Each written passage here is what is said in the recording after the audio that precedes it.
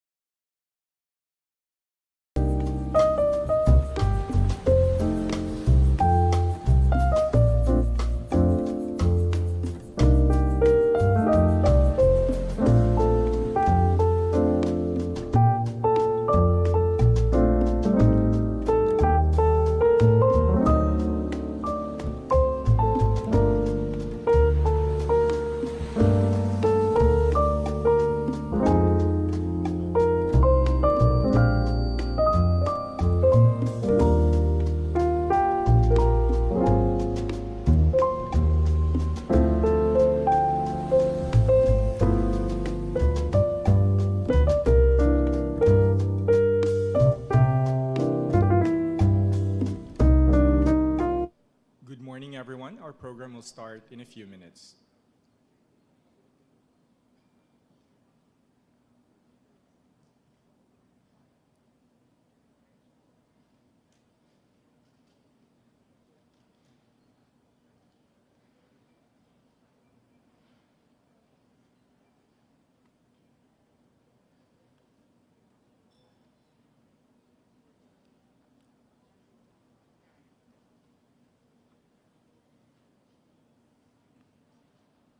May count.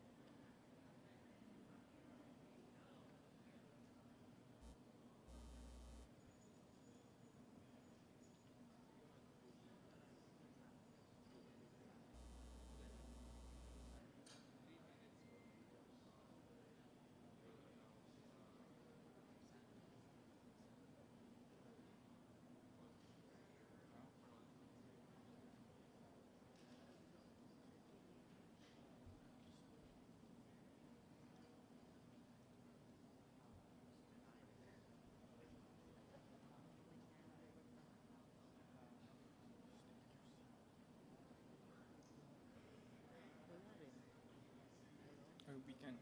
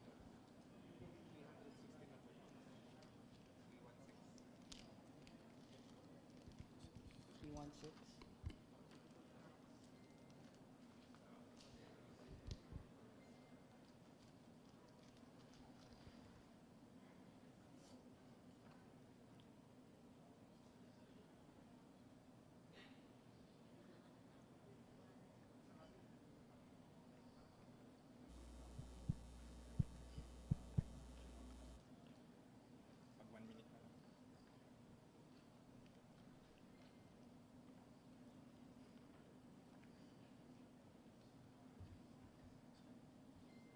Muna mo yung anthem bago ako magsalita. O magsalita muna ako bago yung anthem. Magsalita muna din. Ako yung magsasabi. Start. National anthem.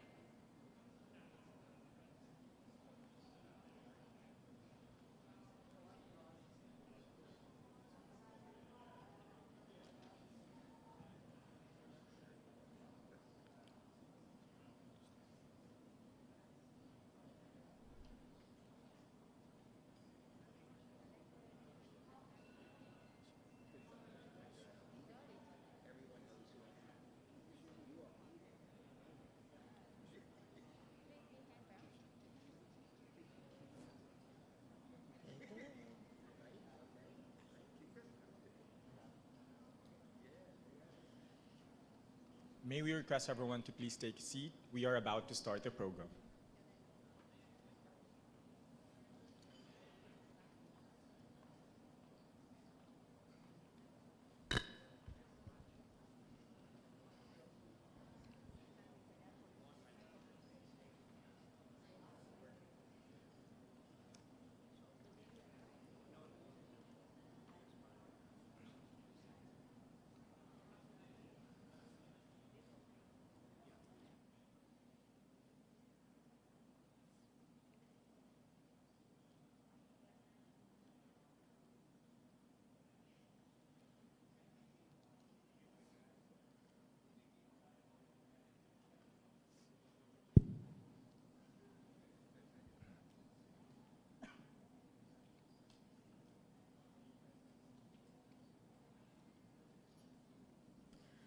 Magandang umaga, maayong buntag, a pleasant morning to all.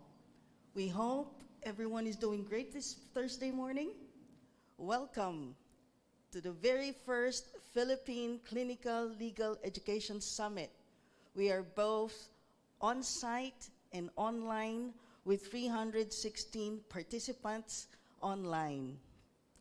This event is being brought to you by the Legal Education Board in partnership with the Supreme Court Oversight Committee for the implementation of the revised Student Practice Rule, the Philippine Association of Law Schools, the Association of Law Students of the Philippines, with the support of the Asia Foundation and the U.S. Department of State Bureau of International Narcotics and Law Enforcement Affairs. Before we officially begin, allow us to introduce ourselves.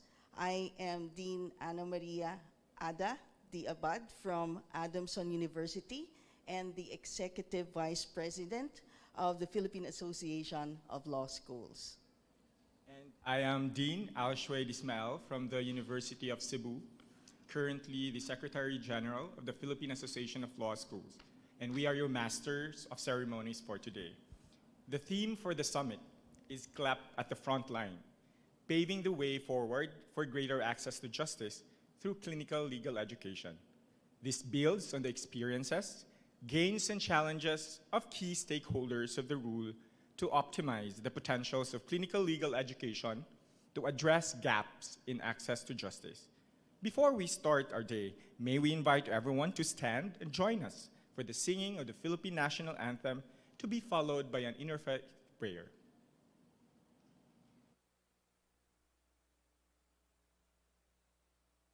Bayang magiliw, pwelas ng silanganan, alab ng puso, sa dibdib mo'y buhay. Lupang hinirang, tuyan ka ng magiting, sa manlulupig, di ka pasisihin, sa dagat at bundok, sa simoy at sa langit mong bukaw, manilag ang tula at awit sa paglayong minamahal. Ang kislap ng watawat mo'y tagumpay na nanginginig, ang bituin at araw niya kailan pa may di maglililing. Lupa ng araw ng walang ipagsinta, buhay ay langit sa piling mo. Ang hinahaya na pag may mga api, ang mamatay ng dahil sa'yo.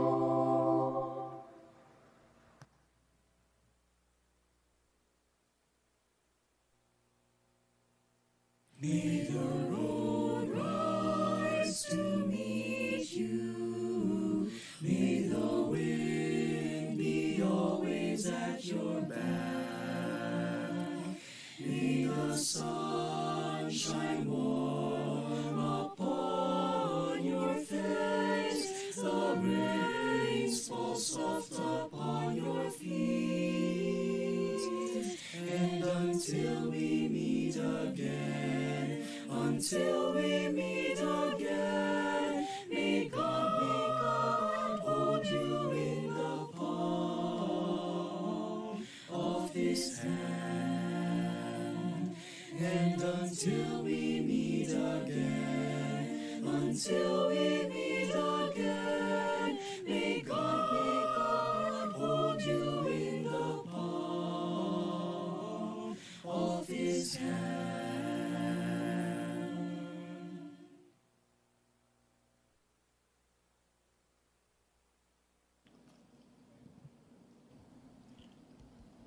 Maayong buntag again. Assalamu alaikum warahmatullahi wabarakatuh. As we get the ball rolling, let us look back on the very root of clinical legal education program through this presentation.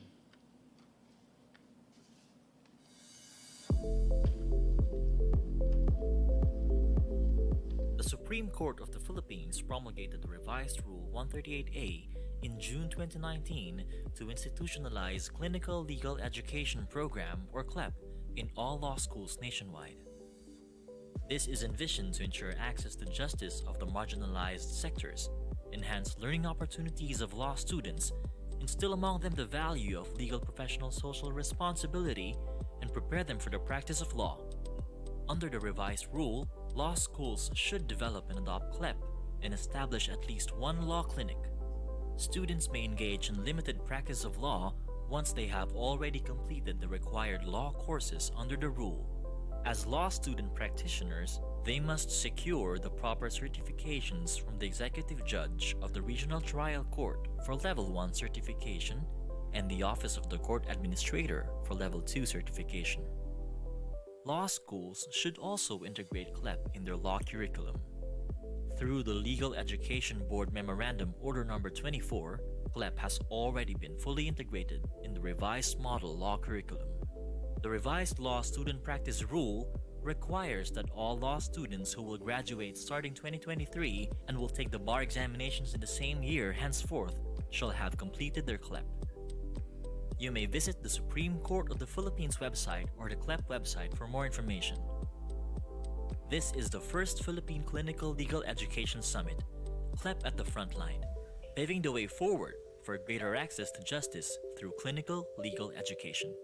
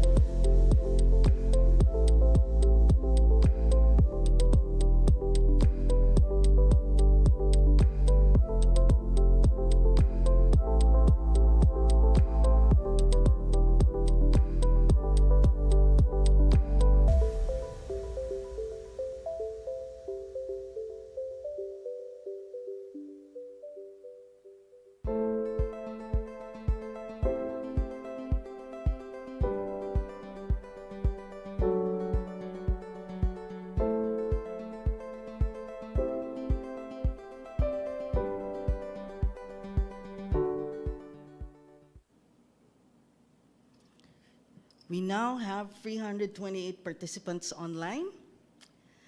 To formally begin our program this morning, we are privileged to hear from the head of the Legal Education Board, Chairperson Anna Marie Melanie B. Trinidad.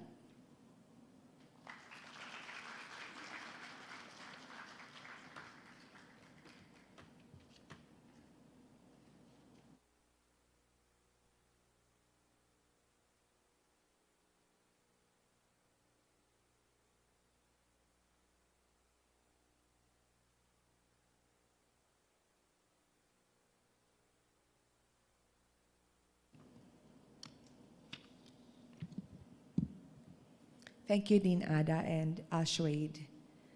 Honorable Alexander G. Hesmundo, Chief Justice of the Supreme Court. Honorable Mario Victor F. Leonen, Senior Associate Justice of the Supreme Court. Honorable Maria Filomena D. Singh, Associate Justice of the Supreme Court. Honorable Anna Marie, sorry, that's me, sorry. Commissioners of the Legal Education Board, Honorable Lorenzo R. Reyes, Honorable Josefa C. Sorera T., Honorable Salex E. Alibogha, and Honorable Alexander D. Dumpa. Director Kelia Cummins of the U.S. Department of State, Bureau of International Narcotics and Law Enforcement Affairs, or INL. Attorney Chad Nigo, Legal Specialist of the U.S. Department of State, Bureau of INL. Mr. Vong Sin Sayewong of the Ministry of Education and Sport of the Lao People's Republic, the Democratic Republic. Honorable Carla Fontila Abugan of the RTC, City of Manila. Honorable Rigor R. Pascual, RTC of Malabon, Malolos, Bulacan.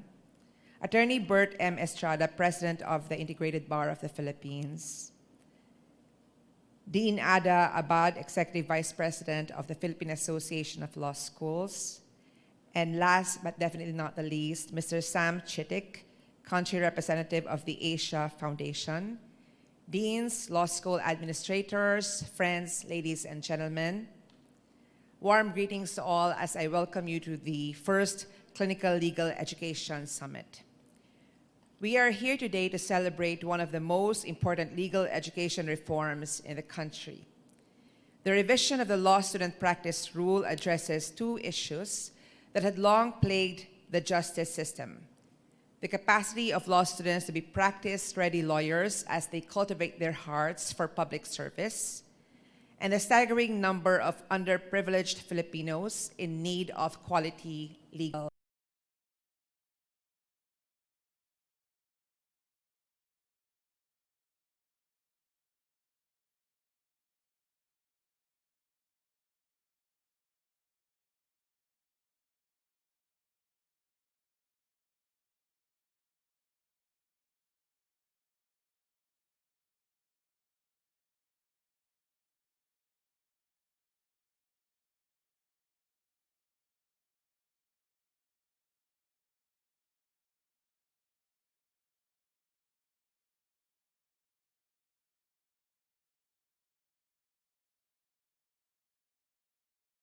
services that are free.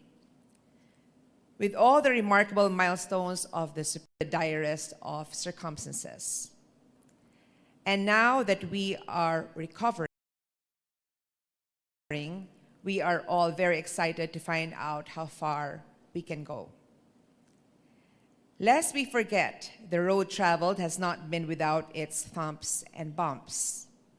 When the change was first introduced to the public, some law schools did not yet have their own legal aid clinics, and most were not ready to comply with the requirements for establishing a law office within a law school. But there was a universal realization that today's law school stakeholders are no longer just the students, the educational institutions, and the legal communities. The underprivileged Filipino now has a stake in the legal education system. Forthwith, the Legal Education Board has incorporated the law student practice in the revised model law curriculum. We are very proud to share with you that if the records are any indication, most bona fide law schools in the Philippines are now CLEP ready. Even when strapped for time and resources, the law schools I was talking about earlier have begun to establish their own legal aid clinics to integrate law student practice in their classes and substitute a number of units in their law curriculum. Having said all that, this three-day summit is an avenue for sharing both the achievements and challenges of clinical legal education. Throughout the year, the Supreme Court Oversight Committee in the implementation of the revised Law Student Practice Rule, chaired by the esteemed Senior Associate Justice of the Supreme Court, Honorable Mario Victor F. Leonen, as well as the Philippine Association of Law Schools and the Association of Law Students of the Philippines, have all worked tirelessly to ensure that we who are passionate about legal education would derive the most benefit from this event. In the same vein, we recognize the generosity of the Asia Foundation and the U.S. Department of State Bureau of International Narcotics and Law Enforcement Affairs, and their own commitment to improving legal education and access to justice. As we recognize the achievements of the Clinical Legal Education Program, this is just the beginning. Although CLEP addresses a lack of field exposure of students, although it supplements lecture discussions and recitations in the classrooms, and although it taps into the knowledge and skills of law students to assist in the formation of a just society by extending legal services to those who need it the most, CLEP is not the be-all and end-all solution to our problems. Some answers still lie hidden in our own consciences, in the depth of our love for our fellow human beings, and our reverence for the Almighty by whatever name we call Him.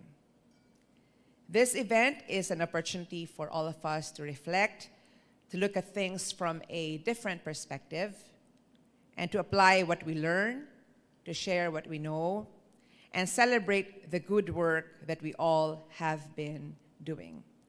Thank you, everyone, and have a pleasant day.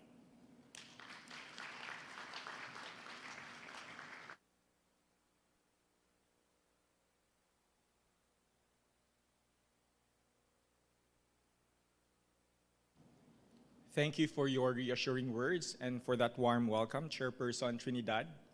We'd also like to welcome our online participants. We now have 340. To also give his message to all the participants of this summit, please welcome the country representative of the Asia Foundation, Mr. Sam Chitek.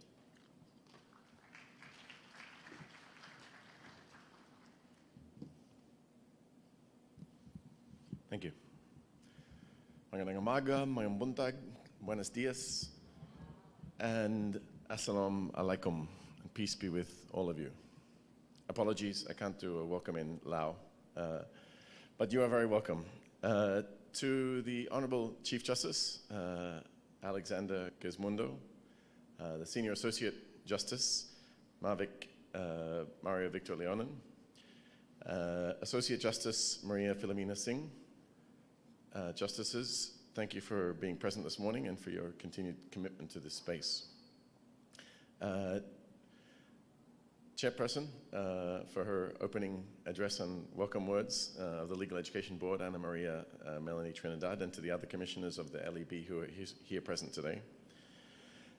Similarly, the chairperson of the Philippine Association of Law Schools, Dean Maria Soledad Derriquito Mawis, and the president of PALS, Dean Gemilito Festin. Similarly to the NCR governor of the Association of Law Schools of the Philippines, Serena Santos, and to Attorney Bert Estrada, the Integrated Bar of the Philippines, and to our colleague and collaborator and partner in the endeavor the last few years, Attorney Director Kelia Cummins of the INL office at the U.S. Embassy in the Philippines, and her colleague, Attorney Chudney No.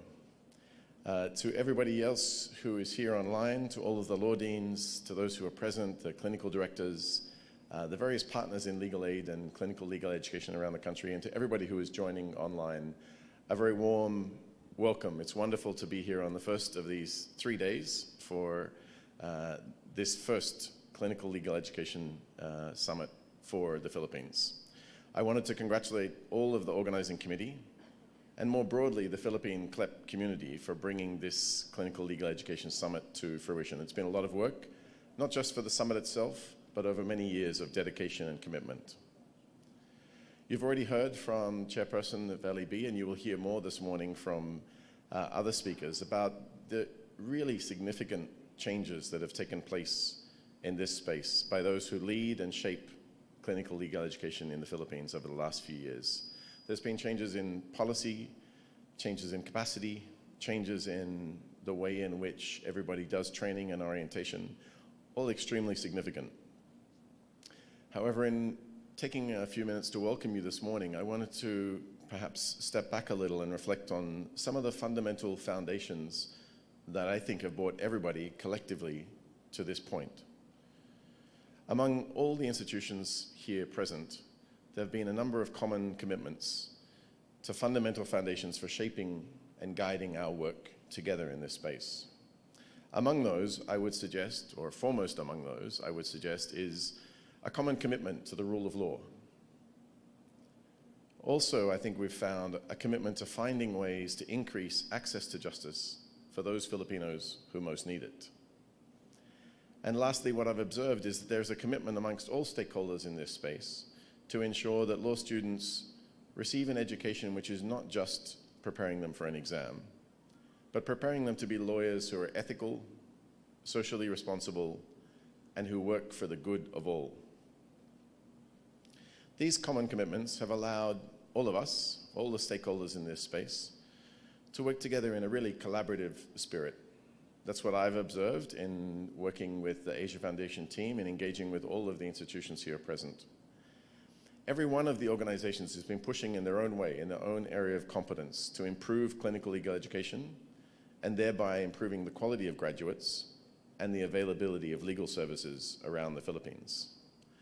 I've been fortunate enough to have the chance to visit a large number of the law schools around the country, and it's so fantastic to see the way in which each school is interpreting its responsibilities under the revised rule in different ways, and how they're building clinical legal education programs that respond to the needs in their communities. That's not something I really anticipated, that there would be so much variety, but it is true when you get out and about. And I really look forward to see how that continues to grow and evolve. For us from the Asia Foundation, this summit is a fitting culmination to the project entitled Strengthening the Rule of Law Through Legal Aid Clinics in the Philippines, which, as I mentioned, we've been fortunate to implement in collaboration with and through the support of the US State Department and the INL office in the US Embassy in Manila. Over the past 5 years, the Asia Foundation team, in collaboration with the partners, has been able to make a small contribution to what are very lofty and very ambitious goals and objectives. We've been lucky to work hand in hand with legal education partners in designing and implementing law schools' clinical education programs, which are really responsive to the needs of communities. And in this, I wanted to reiterate our thanks to a number of key partners. Of course, the Legal Education Board, also the Supreme Court Oversight Committee for the implementation of Rule 138A, the Philippine Association of Law Schools, and the many law schools worldwide who we have been fortunate to partner with.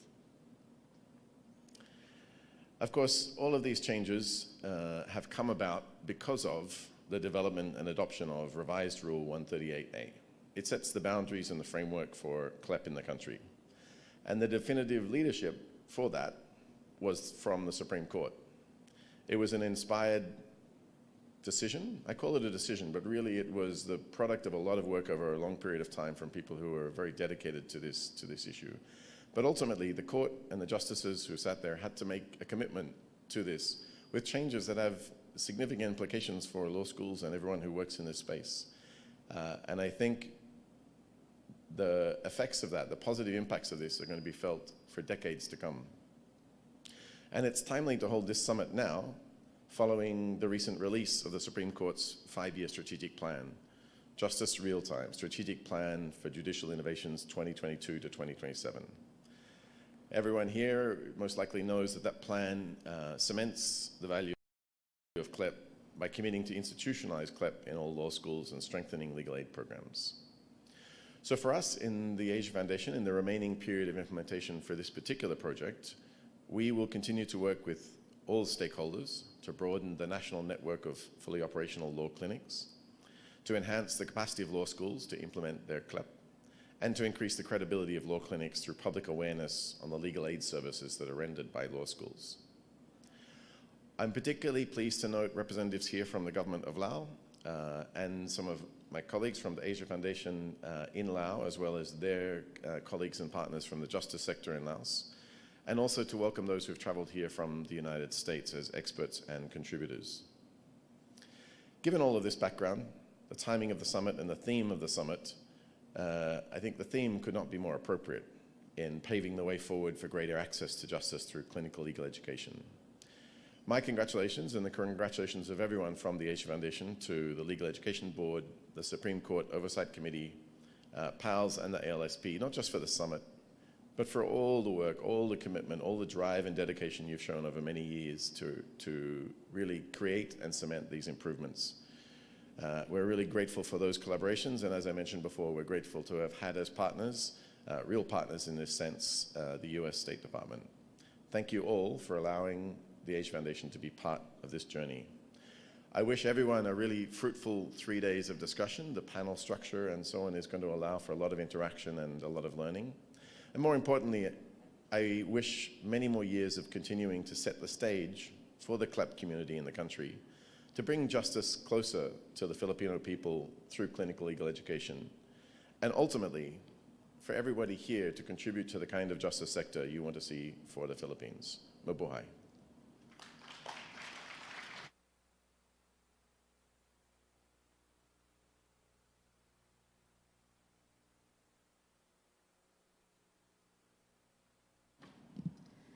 Thank you very much for your timely and thoughtful message, Mr. Cham Chitik, for reminding us of our commitment to the rule of law and access to justice, and that the law school should ensure practice and outcomes-based legal education with the hope that we shall graduate ethical and service-oriented law students.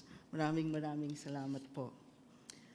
For our next speaker, I would like to introduce Director Kelia Cummins from the United States Department of State, Bureau of International Narcotics and Law Enforcement Affairs. Gandang umaga po.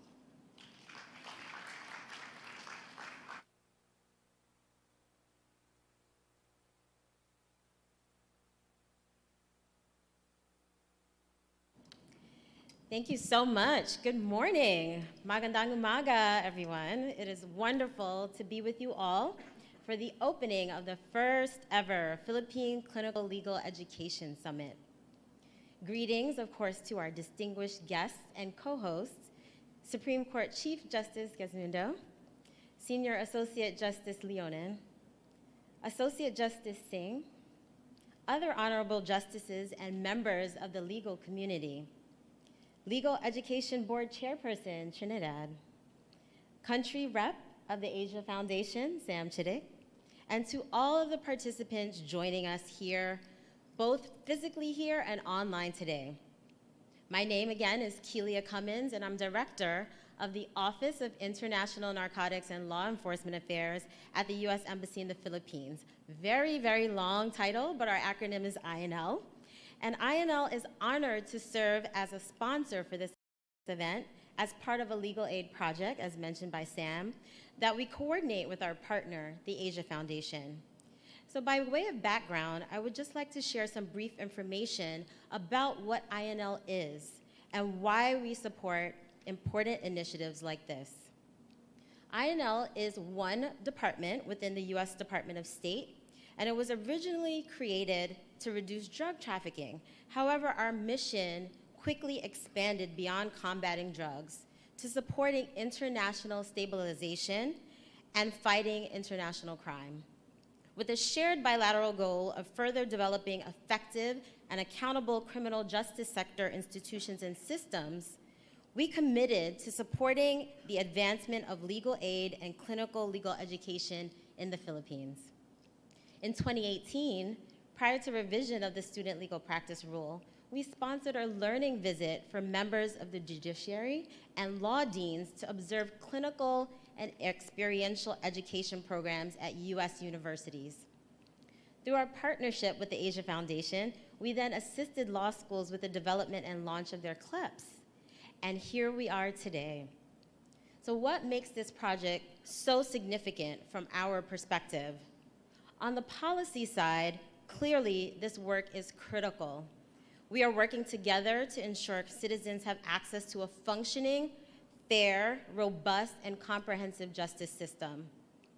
But in addition to the very clear policy reasons for supporting these efforts, legal aid and clinical legal education benefit not only systems, but also have practical benefits. I can personally attest to these practical benefits because many, many years ago, over 20, but don't tell anyone, I was also a law student. After several long years of contracts, torts, corporations, criminal law, civil procedure, the curriculum you're all very well familiar with, I finally had the opportunity to engage in practice through my university's legal education program. And was it ever so difficult and different from what we were learning in the classroom? My clinic focused on advocacy for ex-offenders re-entering society. Not only do we have a chance to advise our clients on legal matters, but we also witness transformation in their lives and those of their families and their communities.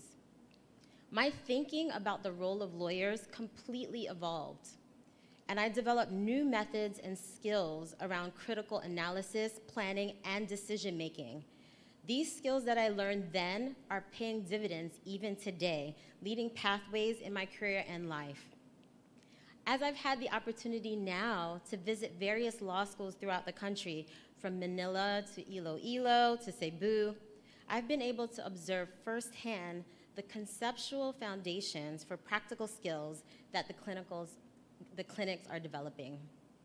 But I've also had the honor and pleasure of beholding the excitement, enthusiasm, and commitment across the student groups, the training teams, the administrators, and that commitment inspires me the same way I felt inspired some 20 years ago. I take this inspiration as a charge to continue to work on programming that expands justice. And this charge is one for us all. Together, we can ensure that students have the opportunity to experience and learn from hands-on advocacy and to ensure the communities they serve and in which we all live have access to necessary legal services. So let's continue ahead to serve as champions for legal education, bridging the gap in access and ensuring fair and equal justice for all. Congratulations again to all involved. Maraming salamat po. Thank you.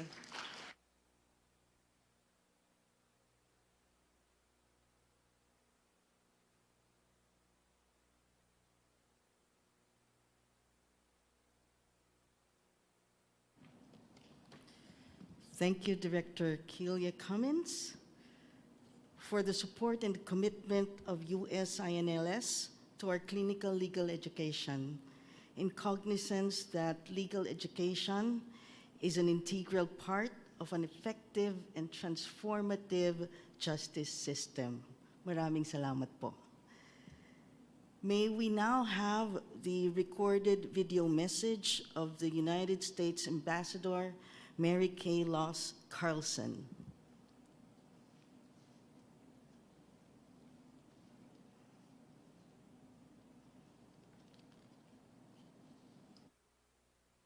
Friends and partners, good morning to everyone participating live from the summit venue in BGC, as well as those joining us online. It is truly an honor to support and take part in this important milestone, the first ever Philippine Clinical Legal Education Summit. Congratulations to everyone working so hard behind the scenes to make the summit a reality. I would like to extend greetings to members of the judiciary, the legal community, and other distinguished guests. Thank you to the Asia Foundation for partnering with the Embassy for this and the many other noteworthy projects that we have participated in together. Most importantly, I would like to warmly welcome the more than 900 participants from the legal community who are joining us today. The summit's theme, Paving the Way Forward for Greater Access to Justice Through Clinical Legal Education, focuses on the road ahead for ensuring access to legal services for Filipinos. The U.S. Embassy is honored to have assisted with the beginning of the journey, offering support for practitioners, justices, and legal education decision makers to study best practices in legal education abroad, which led to the revised student legal practice rule that is in place today.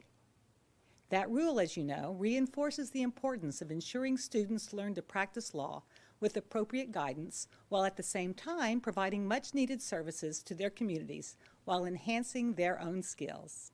It is admirable that in such a short time, clinical legal education has become part of the country's mandatory legal curriculum. This translates into hundreds of students empowered to make important contributions to society, often providing representation where it would not otherwise exist. Chief Justice Gesmundo and I met several weeks ago, and we agreed that ensuring justice is delivered quickly and efficiently is paramount. Indeed, access to justice is critical for a functioning democracy. Access to justice in the Philippines is expanding through the Clinical Legal Education Program, which has established clinics throughout the Philippines. From connecting clients to needed social services, to offering telephone hotlines to increase accessibility, legal clinics are demonstrating their significant value to communities in need. One of the clinics joining us today registered over 1,000 calls the very first day it opened. This is one of numerous success stories and is a testament to the commitment and dedication of everyone involved in the Clinical Legal Education Program. The United States stands with you, students, mentors, administrators, practitioners, communities, and stakeholders, as you work to elevate legal education and ensure access to justice for all. As Vice President Kamala Harris reiterated during her visit to the Philippines last week, the alliance between the United States and the Philippines is a strong one, an enduring one, and one that continues to grow. This alliance manifests itself in many ways, including across our justice sector partnerships. Criminal justice sectors are interconnected and must work together to operate effectively. Thank you for your commitment to justice for all in the Philippines. I hope that the next 3 days, with plenary sessions, panel discussions, paper presentations, and interactive workshops, will further assist you to uphold this important commitment. Congratulations again to all on this significant collaboration, and mabuhay! Thank you for the warm greetings and support, Her Excellency U.S. Ambassador Carlson. We're always grateful for the alliance between the United States and the Philippines, especially in ensuring that access is made accessible, that justice is made accessible to those who have less in life. And now, for the message from the Supreme Court Oversight Committee, it's my honor to call on the new chairperson of the Supreme Court Oversight Committee on the implementation of Rule 13.8-A, Senior Associate Justice Mario Victor F. Leone.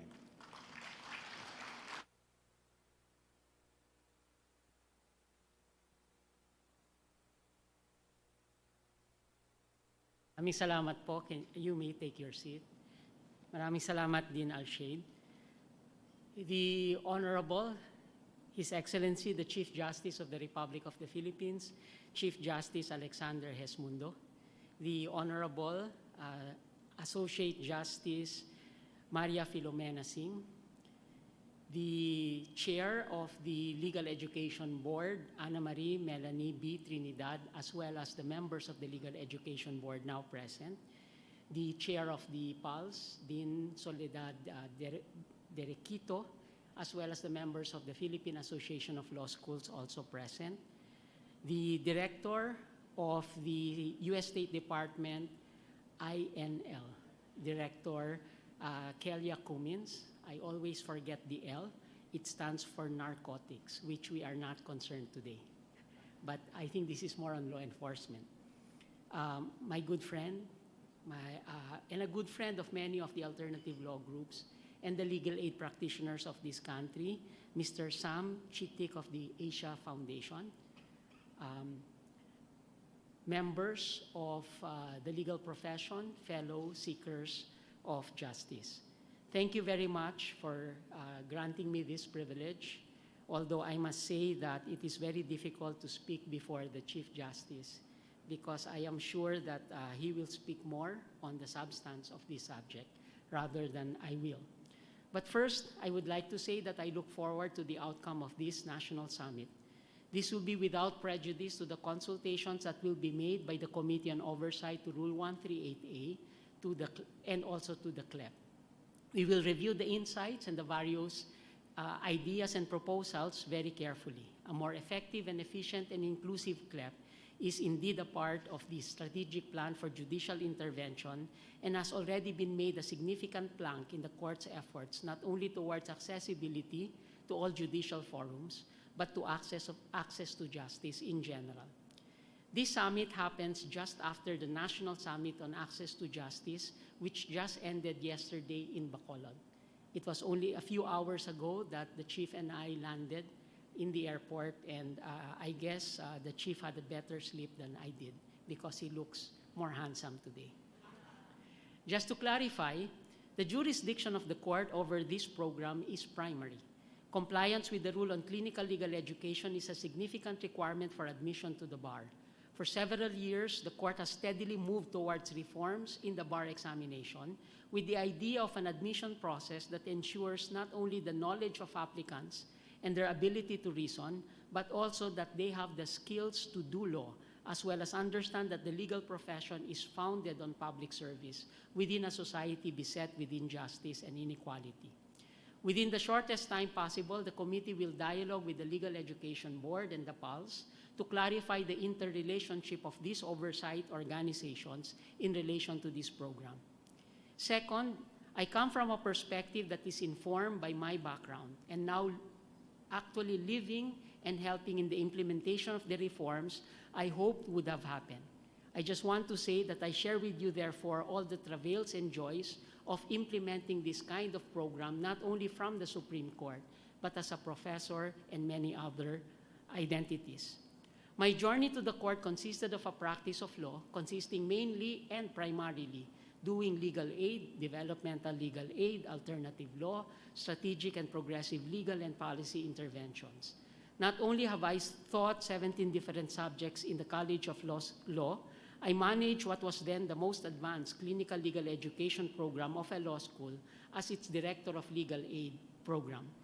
Then I became the dean of that same law school and therefore supervised the director of the legal aid program, and then also ended up in the UP system, which assisted in supervising the law school achieve its academic programs in relation to other disciplinary studies within the university. As then the director of the legal aid program, I had seen the importance of being sensitive to the background of students, the necessity of looking at the financial viability of the office in relation to the number of cases as well as their students, the requirement of orientation not only of the students but likewise the supervising lawyers, a reasonable protocol for processing applicant clients, as well as a neutral guideline guided by stated principles for acceptance and rejection. I have also seen the benefits of preceptorship, which consisted of weekly group discussions on the case management of a team, as well as focus group discussions on more complex cases, such as public interest ones. We realized early that case exposure and internship, which was unreflected in a case group setting or a classroom setting, only served as networking but not pedagogy. Coming from the background of public interest lawyering, I saw the significant difference between legal aid and alternative, developmental legal aid, and public interest lawyering. Parenthetically, when I was a student, we pioneered, advocated, and negotiated with the director of legal aid then to enter into its first externship agreement with the Free Legal Assistance Group. Evolving to become a full professor, I had the privilege to introduce a reformed course curriculum for an elective called Law and Society, which entailed both integration and reflection with specific communities and identities needing legal assistance or legal policy intervention. Third, within the context of my entire career, I had the opportunity to witness the potential of legal assistance for indigent and basic sectors to either empower or, if unreflected, to reify their marginalization. In Oposa versus Factoran, a case which has been decided way before any of us joined the court, there was a complaint that was filed at the regional trial court to try to enjoin all timber agreements. Unfortunately, the judge dismissed the case on the ground that there was no cause of action for the simple reason that the complainants were actually children. When it reached the Supreme Court inaugurated the doctrine that children can represent generations yet unborn, and therefore ordered the court to continue with the case to try to enjoin all timber license agreements at that time. It was referred back to the lower court. However, the lower court also dismissed the case for the lack of evidence to be presented by the complainants. It netted good doctrine. It netted a doctrine which was then popular within the whole planet, except that it did not achieve what it wanted to achieve for the communities that live in our uplands. Then we have Abogado versus DNR, a well-intentioned case trying to assert the arbitral award on the West Philippine Sea on behalf of fisherfolk. Unfortunately, the court also had to dismiss it because there was a manifestation from the clients of the petitioners themselves that they did not know the actual contents of the petition, as well as never met some of the lawyers that represented them in the Supreme Court during oral arguments. In International Service for Acquisition of Agri-Biotech Applications versus Greenpeace South Asia Philippines, the Supreme Court had the sad experience of also dismissing an environmental case on BT Bacillus thuringiensis talong, or eggplant, on the ground that the only evidence presented was literature not on BT eggplant or talong, but on BT corn. Those who lack resources and those who are at the margins of our society suffer from epistemic injustice. That is, that through no fault of their own and because of the dominance of a status quo that entrenches a system, they suffer a lack of misunderstanding of the law, its institutions, processes, and contents. Legal assistance, therefore, is always an opportunity to empower. If practice, however, is not deliberately and consciously reflected upon, it also has the potential to inculcate and entrench a perspective of false powerlessness and false dependence on lawyers. In some cases, though with good doctrine, will therefore only entrench the reputation of lawyers rather than the travails of its clients. This, in turn, maintains the status quo. We hope that this be kept in mind as we discern best practices in running our clinics, as well as in all the nuances in all our pedagogies related to clinical legal education. At the end of the day, it is not the lawyer or legal education that really matters. All this must contribute to a purpose, that we empower our people, achieve their authenticity, and finally realize social justice. I share the wish that when students are debriefed after all their engagements, these questions are fully discussed, discerned, and understood. May you have enlightening and engaged discussions. Thank you, Agyamanak. Maraming salamat. Shukran.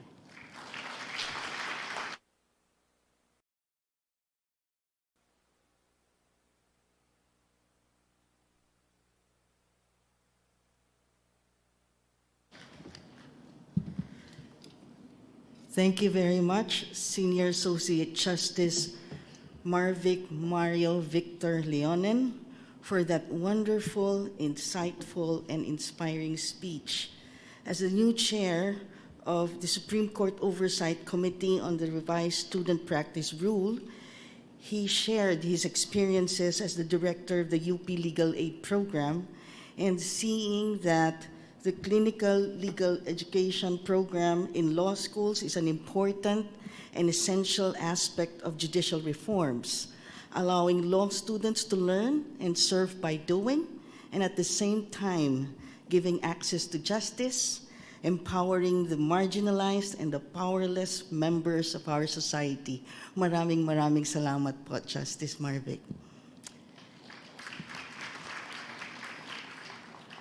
Ladies and gentlemen, we are privileged to have the support as well of the Supreme Court under the leadership of Chief Justice Alexander G. Hesmundo.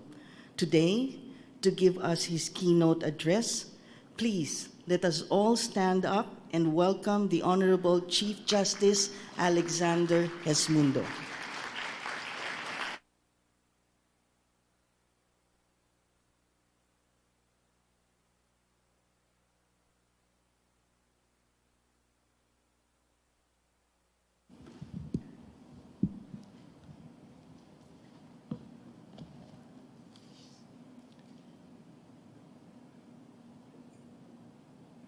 A few things. First, thank you those who attended the event in Bacolod, looking fresh despite the late arrival. We practically filled up one flight, right? And most of you are here this morning. Also, let me share with you that the revision of Rule 138-A started way back in October 2018, if I'm not mistaken.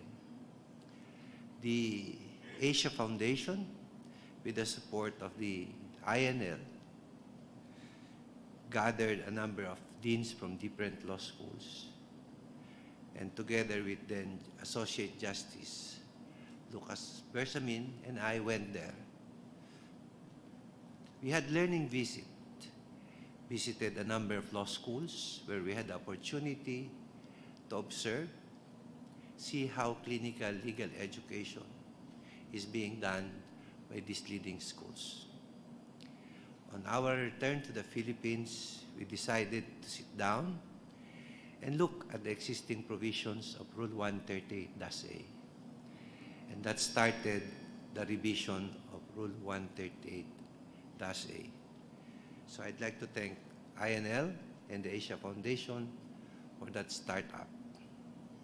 Second, I'd like also to share with you that the revision of Rule 138-A was recognized during the Bandung Conference of Global Alliance for Judicial Education. A certain Professor David Mason called the attention of all the participants, saying that the adoption of Rule 138-A in the rules of court is the first in any jurisdiction. So, let me proceed. When we first thought of amending Rule 138-A in 2019, we primarily had in mind the skills development of our law students. In proposing a mandatory clinical legal education program, we aimed to give the students a holistic education by not only expanding the areas of law practice available to them, but also giving them the opportunity for the practical application of what they learn in school. We wanted to enhance learning opportunities of law students and consequently create a generation of competent and practice-ready lawyers. Parallel to that, by deciding to direct this experiential education towards the benefit of the marginalized sectors of society, we aspired to inculcate among our students the value of legal professional, social responsibility, and public service. And at the same time, extend the availability of legal assistance to those who do not have the ability and resources to secure the services of counsel. Soon thereafter, we realized that with the final version of the Law Student Practice Rule, we have created a potent tool for national development. Indeed, through the Clinical Legal Education Program, or CLEP, we have increased access to justice and gave the poor and marginalized sectors of society an assured place in our judicial system. Recognizing the people's right to free access to courts and adequate legal assistance, the Supreme Court has always taken a proactive stance in ensuring that these rights shall not be denied anymore by reason of poverty. The rules of court, particularly Section 21, Rule 3, and Section 19 of Rule 141, guarantee the rights of pauper litigants to free access to courts by exempting them from payment of legal fees. Also, the court grants the Integrated Bar of the Philippines regular budget allotments for the legal aid program. The court's initiatives have been complemented too by both the legislative and executive departments. Congress has enacted Republic Act 999,000 or 999 or the Pre-Legal Assistance Act of 2020, which provides for tax incentives to lawyers and law firms offering pre-legal services. The executive department, for its part, has continuously provided legal assistance to public through Public Attorney's Office or the PAO. However, with only 2,427 PAO lawyers vis-a-vis 2,466 organized first and second level courts, not to mention appellate courts and other courts and quasi-judicial bodies, these lawyers have their work cut out for them. In 2021 alone, the total number of cases handled by PAO reached 787,124, with each PAO lawyer handling roughly 338 cases that year alone. And these numbers, with 6 assistants from PAO, represent only a minuscule portion of the roughly 17.7 million Filipinos living below the poverty line. Indeed, efforts must be increased if we need to put meaning to this basic right. Rule 138-A, or the Law Student Practice Rule, broadens the concept of legal aid by strengthening experiential legal education through the establishment of school-based clinics that promote the value of professional social responsibility. It has twofold objective. First, to geographically expand access to justice, and second, to produce competent and practice-ready lawyers. Now, all law schools are mandated to establish and operate a law clinic under the CLEP education program. The CLEP adopts a developmental legal aid approach and expands the practice of law student practitioners to include activities other than traditional appearances. The CLEP takes into account that legal representation is not the only mode by which underserved sector may have access to justice. Legal education practically covers all aspects of daily living, such as knowing human rights, pursuing consumer complaints, avoiding traffic violations and apprehensions, entering into contracts, including marriages, and even claiming social welfare benefits. It is hoped that once these 127 school-based law clinics strategically located around the country become completely operational, more communities, especially the geographically isolated and disadvantaged areas, will benefit from the legal services and activities that will be undertaken by law student practitioners. Rule 138-A also embraces the concept of experiential education to fully equip law students with the knowledge and skills required of lawyers, immersing law student practitioners to the communities, exposing them to actual cases, and allowing them to interact with real clients will not only teach them the practical skills of an attorney, but more importantly, enable them to internalize the value of legal social responsibility that will mold them to become ethical and humane lawyers in the future.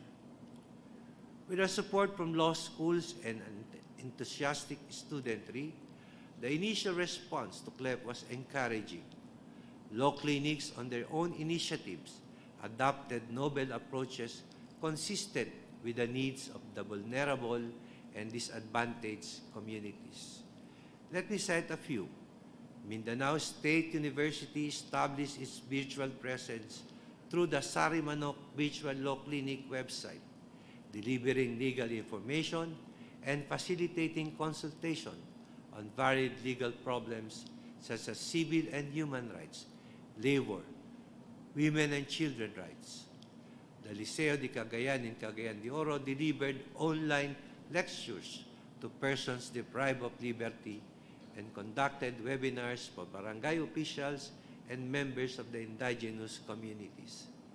Ateneo de Davao allowed its law students to share legal information through a regular radio program called Batas on Air.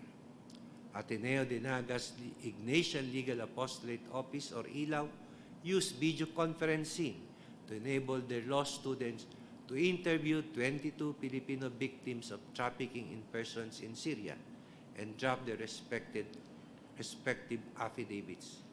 This assistance rendered by the law students of Ateneo de Naga paved the way for the arrest of the mastermind of trafficking group based in Zamboanga City. Several other law schools resorted to social media and did not allow the pandemic to prevent them from rendering effective and prompt legal assistance to those in need of such service. As I have said before, with the public today becoming more heavily reliant on social media in getting information and becoming aware of their legal rights, it is no longer enough for lawyers to establish a physical office and wait for the clients to come for advice. It will also not suffice to just hold a one-day legal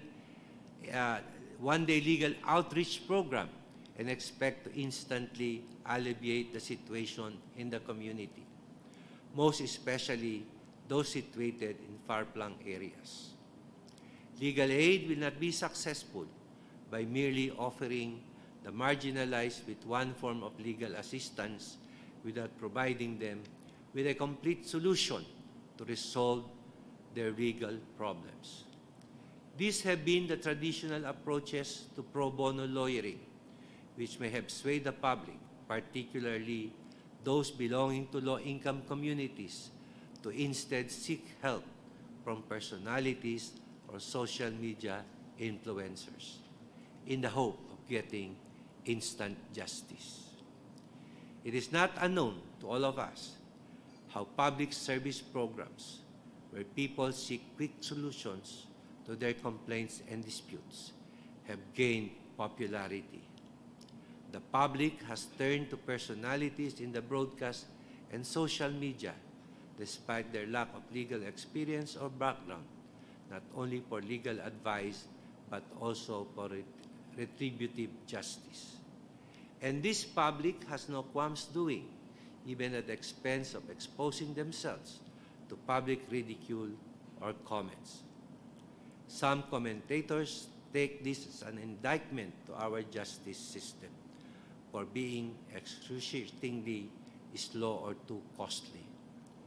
While I am not in a hurry to condemn these programs, which give some relief to the public, personally, I cannot but be a little concerned on the growing acceptance of our people of a platform for redress with no established rules to protect the rights of all persons involved. It behooves the judiciary to be dynamic and responsive to the current realities. We need to find new and better ways of delivering our mandate. We must provide an effective platform for Filipinos from all walks of life to articulate their rights when injustice has been perpetrated, to attain redress and expect fair resolution through judicial action, and to freely partake in the judicial process undeterred by traditional barriers of inequality such as education, poverty, gender, geography, ethnicity, and even religion. Indeed, the high cost of litigation and lack of publicly accessible information on the courts, judicial processes, and legal aid have always hindered access to the courts.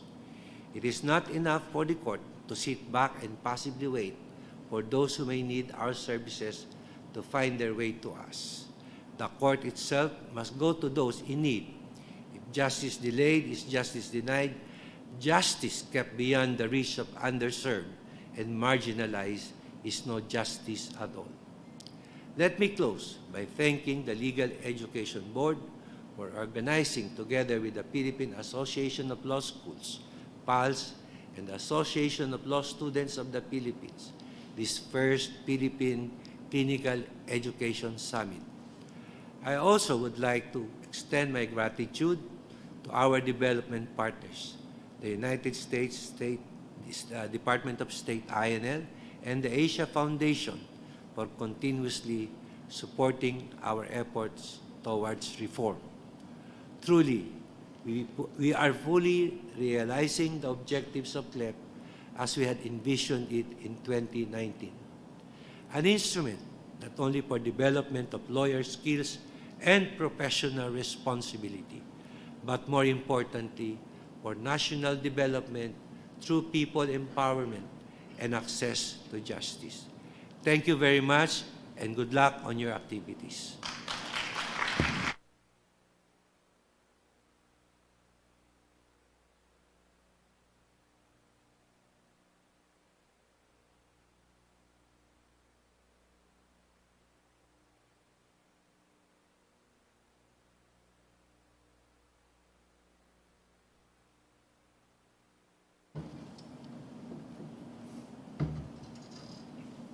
Thank you so much, Chief Justice Asmundo. It's truly comforting to know that we have a dynamic and progressive Supreme Court which supports initiatives that mold law students to become competent and practice-ready and ensure that those who have less in life will have more in law, and thus making the law accessible to everyone. Thank you, Philippine Supreme Court. At this juncture, we will be presenting the Chief Justice Alexander G. Hasmundo Virtual Legal Advocate Award. This award recognizes the outstanding effort of a legal education institution to integrate digital and technological solutions and adaptive use of technology towards achieving the goals of clinical legal education in providing legal aid and clinical services to the underserved. May we call on, again, Chief Justice Alexander G. Hasmundo to present the award.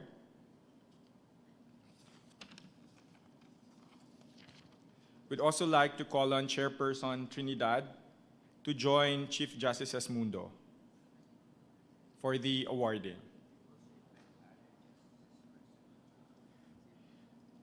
As well as Senior Associate Justice Leonen and Justice Singh.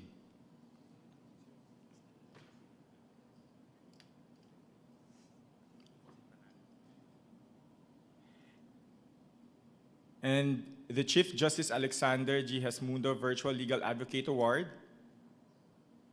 goes to the Mindanao State University.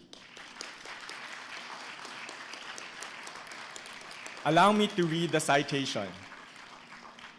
This award is given to Mindanao State University in recognition of its integration of digital and technological solutions and adaptive use of technology towards achieving the goals of clinical legal education in providing legal aid and clinical services to the underserved. Given this first day of December 2022 in Taguig, signed by Chairperson Ana Marie Melanie B. Trinidad.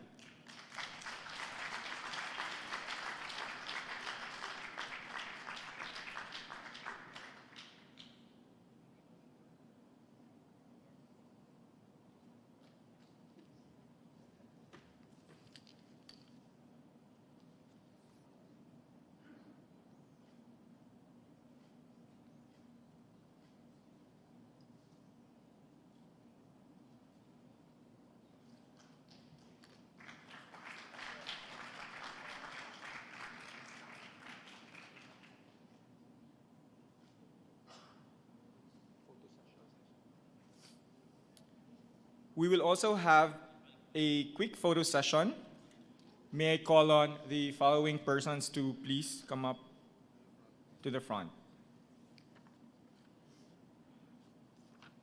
May I call on again Chief Justice Hasmundo, Senior Associate Justice Marvic Mario Victor F. Leonen,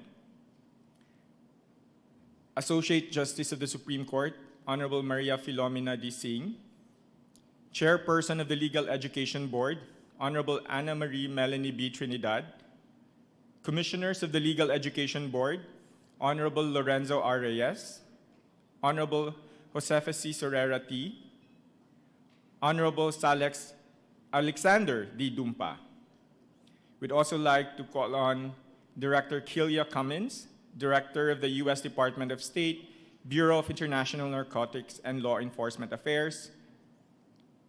Please also join them, Attorney Chadni Ngo, Legal Specialist, the U.S. Department of State, BINLES. Honorable Carla Fontila Abugan, Judge of Metropolitan Trial Court, Branch 17, City of Manila. Please join them. Honorable Rigor R. Pascual, Judge of the Regional Trial Court, Branch 14, City of Malolos, Bulacan. President of the Integrated Bar of the Philippines, Attorney Bert M. Estrada. Country Representative of the Asia Foundation, Mr. Sam Chitik. And Dean Ana Maria Ada Abad, Executive Vice President of the Philippine Association of Law Schools.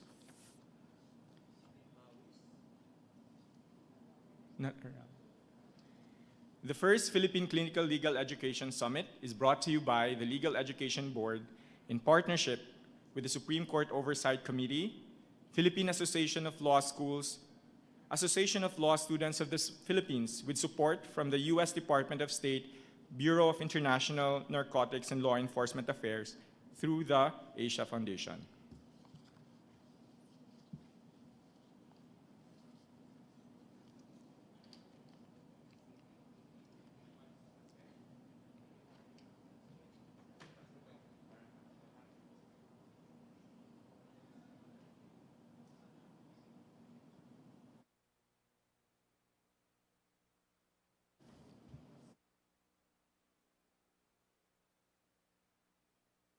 Everyone will also have a big family photo, so may we invite all our participants here to join us on stage and fill the gaps here, so that we'll have one big picture. Thank you.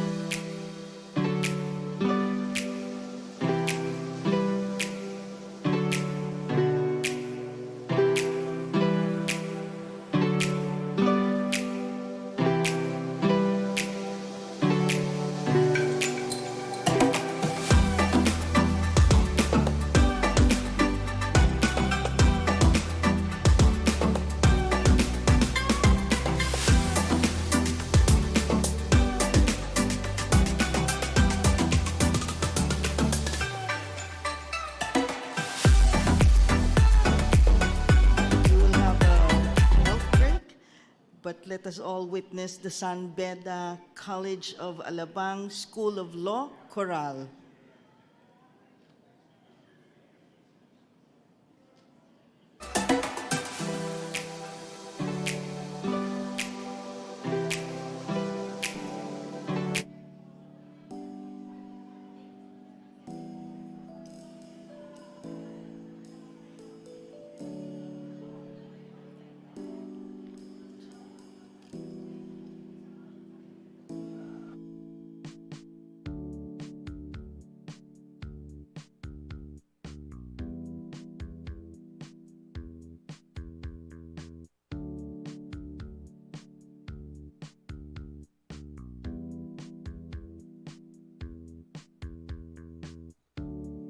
Lost on the freeway. Well, this must be LA. Tired and lonely, with no real place to stay.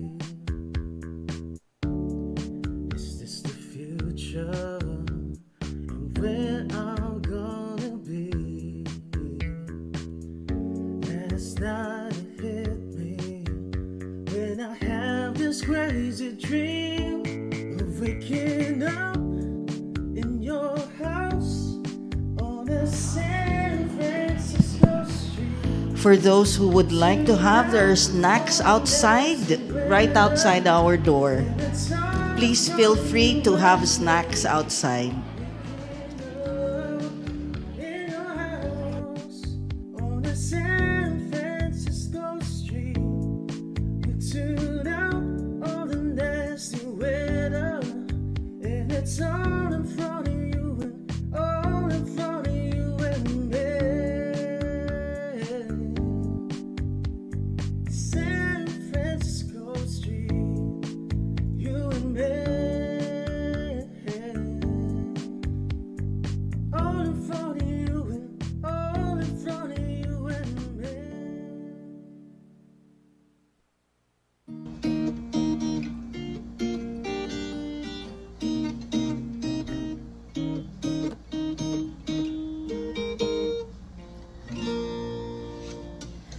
Kung ika'y magiging akin, di ka na muling buha pa.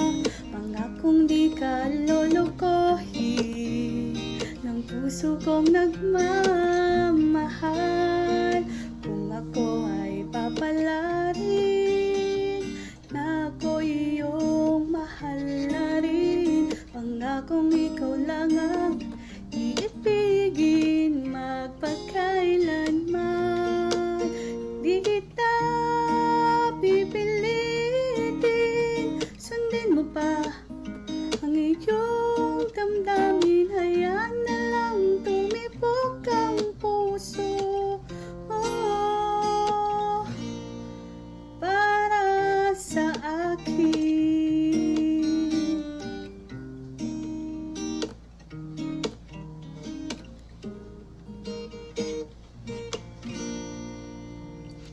Kung ako ay mamalasin at mayroon ka ng ibang mahal, ngunit patuloy ang aking pag-ibig magpakailanman. Di kita pipilitin, sundin mo pa ang iyong damdamin. Hayaan na lang tumibok ang puso mo para sa akin.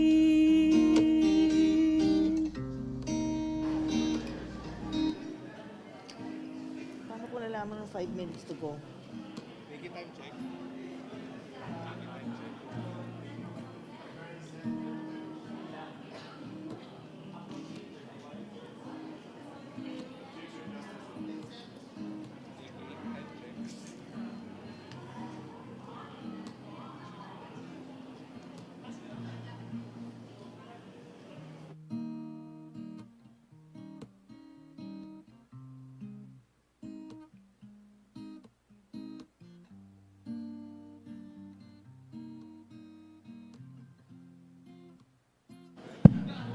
We still have 5 minutes for the health break.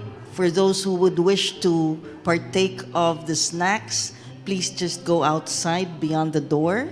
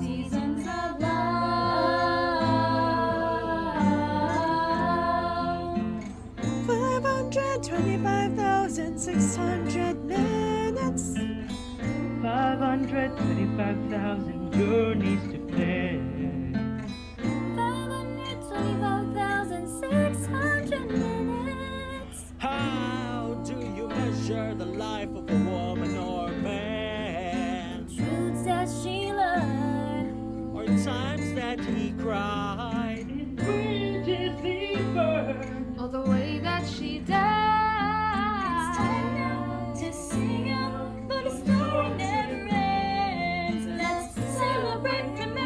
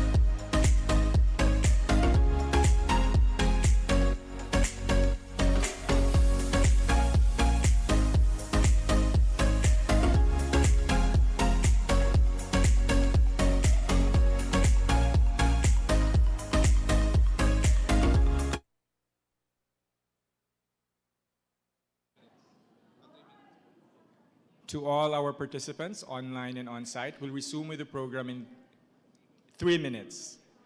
Enjoy your break.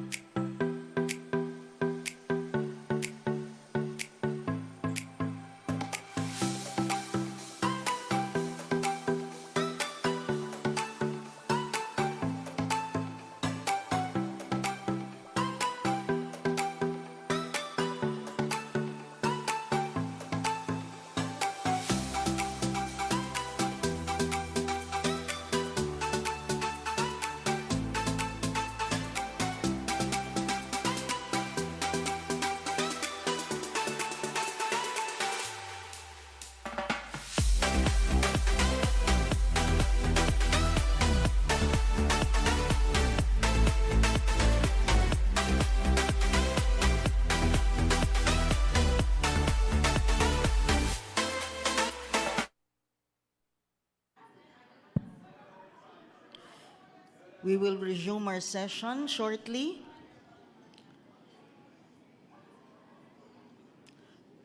May we request the participants to come in already to the session hall.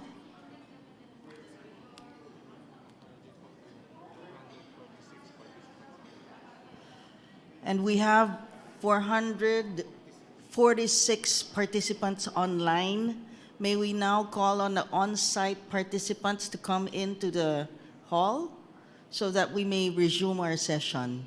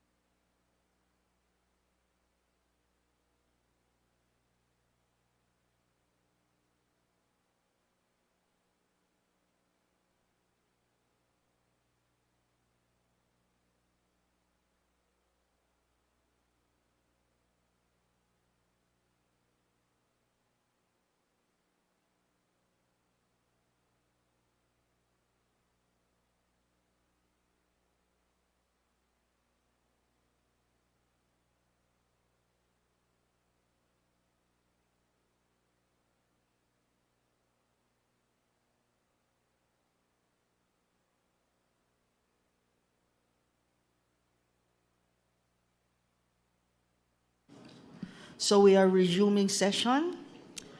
We'd like to show you a video presentation on the implementation of the clinical legal education programs in different law schools around the country.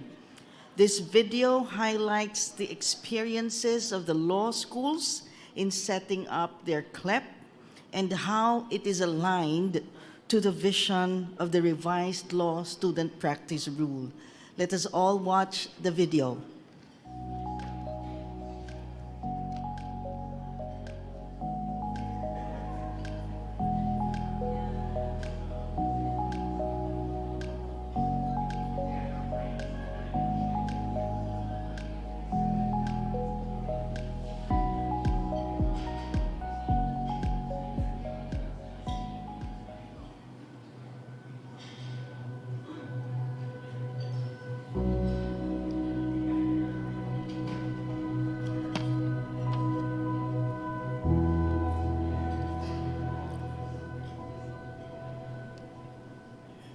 More than anything else, Rule 138A has given us sort of a philosophical anchor.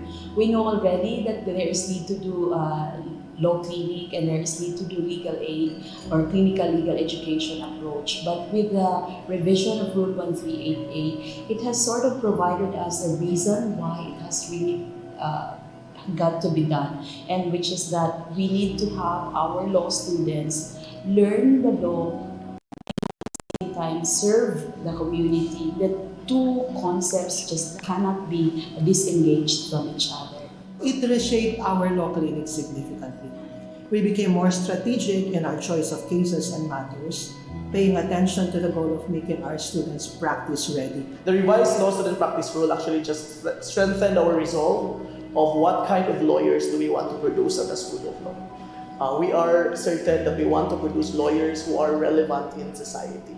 And what more training our law student practitioners would get than through the revised law student practice rule and our clinical legal education program. Our immersion program is always memorable because not only is it memorable because of the places that you go to and you see really the goodness of people regardless of how deep in poverty they are.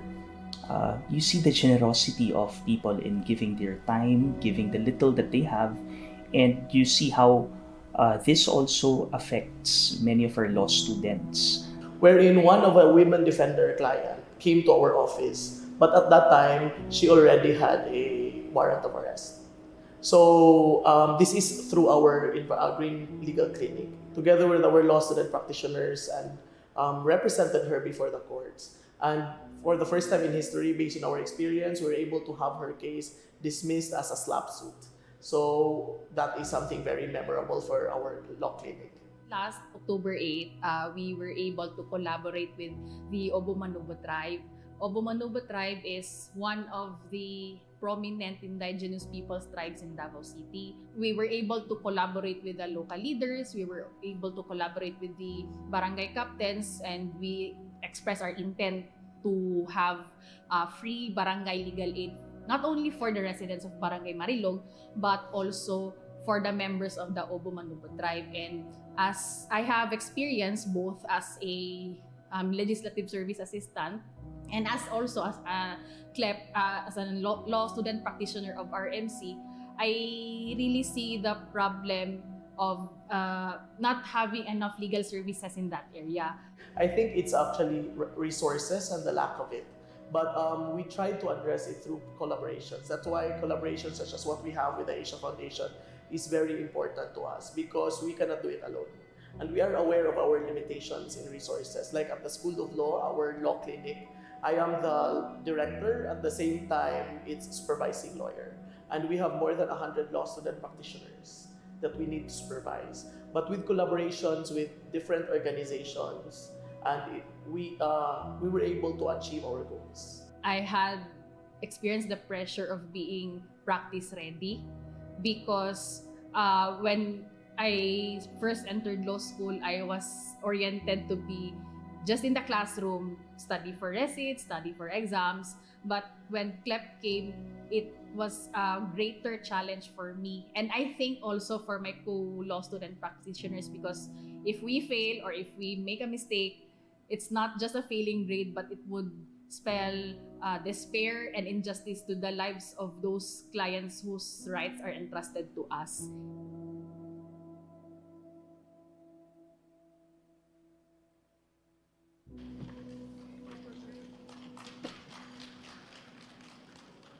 All right, we're back. We now have 447 online participants. Welcome to the first ever Philippine Clinical Legal Education Summit. To those who are attending on site, I hope you enjoyed the quick break and you enjoy the food that we prepared for this summit.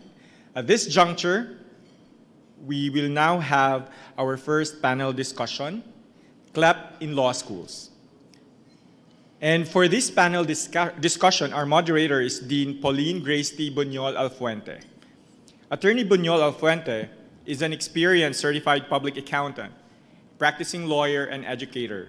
Her focus are in the areas of finance, managerial services, accounting, audit, business development, taxation, corporate, cooperative, and legal concerns. She has also undergone trainings and seminars in the field of accounting, audit and law, as well as in wind energy development, clean development mechanism, and attended various trainings and workshops related to environmental law and renewable energy development here and abroad. At present, she's the Dean of the College of Law of the West Visayas State University in La Paz, Iloilo City.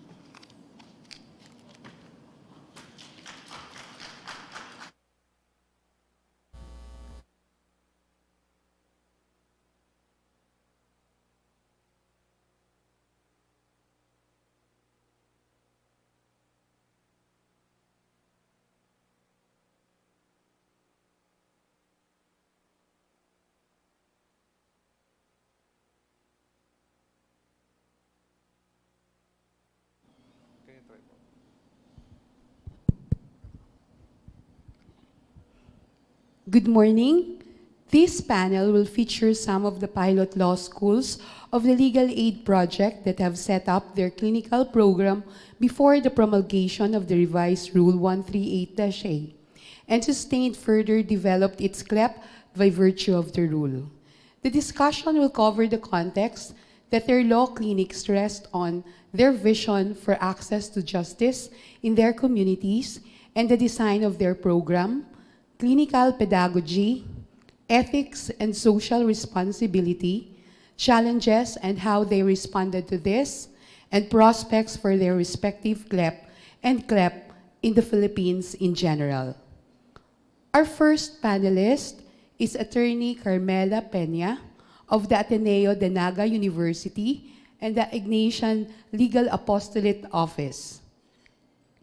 ILAW has the mission to form men and women into lawyers competent in their knowledge of the law, skilled in its practice, and imbued with Ignatian values of justice, personal spirituality, and ethical professional service to others.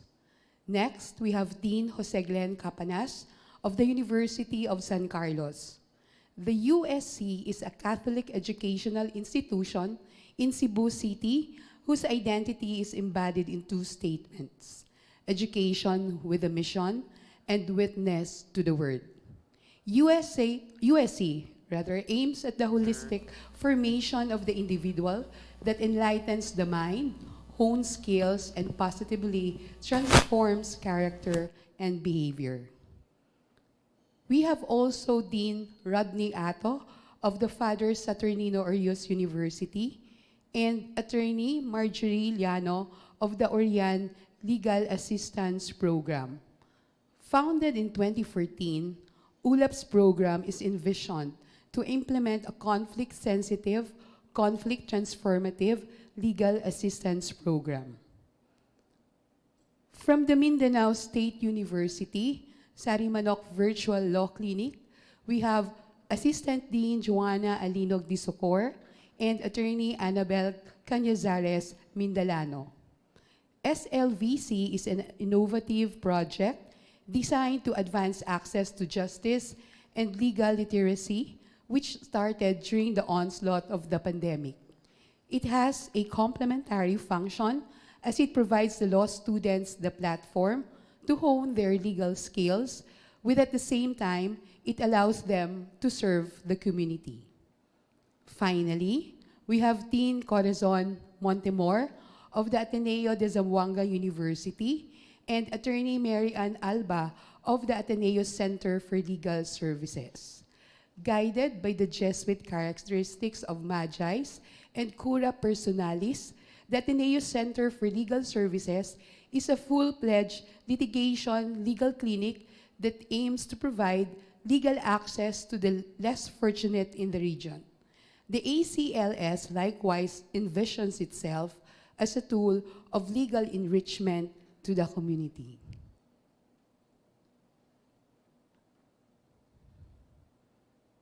Panelists, we already have our opening statement.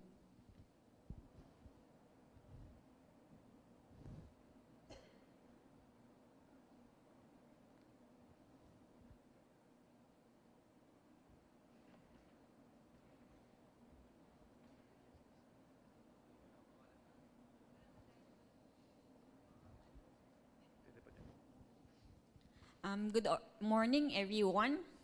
Just a brief background of the Ignatian Legal Apostolate Office, we fondly call ILAW. Now, other than representing clients in court, ILAW is also involved in advocacies anchored on our established desks. First is the Jail Decongestion Desk, which seeks to promote and establish a program that's gonna decongest all of the jails in Bicol. For this, we've partnered with HLAF. Now for our second desk, which is the environmental desk, it endeavors to bring to the fore and normalize an acute awareness of the need for us to preserve our ecosystem and biodiversity, and to engender a sustained pursuit of solutions to the climate crisis. Now, for this desk, we've partnered with Client Earth and the Manila Observatory and a consortium of Ateneo Law Schools in the Philippines. Currently, ILAW is the lead clinic for the Climate Justice Capacity Initiative. For this initiative, we're actually going down to all 27 barangays of Naga City and conducting capacity building in terms of environmental law. Now, last and definitely not the least is our migrant workers desk. In this desk, we set out to respond to the human rights violations that overseas Filipino workers are susceptible to, like exploitation, discrimination, and human trafficking. For this desk, we partnered with the International Pro Bono Alliance, and under this desk was it bore out our project, the Syria project, wherein our students from the Ateneo conducted virtual meetings, virtual interviews with trafficking in persons victims in Syria. So, aside from those three desks, ILAW is also active in the elections. During every election cycle, we actually conduct voter education and we conduct political forums so that we can give the constituents as much information as we can, so that when it comes election time, when they do go out and vote, they do it with an informed choice. Now, aside from these activities, ILAW is also in close partnership with the City of Naga. We're currently a member of the city's Environmental Rehabilitation Committee, and we are also a member of the Justice Zone. So that's it for ILAW. Thank you.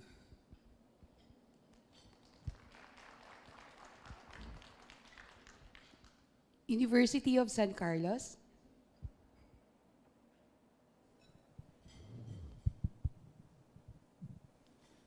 Morning, everyone. we have prepared a presentation. So this is the Clinical Legal Education Program in the University of San Carlos.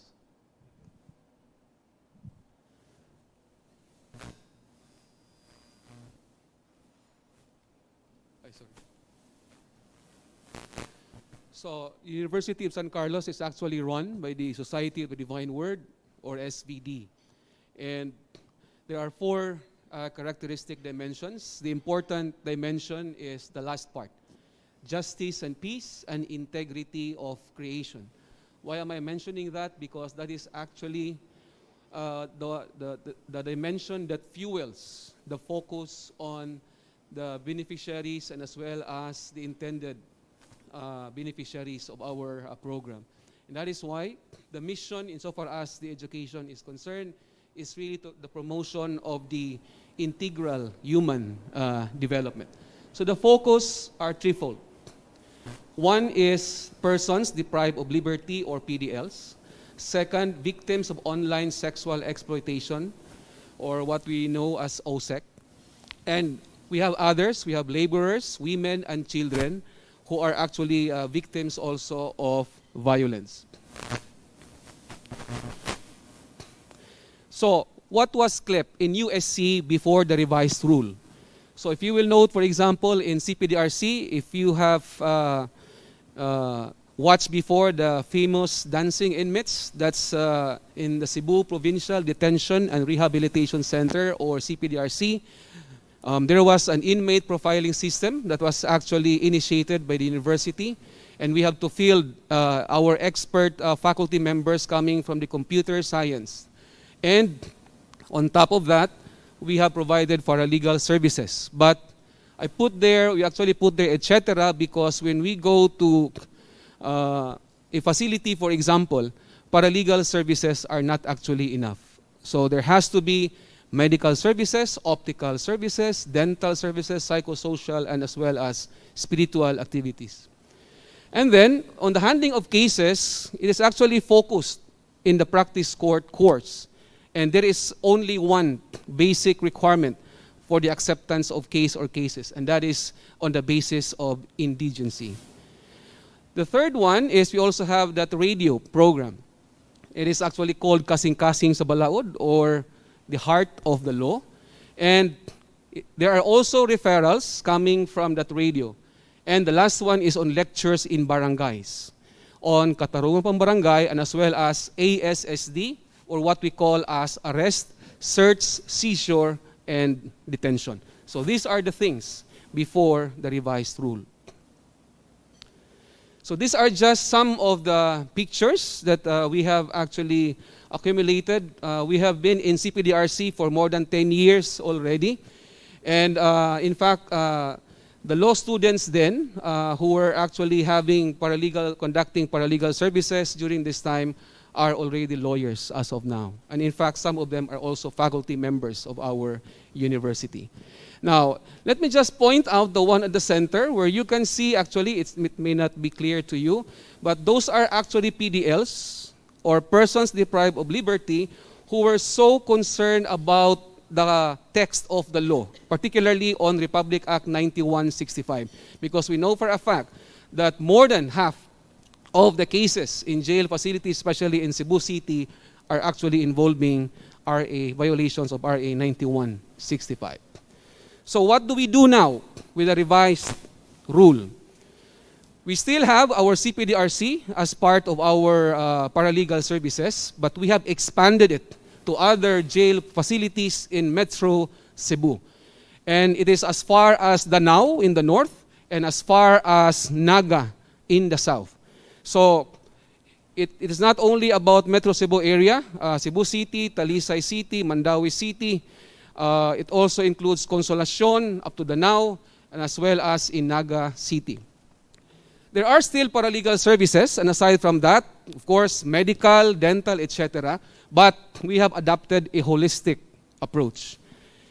So one is the training of our LSPs, meaning our LSPs are to be apprised of what is the situation in the jail facilities. And we also have PLT, or paralegal training, for our PDLs and basic orientation seminar. We also have the preparation of policy paper, module making, case consultations, case conferences, and case follow-up, and a paralegal training for families of PDLs. Why are these provided in the holistic approach? Because, for example, in the University of San Carlos, we have about 216 LSPs currently.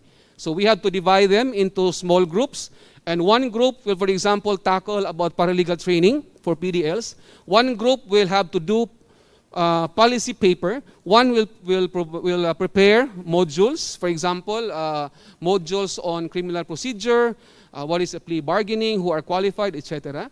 And one group will also do case consultations, case conference, and case follow-up. And then the other important item which we have also noticed, there are actually PDLs whose families do not even understand and who do not know how to follow up cases. So we have provided a PLT or paralegal training for families of PDLs. What about on the handling of cases?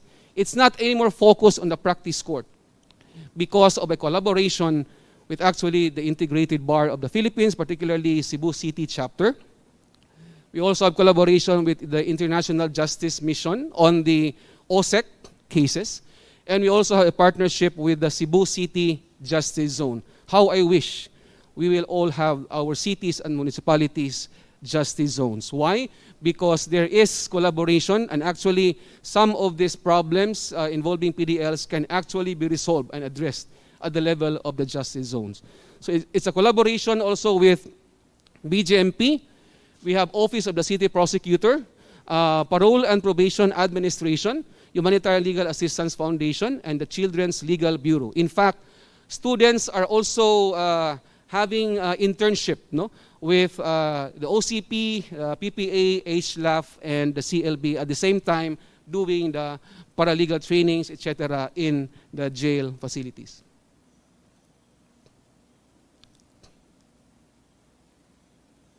We also have this radio. It's actually the same, kasing-kasing sa Balaod, but this time, other units of the universities are involved. And it is also about the awareness of our rights and as well as an advocacy program. We also have the same lectures, but this time we have added trainings, capacity trainings. And it's not only in the barangays, we are doing it in the police stations and as well as in other agencies. So this one are just some of the pictures that you have collated. So we have, for example, the one at the left on the upper part, that's actually involving paralegal training, involving plea bargaining. The other picture at the side of that is also about the donation of the laptops to the jail facilities headed by the EJ Moneva of the Cebu City Justice Zone. We have also conducted consultations with the PDLs, online consultations with the PDLs, and also with the barangays. Thank you. Father Saturnino Arias University. Clicker po.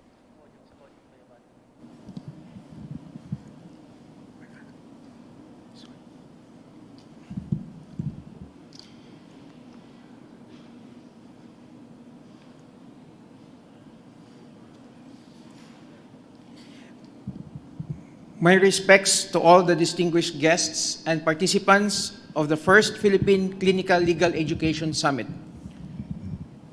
The Father Saturnino Orius University College of Law believes in the social justice principle popularized by the late President Ramon Magsaysay. Those who have less in life should have more in law. This is one of the reasons why the Orion Legal Assistance Program, or ULAP, was established in 2014 and recognized by the Honorable Supreme Court of the Philippines on August 12, 2015 through Bar Matter number 2934 as the Clinical Legal Education Program of the FSUU College of Law. ULAP's general objective is to increase the marginalized sector's access to legal assistance and paralegal services toward equitable use and effective management of natural resources, access to alternative dispute resolution mechanisms, and to interface customary law with mainstream law within the context of indigenous cultural communities towards safeguarding liberty, nurturing prosperity, maintaining peace, and spurring development. It dovetails with the vision and mission of the university and the objectives of legal education, which are to ensure access to justice by the marginalized sectors, enhance learning opportunities of law students, inculcate in them professional social responsibility, and to prepare them in any field of practice of law. ULAP conducts legal orientation and legal consultation to IP communities, capability development trainings for students, technical assistance to different agencies, litigation, and legal document drafting. ULAP's impact are experiential learning. Law students are serving the community while learning. There is a two-way learning process in our activities. The IPs learn the mainstream law from law students, and the law students learn the customary law from the IPs. And we also, because of our activities, ULAP's impact is also on functional literacy. The IPs and other underserved sectors can function effectively in the community because they are legally empowered to exercise and protect their rights.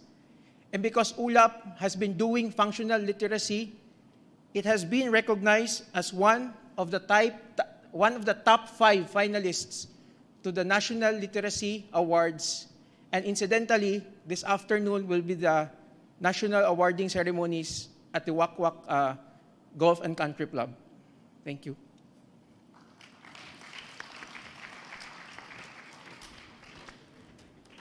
Mindanao State University.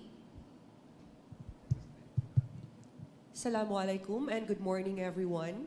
We have prepared a video presentation to introduce to you Mindanao State University's law clinics.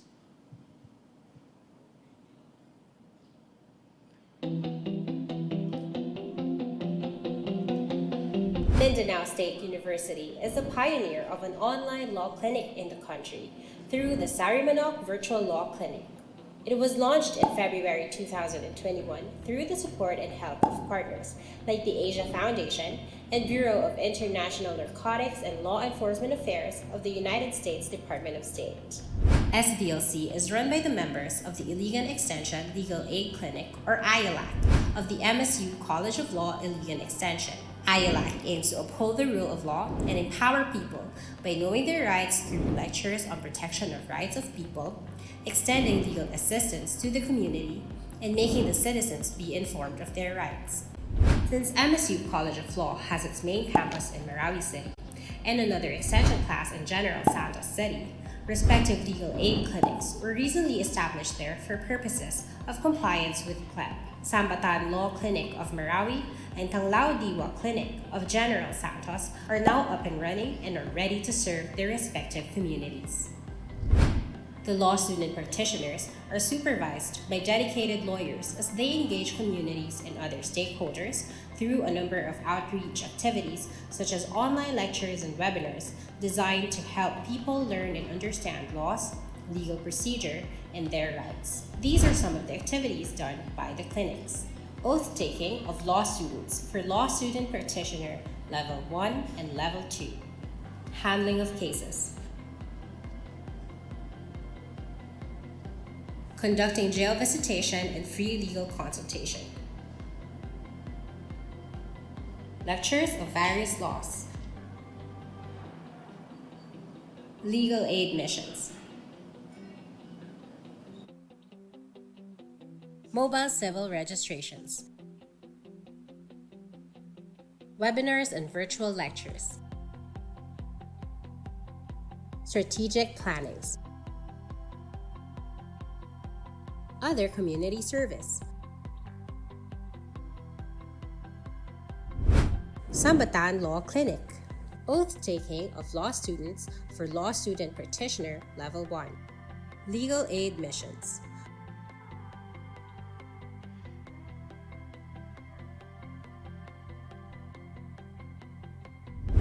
Tanglao Diwa Clinic. Oath-taking of law students for Law Student Practitioner Level 1. The Mindanao State University College of Law Clinics continue to equip students with the practical knowledge and necessary skills that would help them become effective agents of social justice through innovative experiential learning.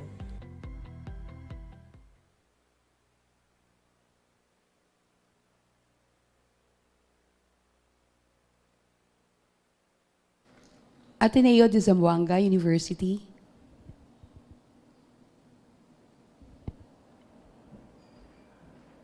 Buenos dias a todos. To formally introduce our law clinic and the works of our CLEP students, we have prepared a short presentation to show how our clinic has evolved together with our clinical legal education program through the years since its inception. So the presentation explains our vision, mission, and we'll show our students and volunteer lawyers in action. Thank you.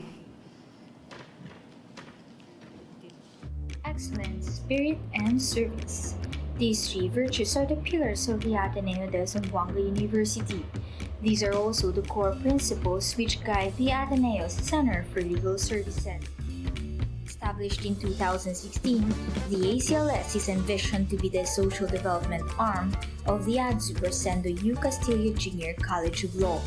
The clinic's primary focus is representation of the less fortunate in criminal litigation and decongestion of jail facilities.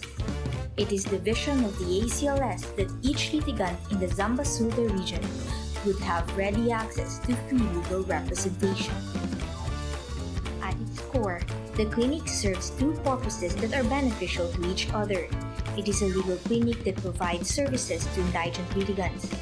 Those that cannot find representation due to lack of financial capabilities are welcomed and represented by capable lawyers of the clinic. It is also a training ground for neophyte lawyers. Freshly minted lawyers are trained by experienced supervising lawyers. It becomes a continuing legal education program focused on litigation that allows young lawyers to gain needed experience to proceed in the practice of law. In 2020, after the shift of the Legal Education Board in adopting a clinical approach in legal education, the ACLS became one of the first accredited clinical legal education program clinics.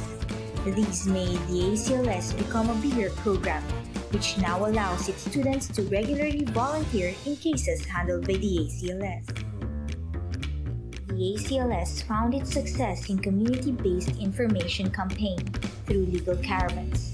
In the few years it had been active, it already served a number of barangays in Zamboanga City through teaching alternative dispute resolution, human rights, and environmental law. This project is further strengthened by the ACLS's partnership with the Ateneo Center for Local Governance and Barangay Justice System. ACLS has also established strong partnerships through projects such as the Jail Decongestion and Jail Visitation with the Humanitarian Legal Assistance Foundation for JD and Restorative Justice, El Observatorio de Manila for Climate Justice Capacity Initiative, with the Asia Foundation for the strengthening of rule of law in Law Clinic, and as Gender Ombud institutional partner of the Commission on Human Rights. It continuously engages in projects that improve the greater community. Even during the height of the global pandemic, the ACLS continued in delivering access to justice through its law clinic, such as its online paralegal aid training seminar for persons deprived of liberty.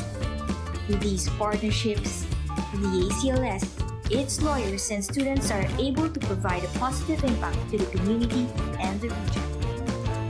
Legal education in the communities also plays an important role in the projects of the ACLS. Enriching the community of legal knowledge is essential for the development of the region. The ACLS strives to provide ready access to lectures on an array of topics, covering human rights, financial law, and other topics as needed by the community. The number of volunteer lawyers of the ACLS continues to grow each year with new areas of practice.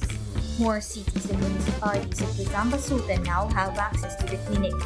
In October 2023, the ACLS established its own physical office that is open to those that are in need of legal consultation, notarization, and other legal concerns. In the succeeding years, the ACLS hopes that its ideals of excellence, spirit, and service are embodied, personalized, and manifested.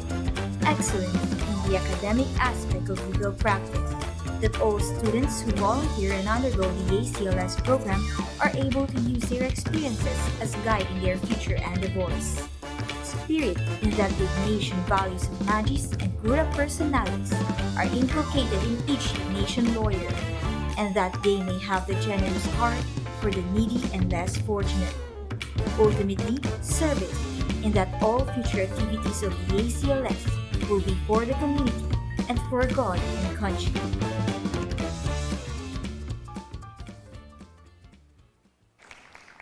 Thank you. So we will now proceed to the question and answers. So any law school can answer my first question. What are the legal issues or access to justice issues in your community that your law clinic intended or intends to address, and how does your program address this? Mindanao State University. Yes, good morning again, everyone. Now, before I will answer the question, I would like to emphasize again the peculiar and unique structure of Mindanao State University College of Law. We have our main campus in Marawi, and we have extension classes in General Santos City and Iligan City. And so, legal issues as well as access to justice issues are actually affected by those that are prevalent in the respective communities where the extension classes or the campus is or are. But though expected that there are differences, there are also intersecting issues. And some of these include lack of lawyers. So believe it or not, we already had our best bar ever with a very high passing percentage, but still we have lack of lawyers. So we have the Public Attorney's Office and the IBP Legal Aid. They could not cater all clients, especially the underprivileged or the marginalized sector due to certain limitations or conflict of interest. And SVLC, the Sarimanok Virtual Law Clinic, because Tanglao Diwa Clinic as well as Sambatan Law Clinic are still in the process of actually engaging into handling of cases. And so we have SVLC through its law student practitioners, guided by its supervising lawyers, are already handling cases. And we are hoping really that we are able to augment somehow the lack of lawyers in the area. And so we are already handling RA 9262 cases, ejectment case, and even murder, which by the way was, the court actually assigned it to us, and there's also a referral by the IBP Legal Aid Clinic. And we actually also have poor legal literacy. We still see that. We have conducted a lot of legal missions, but we see that a large number of the population in the community where MSU law is present has still lack of awareness of their fundamental and basic legal rights. That is why we are fervent in actually really conducting more legal outreach program, the components of which include lectures on relevant laws, as well as legal missions.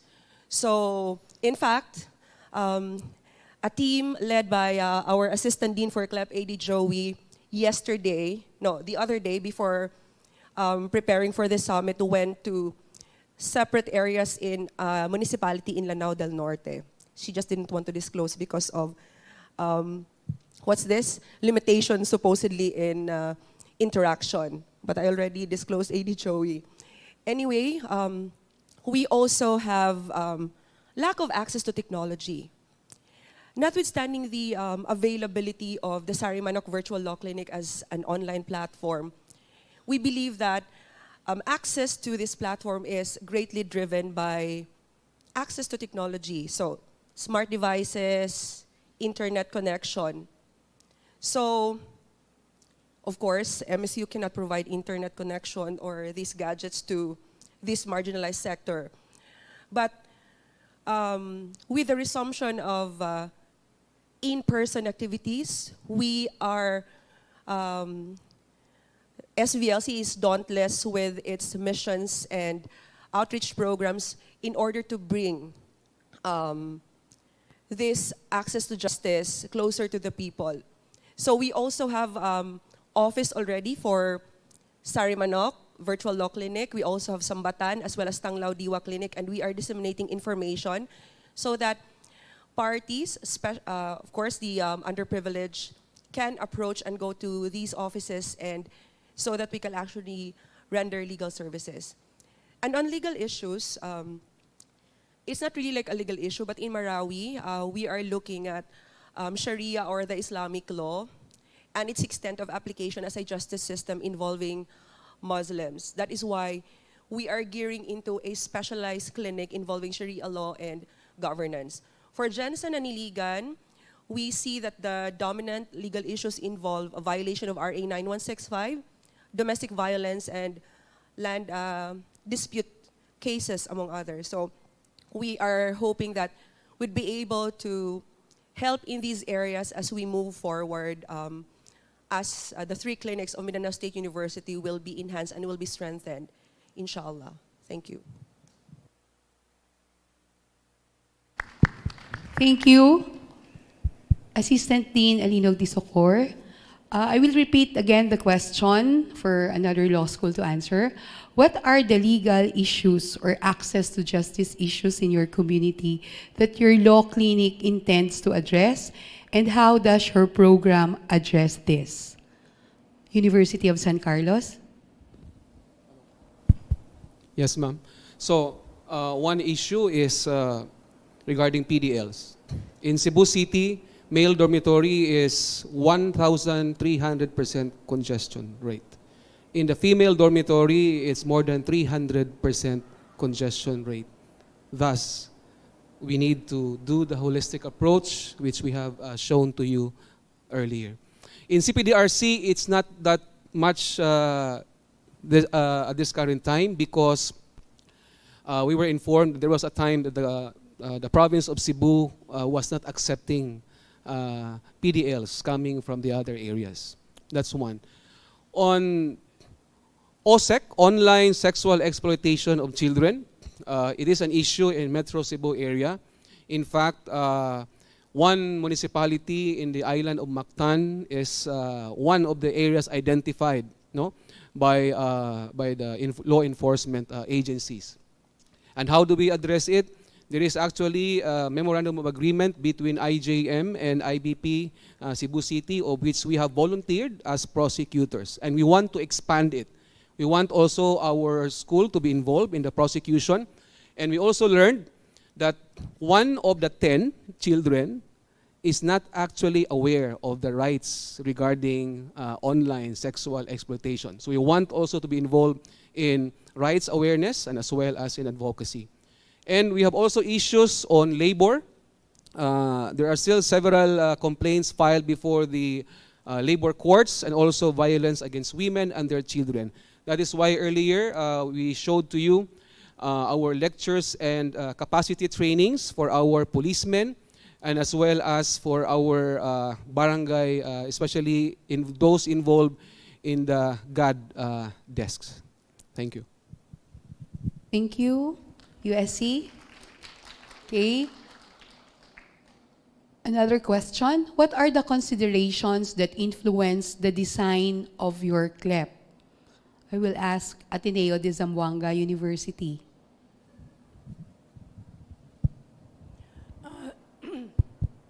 The legal aid program of the Ateneo de Zamboanga University, which we call the Ateneo Center for Legal Services. This is shaped by the three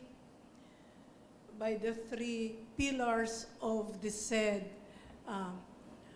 legal aid clinic, and that is excellence, spirit, and service.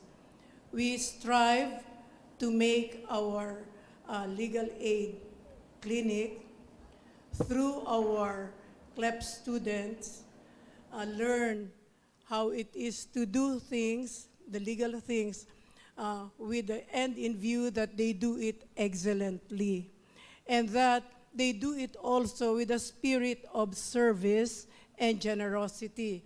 As we always tell them, since they enter law school, that the Ignatian spirit and the values of the founder of the Ateneo, Saint Ignatius of Loyola, will always be carried by them.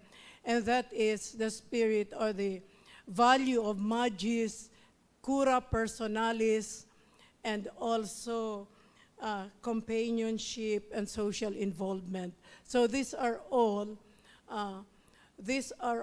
embodied in the work that we are doing in the ACLS. Thank you, Dean Montemor. I will repeat again the question. What are the considerations that influence the design of your CLEP? Mindanao State University. I believe AD Joey would like to answer that question.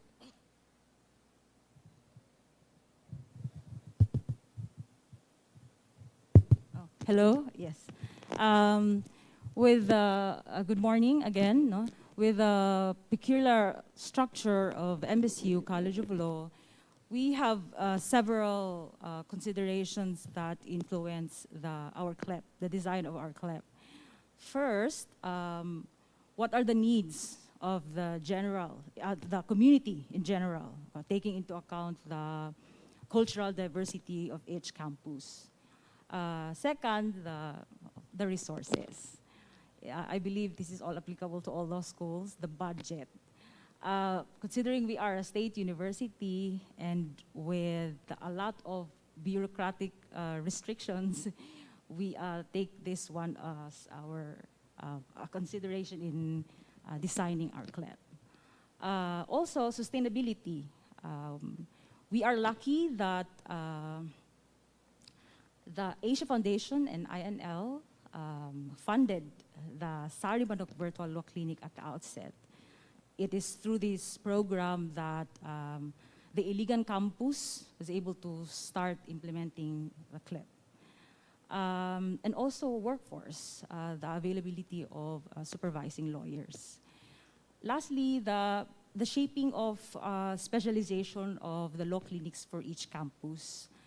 Initially, for Jensen, we wanted to design somewhat a business law clinic, and for Marawi City, they specialize on Sharia and governance, while in Iligan campus, the law and innovation. Thank you. Thank you. We have an online question from Ms. Odette Pagyo. Does your law students appear in court with the assistance of supervising lawyers, and in what cases? Father Saturnino Arias University.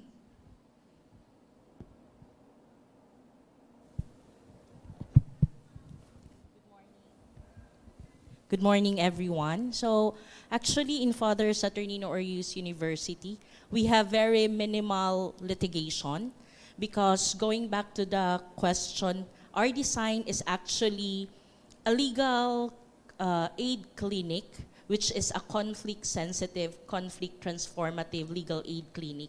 We strive to be that way because we wanted to utilize the law as a tool in effective management of natural resource by utilizing the alternative dispute resolution mechanism. So very minimal po yung litigation namin. But as to the question of whether or not the students are supervised, yes. We have minimal appearances of the students, law student practitioners, even before the onset of CLEP, and they are supervised by supervising lawyers. Thank you, FSUU. What were the challenges that you encountered while setting up your CLEP and your law clinic, and how did you respond to this? Attorney Peña of Ateneo de Naga University. Okay, to give you guys context, you have to understand that Ateneo de Naga College of Law was only established in 2017. And in the same year, ILAW was established. Now, starting out, we were very lucky because we had the support of the school. We were provided our own office, a director was appointed, my mentor, Dean Nina, and then they also hired a resident attorney. That was me that time. Now, even with the school support, we still have one glaring issue, and that was resources. Now, how did we address this issue? What we did was we actively sought help. We sought for partners that could help us. That's when TAF came in. We asked for TAF's help in how we could run ILAW. So when we went to TAF, they graciously agreed and helped us with how we do things in ILAW. They conducted write-ups, trainings, coordination meetings, and even learning visits for us to learn how ILAW should run. Now, for everything in general, if you watch series, there's always one character who always says, I have a guy. Anything you need, I have a guy. For us, TAF is our guy. So from there, since we've already established a relationship with TAF, they also connected us with the various partners we needed for the programs that we wanted to implement in ILAW. For our Dale decongestion desk, we were partnered with HLAF. For our environmental desk, we partnered with Client Earth and the Manila Observatory. For our migrant workers desk, we partnered with the International Pro Bono Alliance. So what I'm really saying here is that in order for us to help ourselves, we needed to go out and ask for help. Because, well, it's the reality. It won't miraculously fall into your lap. You have to go look for it, ask for it, and work for it. And we did. So we have all these great partners, and our law clinic is thriving right now. Now, other than the resources, we also have the problem of more than having clients. It was the kind of clients that were coming in to ILAW and what needs we needed to address. So, in our first year, we asked the students to go out into the communities and ask what they needed. And in that time, that was in 2018, we were in the middle of the so-called war on drugs. And in our community, the prevailing issue was tokhang. So because that was the issue, in our first Ignatiana outreach, the students lectured on the rights of the accused and how to deal with tokhang. Now, if you guys remember, the last 2018, then President Duterte actually tagged Naga City as a hotbed of shabu. So the students were alarmed because we're here in Naga, and that's not really the reality. So the cases that were coming in to ILAW were drugs cases. In fact, the very first case that we had was a drugs case. Now, the drugs case were, the students were the ones who conducted the interview in the jail.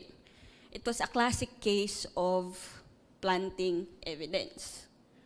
From the interviews that our students conducted, they were able to discover that the police officers actually just saw him, a tricycle driver, and because they had a quota, they needed to arrest someone.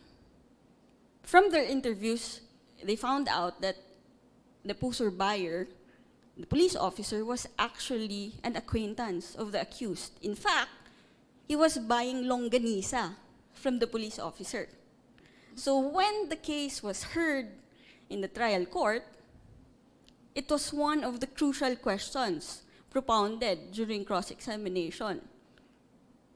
Do you know the accused? He said, on direct, he said no. But during cross, when the Nina asked him, but the accused is buying longganisa from you, right? Yes. And then there, we established that how can you be a poser buyer when the accused knows you're a police officer? And when we conducted ocular inspection to the place of the arrest, the students were eager. They were measuring how many meters. The police officers were on standby. They interviewed the storekeeper. The storekeeper, which was a witness for the prosecution, even admitted in his affidavit that there was no buy-bust operation. So in that very first case of ours, I was then in my first year of practicing. The very first pleading that I drafted and submitted to the court, to any court for that matter, was a demurrer to evidence. And successfully, it was granted. So our very first case in Ilaw was a win. And we successfully vindicated an innocent tricycle driver for being accused of selling and possessing drugs. Now, the issue there is the safety of the students, because we needed to keep them safe. And we also needed to strike a balance between their perception of what it is to be practicing lawyers. So growing up, they would always think that police officers are there to serve and to protect. But the reality is, it's not always the case. And because of that, it was taking a mental toll on them, and it was palpable. So to address that issue, we had to debrief them constantly, to tell them that this is what you're getting into. Make them understand that these are the consequences of being a lawyer. You also have to undergo counseling, because the debriefing wasn't enough. So you always have to constantly address the needs of your student. More than the community, you have to take care of your students. Thank you. Thank you, Attorney Peña of Ateneo de Naga University. Is there any question coming from the floor? I will entertain questions.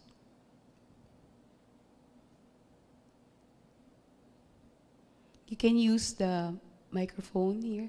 Yes?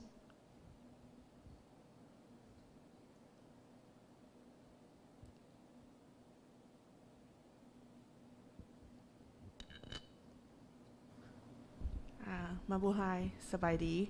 My name is Pavina. I'm from Laos. I'm PepsiCo Lao Country Managers. Very nice. Very grateful to hear from each of the law schools, and it's very interesting. One of the interesting that I found that I would like to hear from you, or especially about community outreach or community teachings of the different law schools. So is the students that going to the community doing awareness raising or community teachings, did everyone in the law schools involve, or you select just some of the students going to the community? Thank you.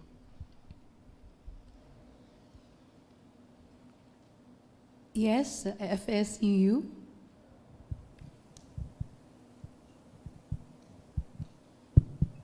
Good morning, ma'am.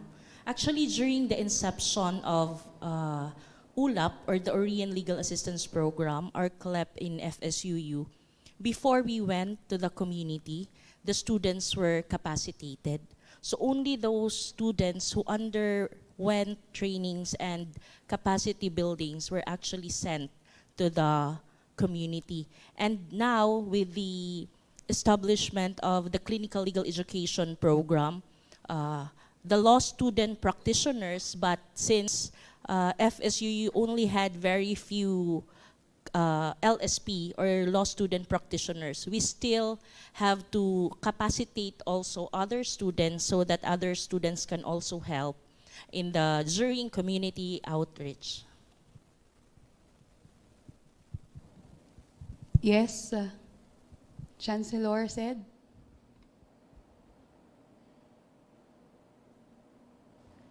Thank you. I'd like to address this to all the members of the panel, especially those with the certification level 2.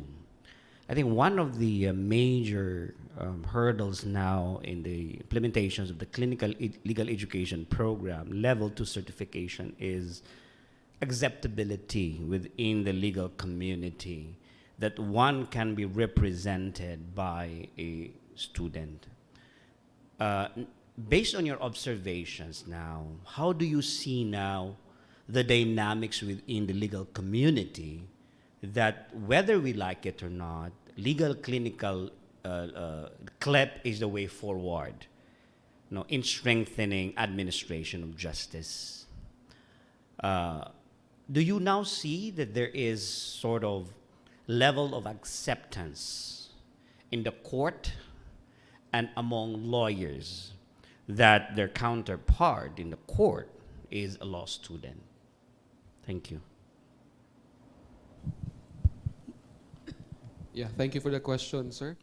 For the University of San Carlos, we did not encounter such a concern. In fact, we received a comment before under the old revised rule that law students were even better than lawyers.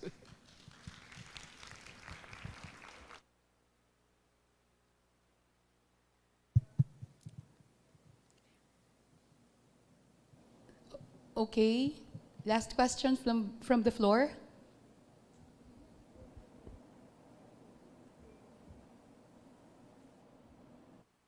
Hello, good morning. I am Kenny. I am a student at Arellano University School of Law.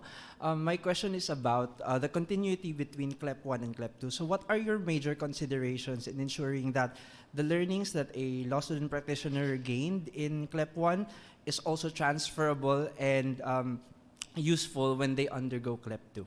Thank you.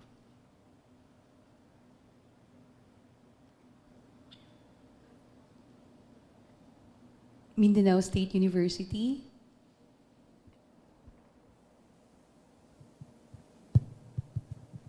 Okay, as much as I would like to answer the question, but Mindanao State University is still in the process of actually developing its revised model law curriculum. So I believe it is best that it would be answered by another institution that is now implementing both or offering both CLEP 1 and CLEP 2 courses, please.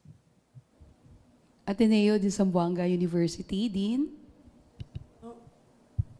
CLEP 2 is continuation of what the students have learned in CLEP 1. Our problem as of the moment with regards to CLEP 2 is we have not yet received the certification from the office of the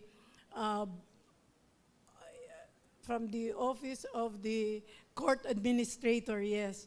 And so our CLEP 2 students could not handle or appear in court to handle a case because they lack the certification. And that is what we are waiting for. Now, as to our CLEP 1 students, they conduct interview of clients. They go to the city jail to prepare our clients for trial. They prepare judicial affidavits, counter affidavits as the case may be. Now, our CLEP 2 students are limited now because of their lack of certification. But otherwise, they would be able to already appear in some cases in court. And insofar as the legal community in Zamboanga City is concerned, there is no opposition or there are no negative reactions for the presence of law student practitioners in court. And the courts also are the ones referring cases to the ACLS.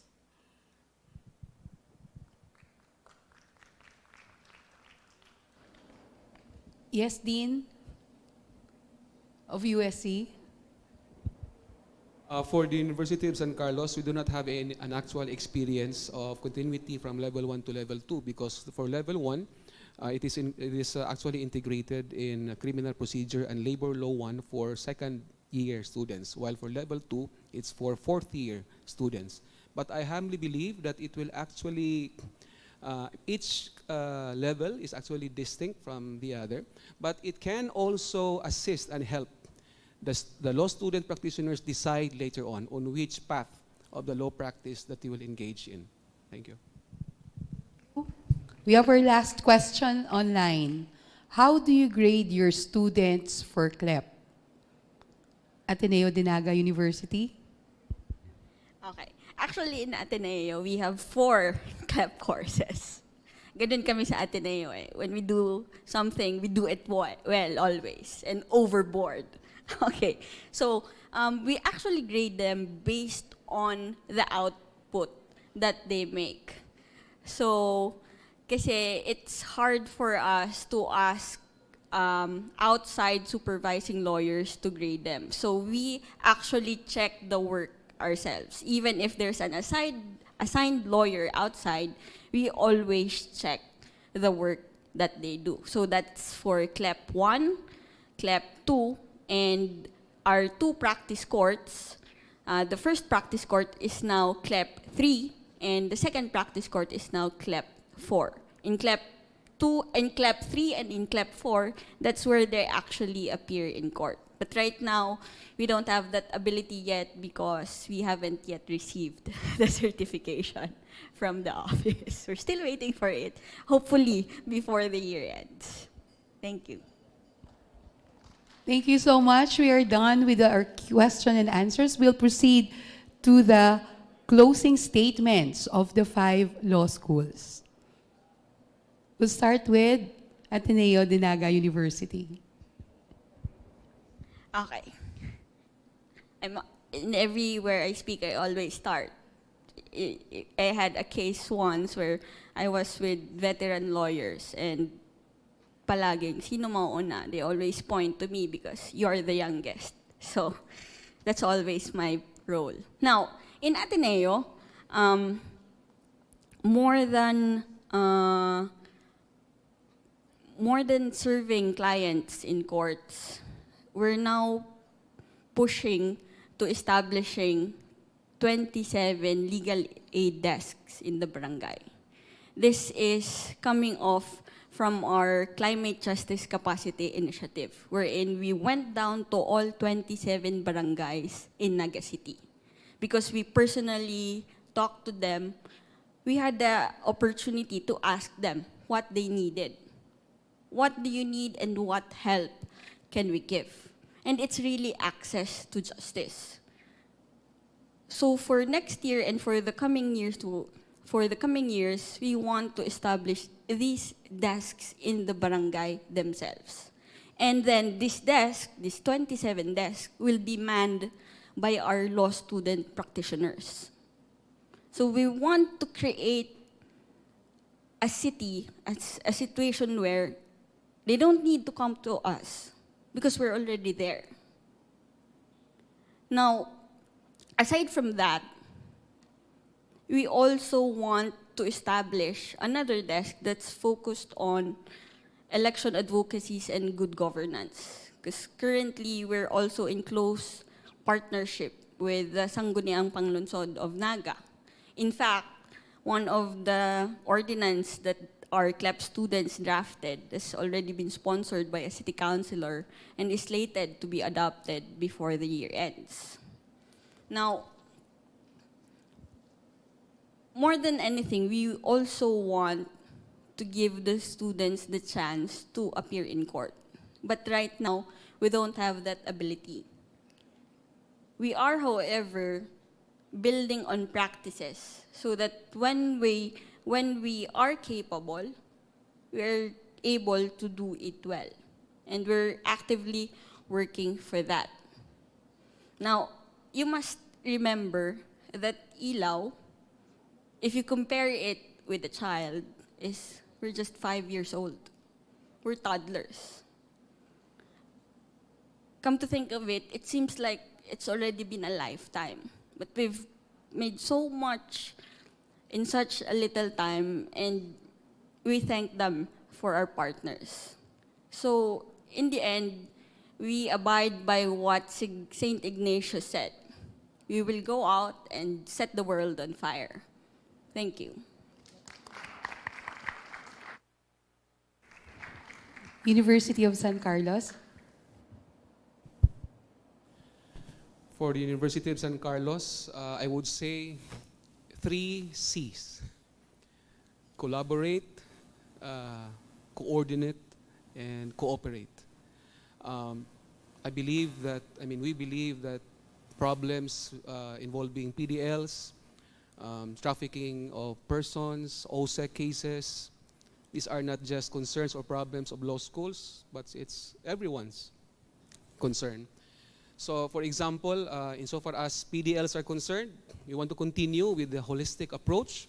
And let us please bring the 3 C's because based on experience in the Cebu City Justice Zone, we collaborate, cooperate, and coordinate. In fact, even with the issuance of OCA Circular 201-2022, which supposedly the BJMP warden is supposed to release a PDL who has already served the complete sentence, even without any release order from the court.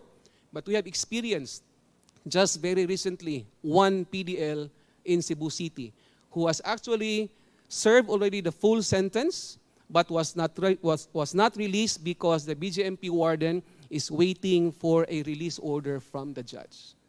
So it's very important that we collaborate, we cooperate, and we coordinate. And also for our OSEC cases, while we are trying to volunteer now for the prosecution of cases, we want also to engage our LSPs in the awareness and rights advocacy.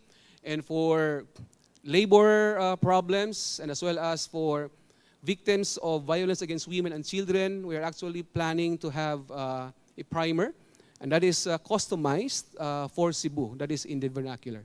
Thank you. Father Saturnino Arias University.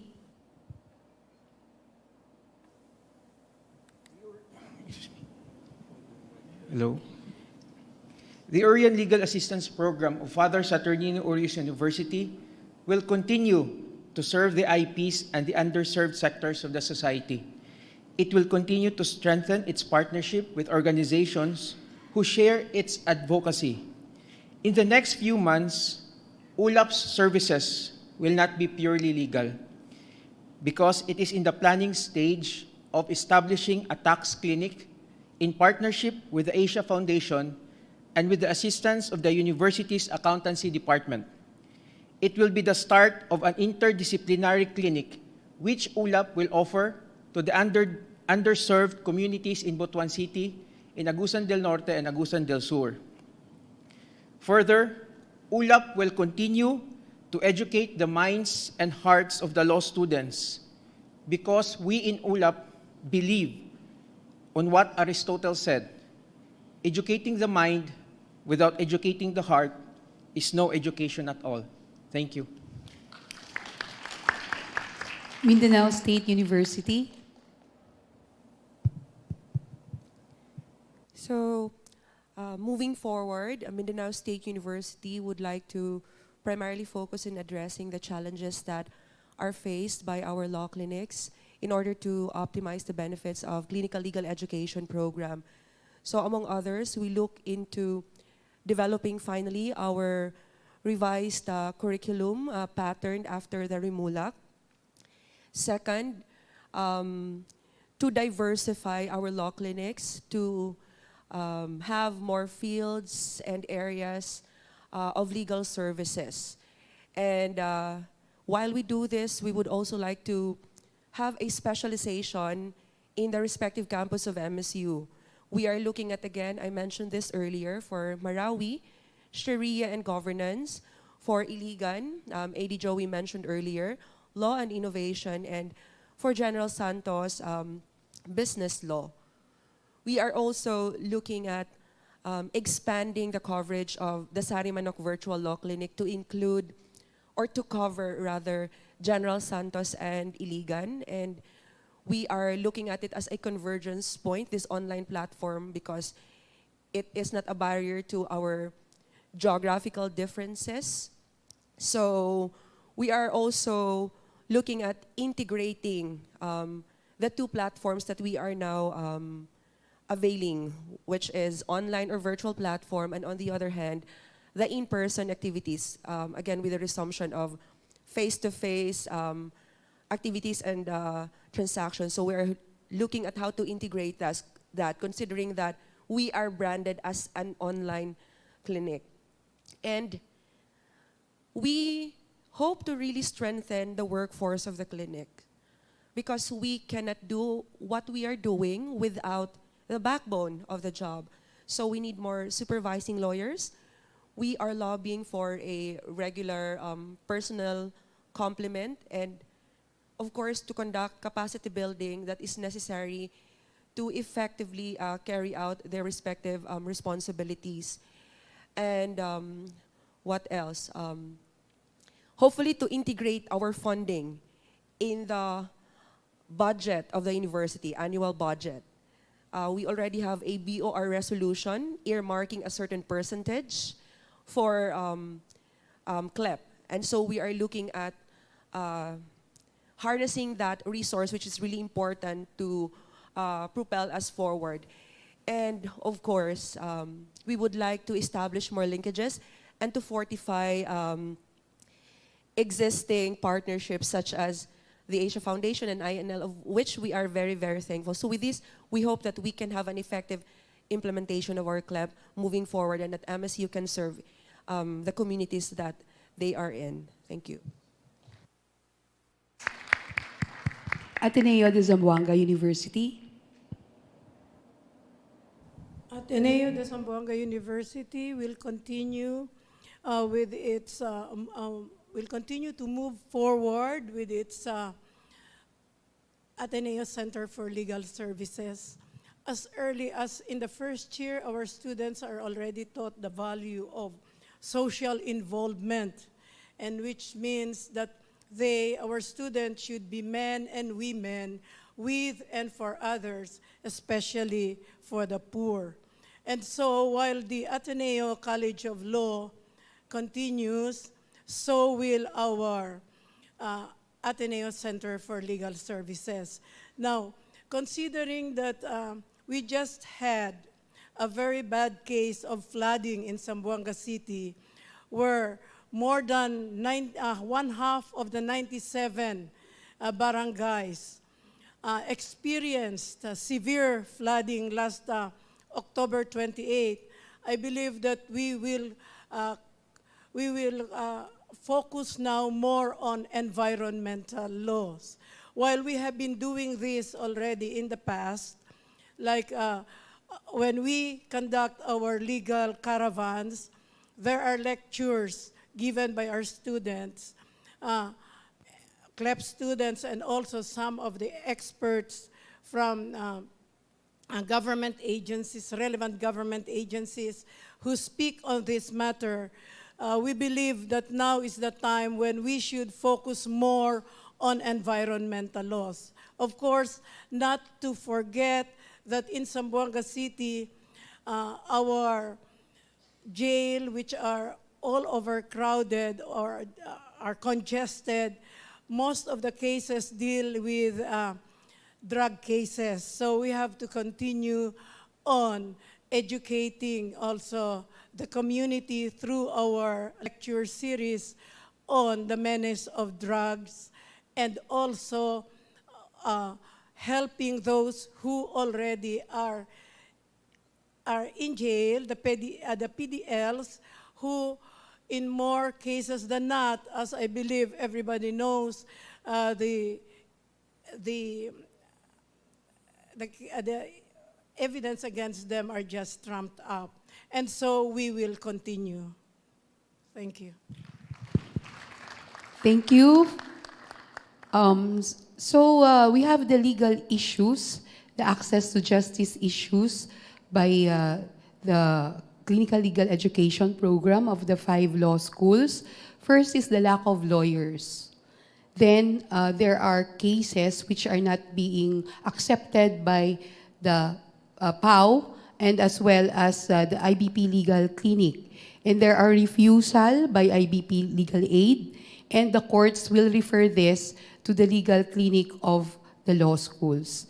Then there's poor legal advocacy, lack of awareness of legal rights, and the PDL's congestion. There should be a holistic approach. And the ongoing issues are RA 9165, domestic violence, land dispute, online sexual exploitation of children, and the development of CLEP. And there should be needs of the community must be considered in general, the resources, the budget, and the sustainability. And there should be an external funding, and there should be a seed money. And the law clinics responded regarding the challenges. There should be the support of the school, and of course the resources and assistance of the partners. So those are the issues, okay, that we have for the clinical legal education program, and this must be addressed soon. Thank you so much.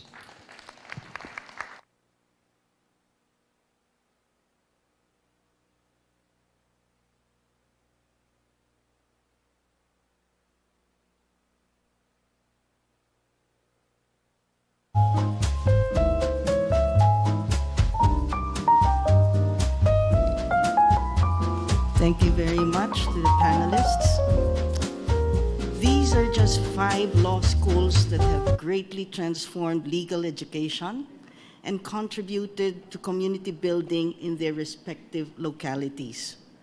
We have learned a lot from their experiences, and we hope that their examples will spur more creative ways and means to integrate CLEP into our law curriculum, so that our students learn the law through actual lives. As law schools, and as I have always said, the study of law and the practice of law should always be for higher purpose. This may very well be our higher purpose, the transformation of our society, one law student at a time, one marginalized client at a time. Maraming salamat sa inyong lahat, and I'm afraid that's all the time we have for this morning's session. At this point, we will break for lunch.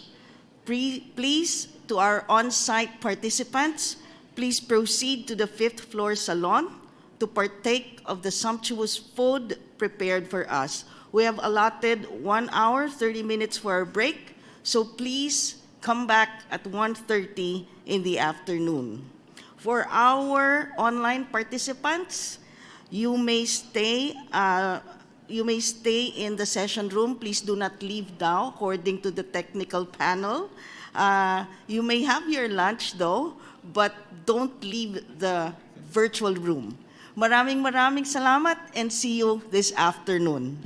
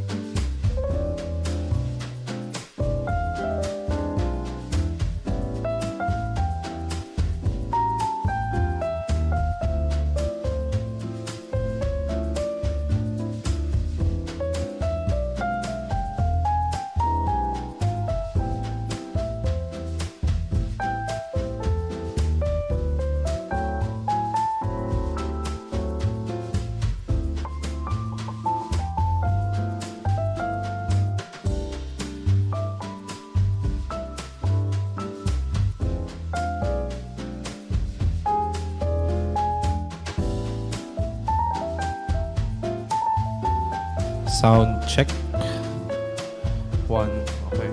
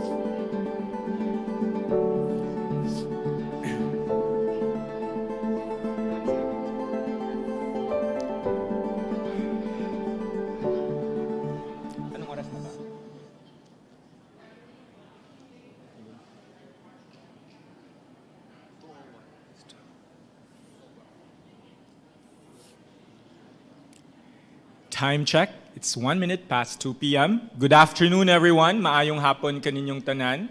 Assalamualaikum warahmatullahi wabarakatuh. I hope you all enjoyed lunch. And welcome back to our 407 online participants. Yes, we're still in the first ever Philippine Clinical Legal Education Summit. Okay, let's move on to the next part of this summit, which is a conversation on clinical legal education and legal aid as access to justice tools in Asia. And we have Assistant Vice President for Academic Affairs of the University of San Carlos, Joanne S. Largo, to moderate the discussion.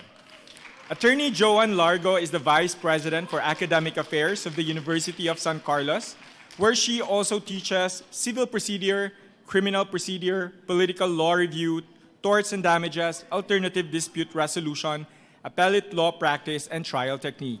She previously served as Dean of the USC School of Law and Governance from 2013 to 2021, during which the school was consistently cited by the Philippine Legal Education Board as among the top performing law schools in the country and as a pioneer in the outcomes-based approach to legal education. She's a resident partner of the Cebu office of the law firm Romulo Mabanta, Buenaventura, Sayok, and De Los Angeles. Attorney Joanne Largo, turn you over.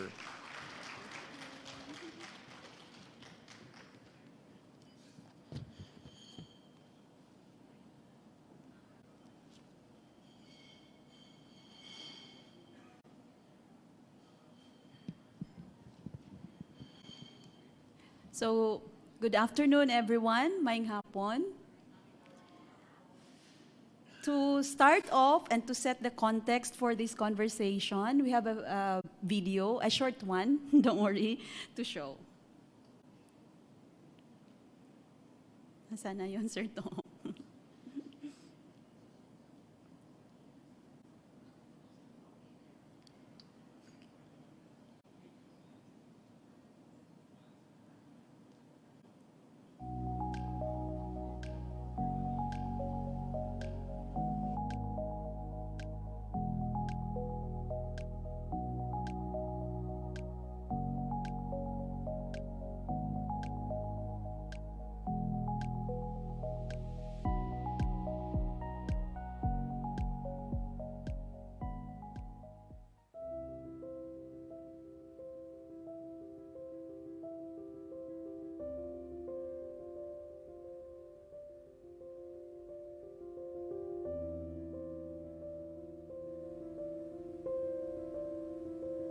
It's interconnected, but I can cite, for example, lack of lawyers.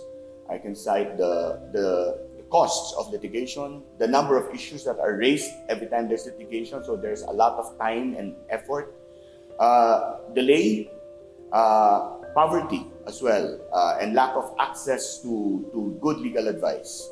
Those would be, I think, the issues that would be paramount. The most pressing problem is people who need justice. They lack awareness of where to go, what to do, who to consult, what their legal rights are, and also poverty. The poverty of people who need justice, they do not have the funds to pay for legal consultations and legal services, or to go through litigation for the long haul. So somewhere along the way, they just drop off and they no longer want to pursue their cases. Our law clinic started really as an offshoot of our Center for Legal Aid work, which started in 1992. So our law clinic has since been envisioned to embody the charism of the Society of the Divine Word. So SVD's, which is the one that operates and owns USC, SVD's mission has always been centered on human dignity. And so the work of our law clinic centers on, for instance, prison ministry, and with the introduction of CLEP, we have also started to explore the possibility of looking into human trafficking, because that really is also a major concern in Cebu and in the country. Here at Ateneo Law School, we have two clinics. We have the Ateneo Human Rights Center and the Ateneo Legal Services Center. But it started just as one. So right after the People Power EDSA revolution, there was a good environment and opportunity for people coming together institutions helping out our society, and one of the main challenges then was legal literacy, legal aid, and access to justice. So this is how Ateneo Human Rights Center was formed right after the People Power EDSA Revolution. That was in 1986. And it started very small. Since we're based in the law school, the knee-jerk reaction actually was how to influence law students to be more human rights oriented so that they can learn the law and at the same time serve the people. So we put up our law clinic, which we then called the Developmental Legal Advocacy Center, or DLAC. And that was patterned after the philosophy of the late Senator Jose Diokno, the father of Attorney Chel Diokno, who was our founding dean. At that time, we still didn't have the revised law student practice rule. But our purpose was to provide free legal services and expose our law students to actual legal practice. What we also did was we reached out, we conducted legal missions where teams of our law students together with the director of our legal aid clinic went to the barangays, went to places in Metro Manila and outside Metro Manila, even as far as the provinces, sometimes together with Dean Jokno, to give seminars and to provide legal advice. I handle a civil and political rights clinic at the University of the Philippines, and the clinic, as the name suggests, focuses on cases and issues and concerns involving civil and political rights. We don't limit ourselves to litigation. We also handle training, education, rights awareness.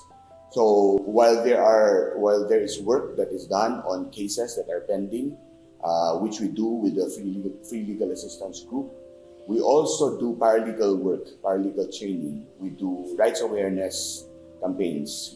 Some of the interns in the CPRC have done education seminars on arrests, searches, seizures, on detention, on bail to various communities. In an unprecedented manner, it has actually increased access to justice. And I can just imagine law students with supervising lawyers touching lives from all Filipinos from all walks of life. In our experience, we are able to talk to single mothers, we are able to talk to those to people deprived of liberties, we are able to talk to fisher folks, we are able to talk to students, we are able to talk even to police officers, we are able to talk to women defenders, and among many others from different walks of life. And you see in their eyes the desire to access for justice, and I think the revised law student practice rule is but vital to address the gap. I believe that justice has become more accessible because law schools provide legal services to their respective communities. They are required to provide legal services. And so people who need access to justice have more access. There are more places to go. They know where to go. They know where they can seek help. And I also mentor law schools in developing their communication materials, their developmental legal advocacy materials under the program of the Asia Foundation. And I realize as I interact with the law schools that they are very clearly identifying and defining their target communities. They're paying attention to the sectors that are vulnerable and which come to them for assistance. If we can only see, if only we can put our lenses on what our law students do every day. For instance, I see our law students getting in touch and working very closely with the Public Attorney's Office and with the Cebu City Prosecutor's Office, crafting position papers and crafting legal documents that would really provide quality representation to those who are unable to get quality representation because they are expensive. That is really what, to me, is the impact of CLEP to access to justice, allowing the marginalized to get the legal representation that they deserve.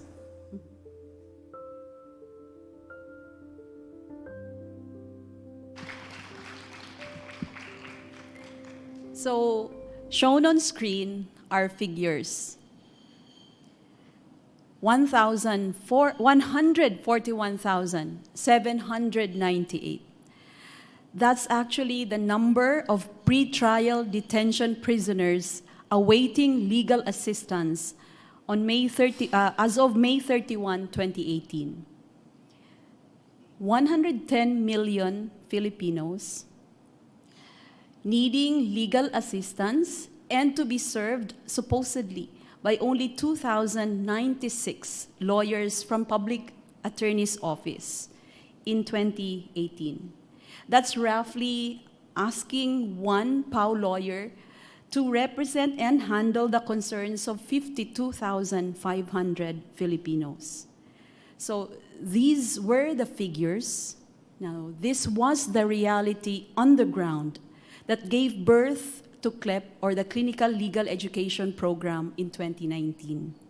And so 3 years thereafter, we are happy and fortunate and proud to be having this conversation about how clinical legal education and legal aid had been really potent, effective tools to achieving and enhancing access to justice, not only in the Philippines, but also across Asia. And so we are fortunate to be having this conversation and sharing this conversation and this platform with various shakers and movers of CLEP and legal aid in the Philippines and in Lao PDR. First, we have Thip Noan Sevong.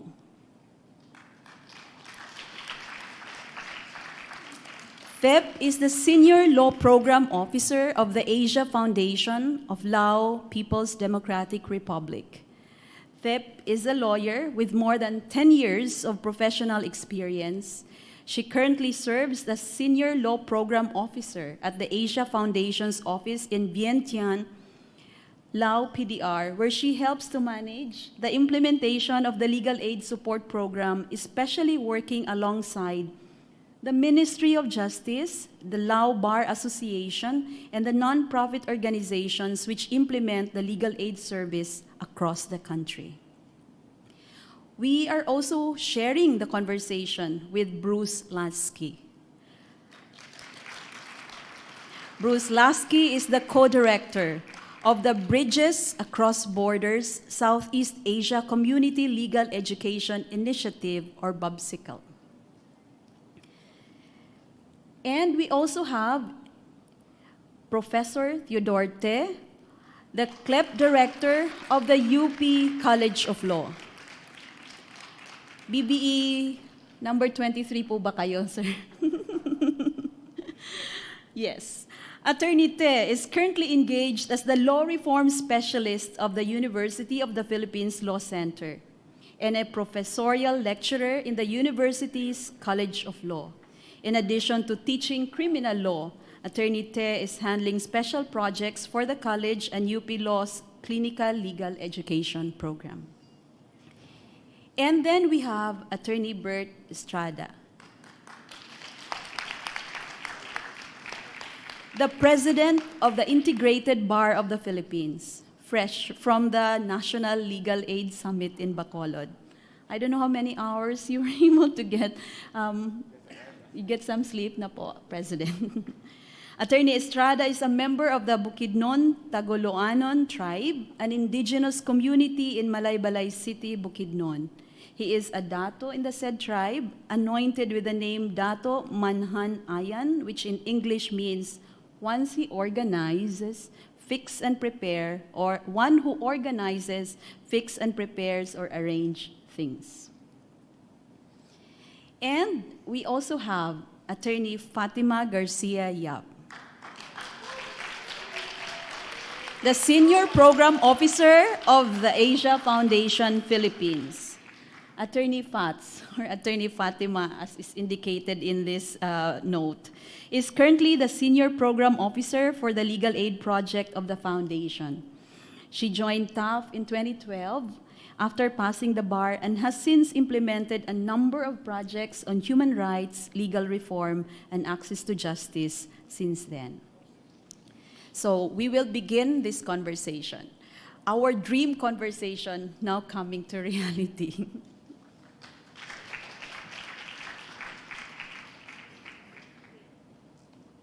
So, as in any conversations, we'll start with first maybe introducing ourselves, or by also maybe sharing with our online and on-site participants what we do. We'll start off with Fip. Okay. Good afternoon, and thank you very much for having me here. And very good opportunity to share our experience from Laos. The Asia Foundation in Laos has been working with the Ministry of Justice and Lao Bar Associations to first pilot the Legal Aid Office in Laos in 2006. And since that we see the success of that our works, and then we continue to work with them on the Legal Aid Office. And now we have about 94 Legal Aid Office under the Ministry of Justice. And we also support the Lao Bar Associations to have their own Legal Aid Office. Now they have about 15 Legal Aid Office throughout the countries. We also work with the non-for-profit associations that they have specialized on the women's rights. And a part of that, we also work collaborations closely with the BAPSICO, that we support the Faculty of Law and the Political Science at the National University of Laos, that they wrote their first legal aid program, the CLE programs there. And we also expand our work to Faculty of Law and the administrations at the Champasak University, and also work with the college here, National Institute of Justice. This one is also under the Ministry of Justice supervisions about the law college there, to helping them to develop their own legal aid, not legal aid, the CLE program there. Because here in Laos, we have just only the first one here at the Faculty of Law, which is not enough, that we have only 6 law colleges throughout the countries. So that's why this is very important for the Asia Foundation there to work closely with those people. And apart from that, we also work to have those law colleges to do the mock trials in each year in order to have the platform for the student to have the practical learnings, and then they can use their practical learning to apply to their communities, to their lives, and then in order to inspire them to be more the ethical lawyer for the future. This is how that the Asia Foundation works closely with the government counterparts and the Lao Bar Association and the law faculty in Laos. Salamat, Tip. Next, we have Bruce. So thank you. And again, it's a real pleasure to be here. I'm thinking back to 2004, the first time I came to the Philippines and brought a delegation from Cambodia to look at the CLE work that had been going on at University of Philippines and Ateneo and others. I'm Bruce Lasky. We said I'm one of the directors of probably one of the funniest named organizations in the world called BAPSICO. So just think of bicycle or popsicle. There's a whole reason why it's called BAPSICO, and it's all positive, but just bear with us. It is. We do a lot of stuff. And one of the core things we do, one of the core things, that we've got 3 banners over here. One of the main things we do is we help to develop or strengthen. Can everybody do this? Everybody do this. We help, great, okay. We help to develop or strengthen CLE programs in Asia, and we've outgrown the name, so we would say globally. And we're doing this in Laos. We also help to support, can anybody see what else is on there? What else is on there? Can you see? Everybody got better eyesight than me? There's clinical, what is it?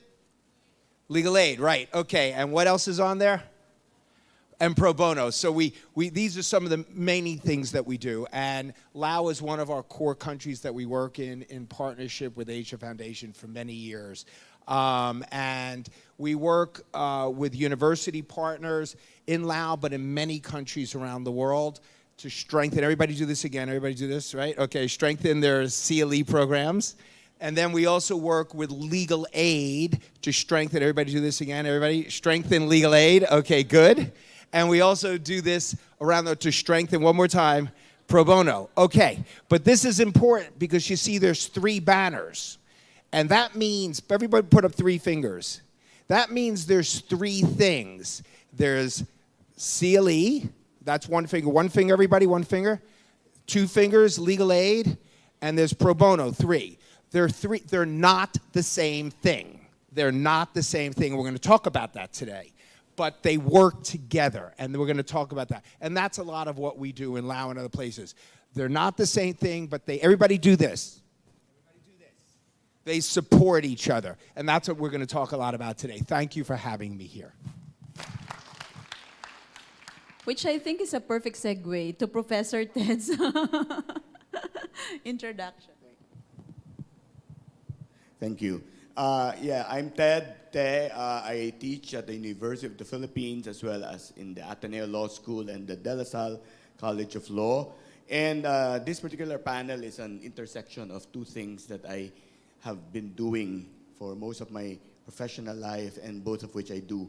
And I have done for a long time and I love, which is teaching and mentoring students and providing access to justice and doing legal aid work.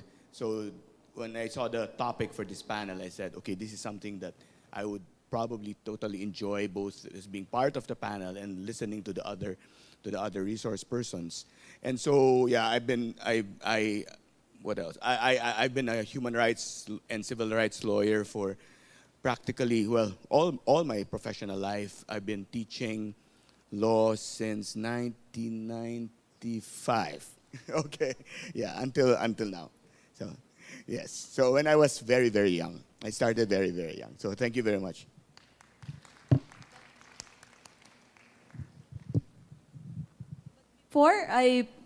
Before we have President Bert, we were mentioning, because Bruce was mentioning about the difference, the distinction between the three components.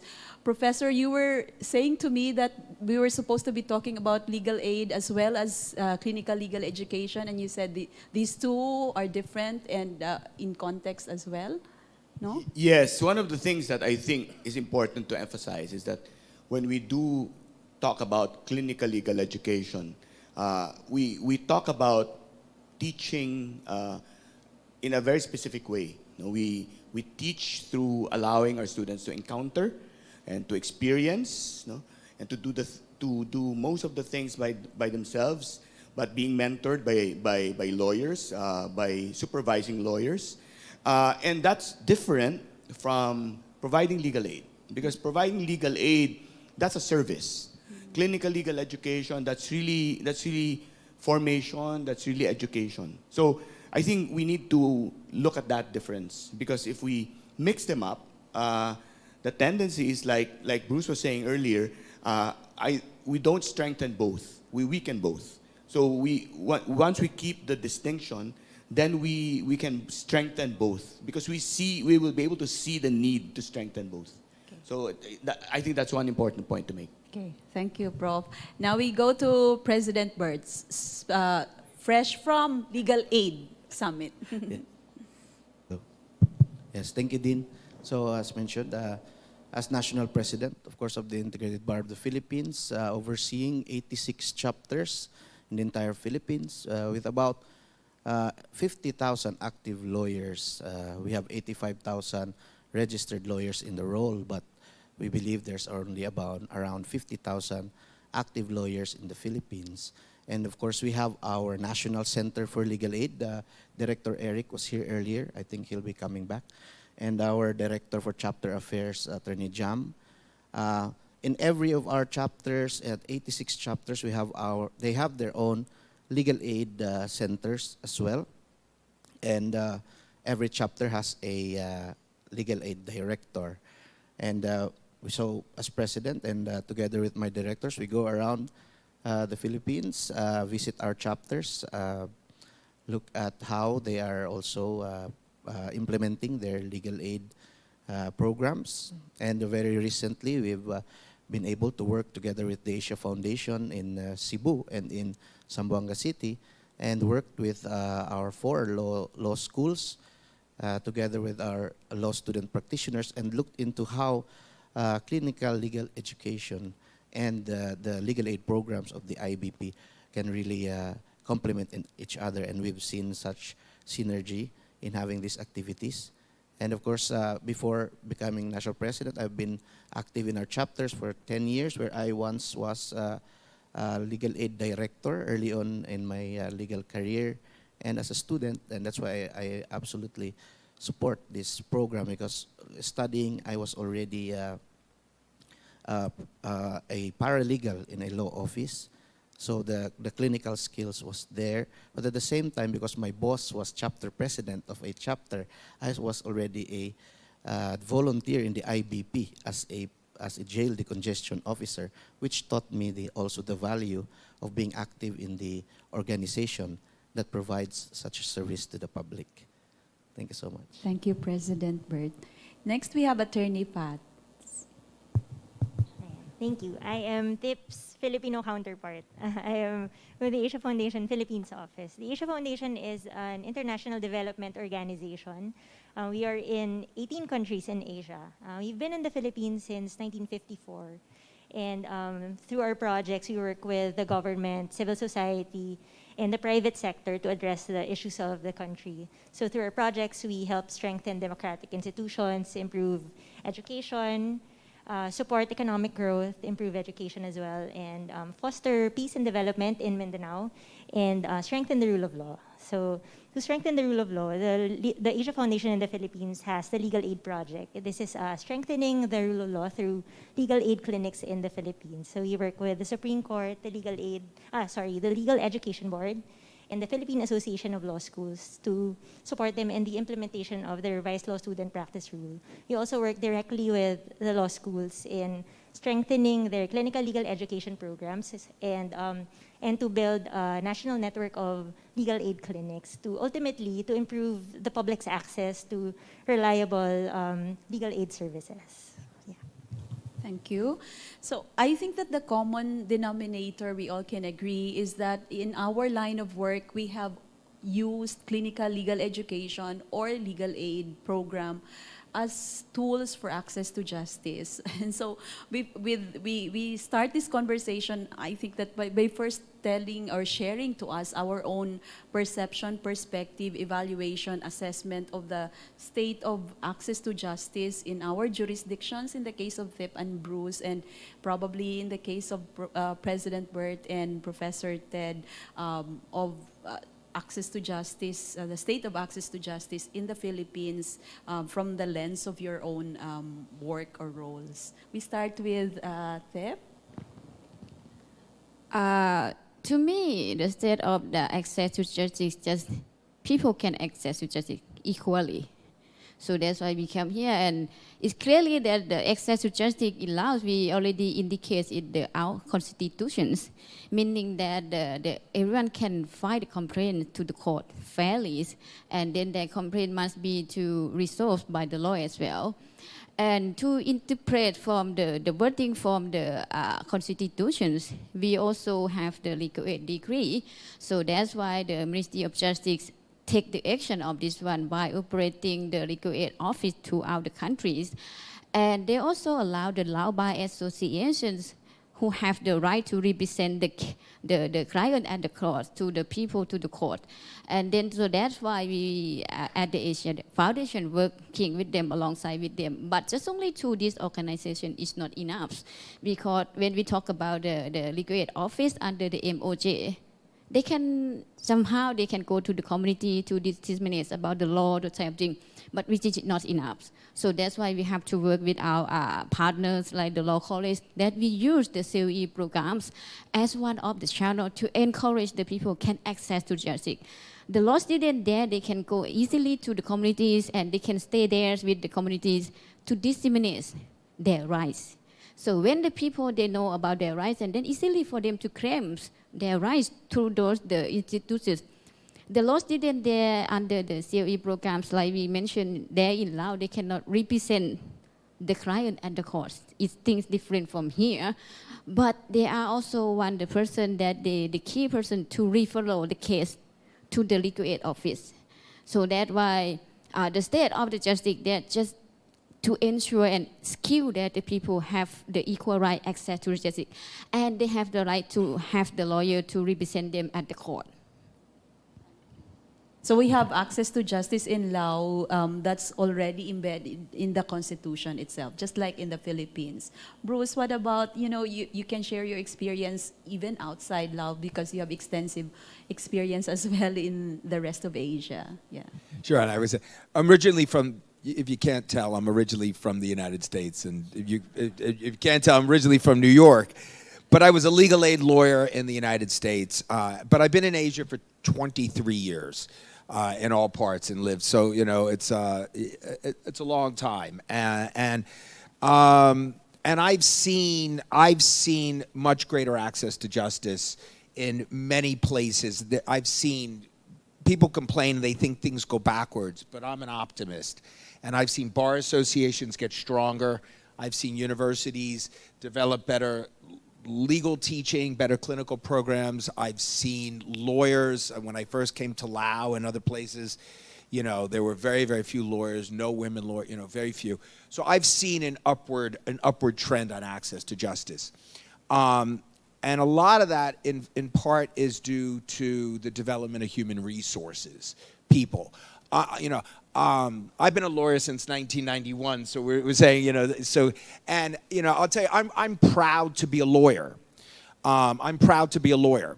But I've also found that access to justice is not only about lawyers, it includes lawyers. But I use a broader term, legal service providers. Legal service providers assist people to have access to justice. Sometimes you don't even need that. You empower communities. The Philippines is a great example. So you have community empowerment. Communities are doing it by themselves. Then they have allies, which can be legal service providers. It can be lawyers plus. But in doing that, I've seen in this trend the better development of legal service providers. We are all involved in this whole pro bono movement that has been great. And I think that has, and the gathering here and what's been done in the Philippines in sort of requiring law schools to have these clinical programs, that's an example of the strengthening of access to justice. It's a really positive trend. I'll say this again. I've been a lawyer since 1991, 30-something years. People tell me lawyer jokes, and I'm intolerant. I tell people, look, I'm proud to be a lawyer. You don't make brain surgeon jokes.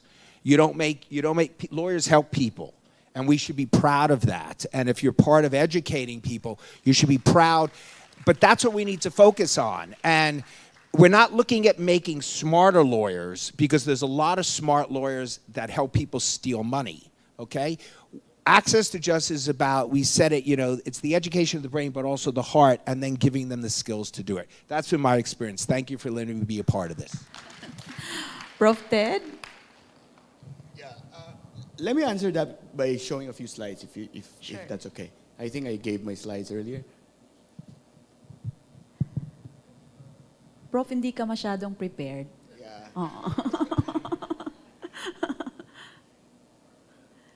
No, not yet. There we go. Oops. Yeah, can we have the first slide? Yeah. So, let me just answer your question by saying this is really an exercise in reimagining legal education. In the University of the Philippines, we've been doing this for close to 50 years. The Office of Legal Aid was an experiment in clinical legal education. When it started, I think Bruce mentioned this earlier during lunch, people were probably horrified that there were students appearing in court, handling actual cases involving actual people with actual interests, but it was an experiment. But again, if we talk about legal education, and I think we mentioned that earlier, that you need to imagine the context, and it's not working. There you go. We need to look at the context. Law always operates and affects people's, not just individual persons, communities, groups of people, and so that's what clinical legal education is. So, how does clinical legal education operate in relation to access to justice? It affects people. It affects groups of people, communities, specific sets, clusters, sectors of people. And so we need to understand the context of how we are going to do these things. And so, I look at our current rule, and I like it because we've been operating on a very old rule, almost 50 years. But then, the Supreme Court comes in and amends the rule, expands it, broadens it, and that by itself is great. But of course, there's one thing that the Supreme Court set as a purpose, to produce more lawyers, to produce practice-ready lawyers. And I take it off from what Bruce said earlier. It's not just lawyers, right? Access to justice is not just about providing more lawyers who can go to court. It's more than that, right? But I remember, I'm not sure if you can read it because, sorry, it's white. But during the pandemic, I had the occasion to speak to some of the deans here and some of the clinical directors, clinical program directors here. I was very happy to meet you in person, not just over Zoom. I realized some of you are really tall. Some of you are, wow, that's what you look like without the mask. But I digress. One of the studies really that came out was this McCrate study. And, he came out with two very important lists. The first list is 10 fundamental lawyering skills. And if you look at the list, I don't think we disagree with that, right? That's what lawyers need. That's what law schools are supposed to produce. But the second list, he says, there are four fundamental, there we go. Nope, there we go. 4 fundamental values of the profession. And here we may probably have some differences, right? Provision of competent representation, promotion of justice, fairness, morality, improvement of the profession, professional self-development. You have questions, you start to operationalize, you ask what's the context. What's the context for saying competent? Again, people may still be horrified, judges may be horrified that a fourth-year student, a senior law student is appearing in his or her court or signing a pleading, right? Or assisting a client in a negotiation. And so how do we define competent?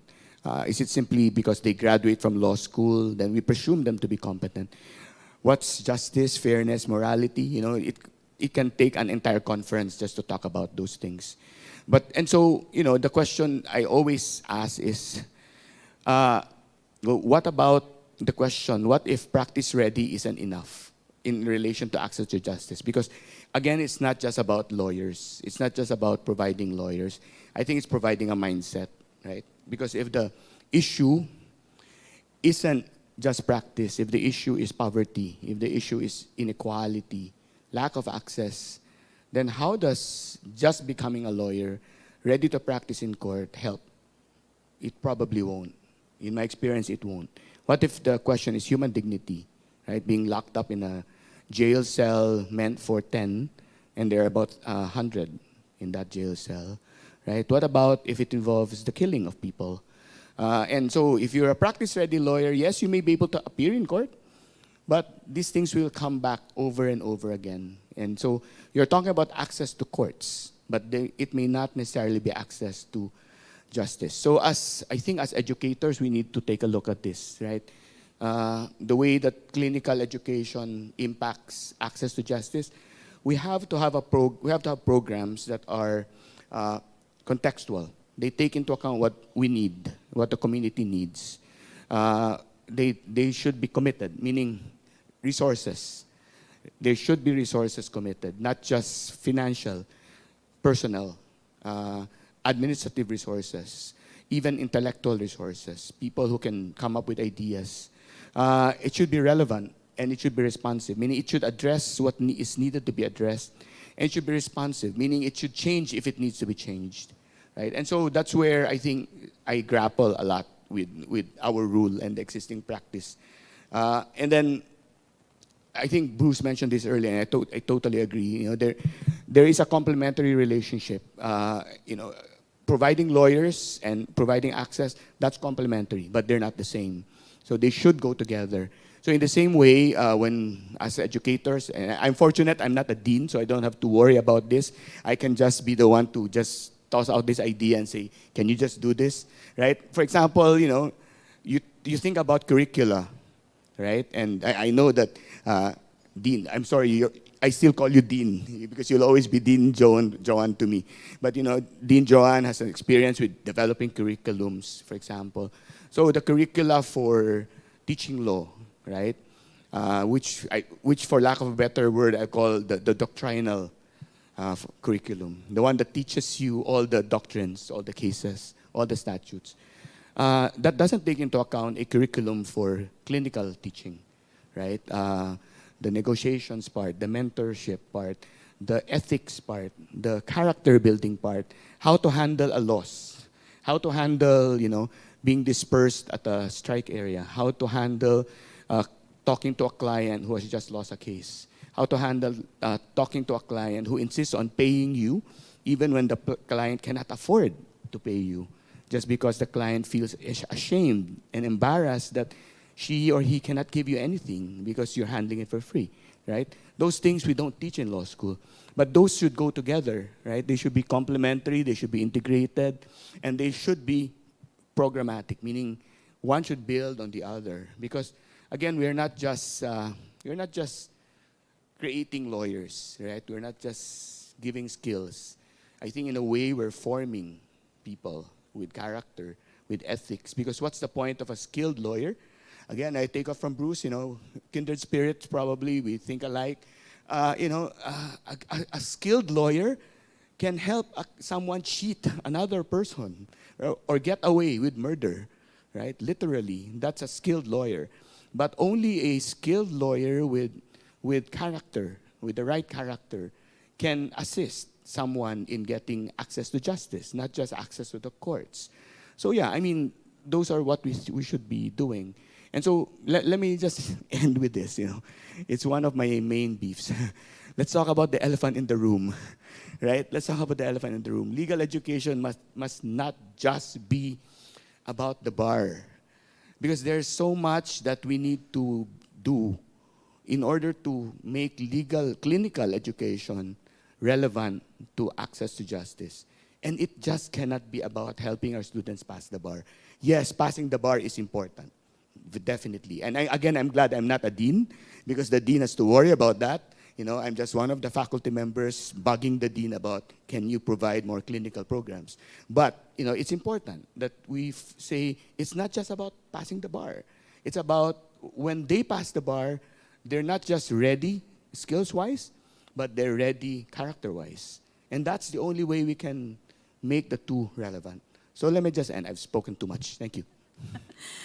Actually, it's true that clinical legal education and legal education in general should not just be about passing the bar or passing an exam.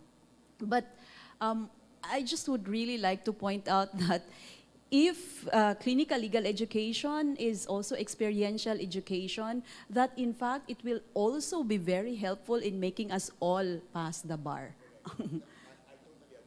Yeah. So that while it should not be the goal, it can in fact help us also achieve one of the goals, which is to produce lawyers. Definitely. Yeah. Thank you. So can we now have President Okay. Word? Yeah. I also get my slides. It's about 50 slides. Just joking. Anyway. I really love this panel. So not prepared. I mentioned this during our recently concluded Legal Aid Summit in Bacolod. No? So I was asked to speak about the challenges of the integrated bar of the Philippines when it comes to access to justice. So the figures that were shown, that you showed, Dean, earlier, that you mentioned were the reasons for the creation of this clinical legal education program, to me, unfortunately, has not substantially changed even before 2018. So based on the figures that we have studied, and I shared this during the summit, again, 85,000 plus lawyers in the role, about 50,000 lawyers active. We presume that about half would be private practicing lawyers, or 25,000 active private practicing lawyers. The other half would be in government service and maybe some in business. But on the records from our 86 chapters showed that there were only 1,219 actively and continually participating volunteer lawyers in the integrated bar of the Philippines. And so we mentioned that perhaps one of the reasons is that, other than what Dean said, Sir Ted said, that too much focus on the bar was made during our formative years in law school, but also because I said that because pro bono work and legal aid work has so much been seen as an act of charity, you know, and so we say that, you know, only a sense of duty to the community, you know, to the public, can really bring about lawyers in doing this public service.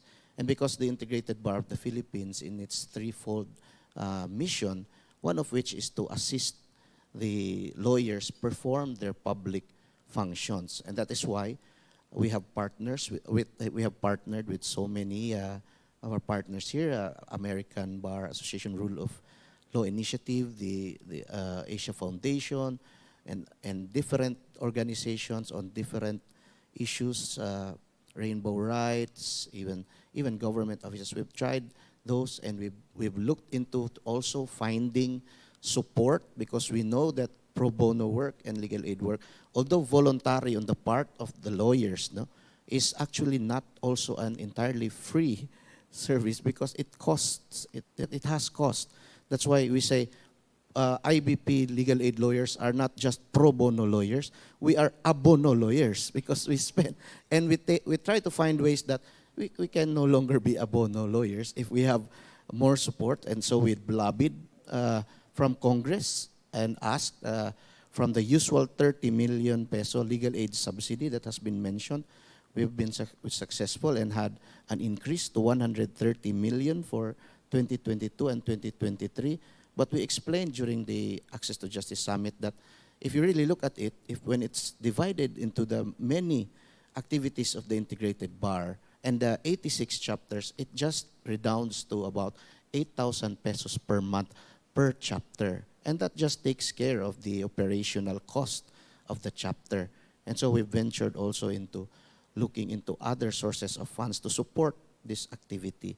And recently we've had a clarification from our Commission on Audit allowing memorandum of agreements between IBP chapters and local government units for expansion of the legal aid program, which we did in our chapter in Bukidnon way back in 2015. So despite all of the things that we've tried to do, we've seen that perhaps still the best chance, no? Because reformation is quite a challenge. To reform people may be quite a challenge, but we can inspire more people, provide the incentives. We'll be having our unified legal aid rules. We submitted it to the court, and we hope that there will be a final version within 2023 to allow many more lawyers to experience doing pro bono work and legal aid work, and hopefully one day love doing it without feeling compelled.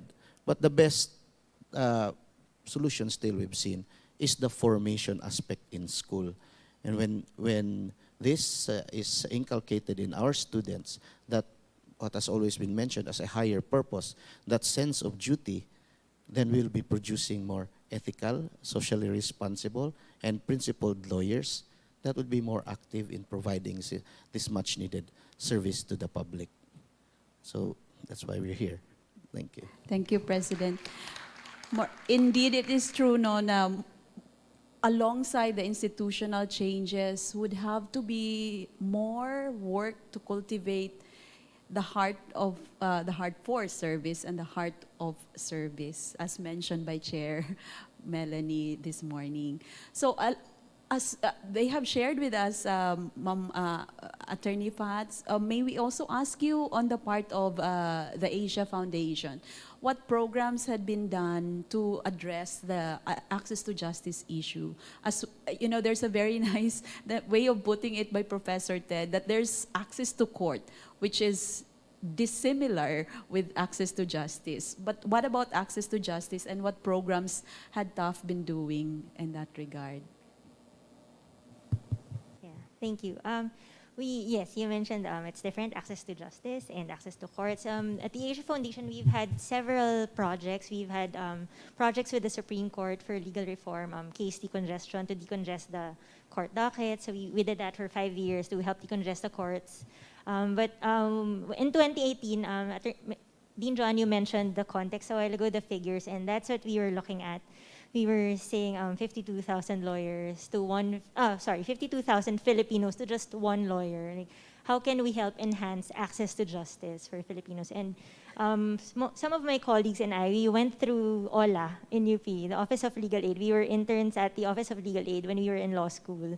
And so we thought about looking at tapping the potential of law students and looking at how many law clinics are there in the Philippines, operational law clinics were there in the Philippines. And we wanted to work with the Supreme Court and the law schools as well to hopefully institutionalize the framework of the clinical legal education programs in the schools that had the law clinics at that time. So that's when we thought we could do this. We could work with the Supreme Court, the Legal Education Board, and law schools. So maybe we can change the framework or institutionalize the framework, have a standard framework for clinical legal education, and then maybe we can encourage the law schools to set up their own clinics, and we can help them design their clinics and help them manage it and also maintain it. So that's when we did the Legal Aid project in 2018. So 5 years later, we're here, and 4 years later, we're here, and we're still working with the law schools and helping them manage their law clinics and helping them reach their respective communities and to be able to provide responsive legal aid assistance. And yeah, so that's what we did with the Legal Aid project. Thank you. Bruce, what about Bubsicle? Any specific programs you'd like us to learn from in order to aid access or enhance access to justice? Yeah, so thanks. And I think kind of touching what I brought back before, you know, our organization, as we said, focuses on these 3 core things: pro bono, legal aid, and clinical legal education. We also focus a lot on professional responsibility and legal ethics. And I think that's what's going on. You're doing this in the Philippines, but our experience with Babsicle, in the sense that we have found over the years that there have been silos between all these different movements. And to really achieve access to justice, and I mean, I think I learned this years ago talking to Carlos Medina Chochoy from Ateneo University. We used to talk about the many roads to justice. There's not just one. That's true, but you've got to kind of merge these roads together, and you can't silo. So you need to bring these movements together. You can have these type of clinical summits, which are beautiful, where you inspire, you bring together, you're sharing examples, and the majority of people here are focusing on clinical work. That's great. You may have a legal aid or pro bono summit, which is great, but keep bringing in others and then having these sort of amalgamated movements where these many roads of justice are brought together. And we at Babsicle do that. We're not the only ones, but we really, really believe in strong collective collaborations, and that's why we work so closely with Asia Foundation, because they're brilliant at it too. Yeah. Yes, Prof.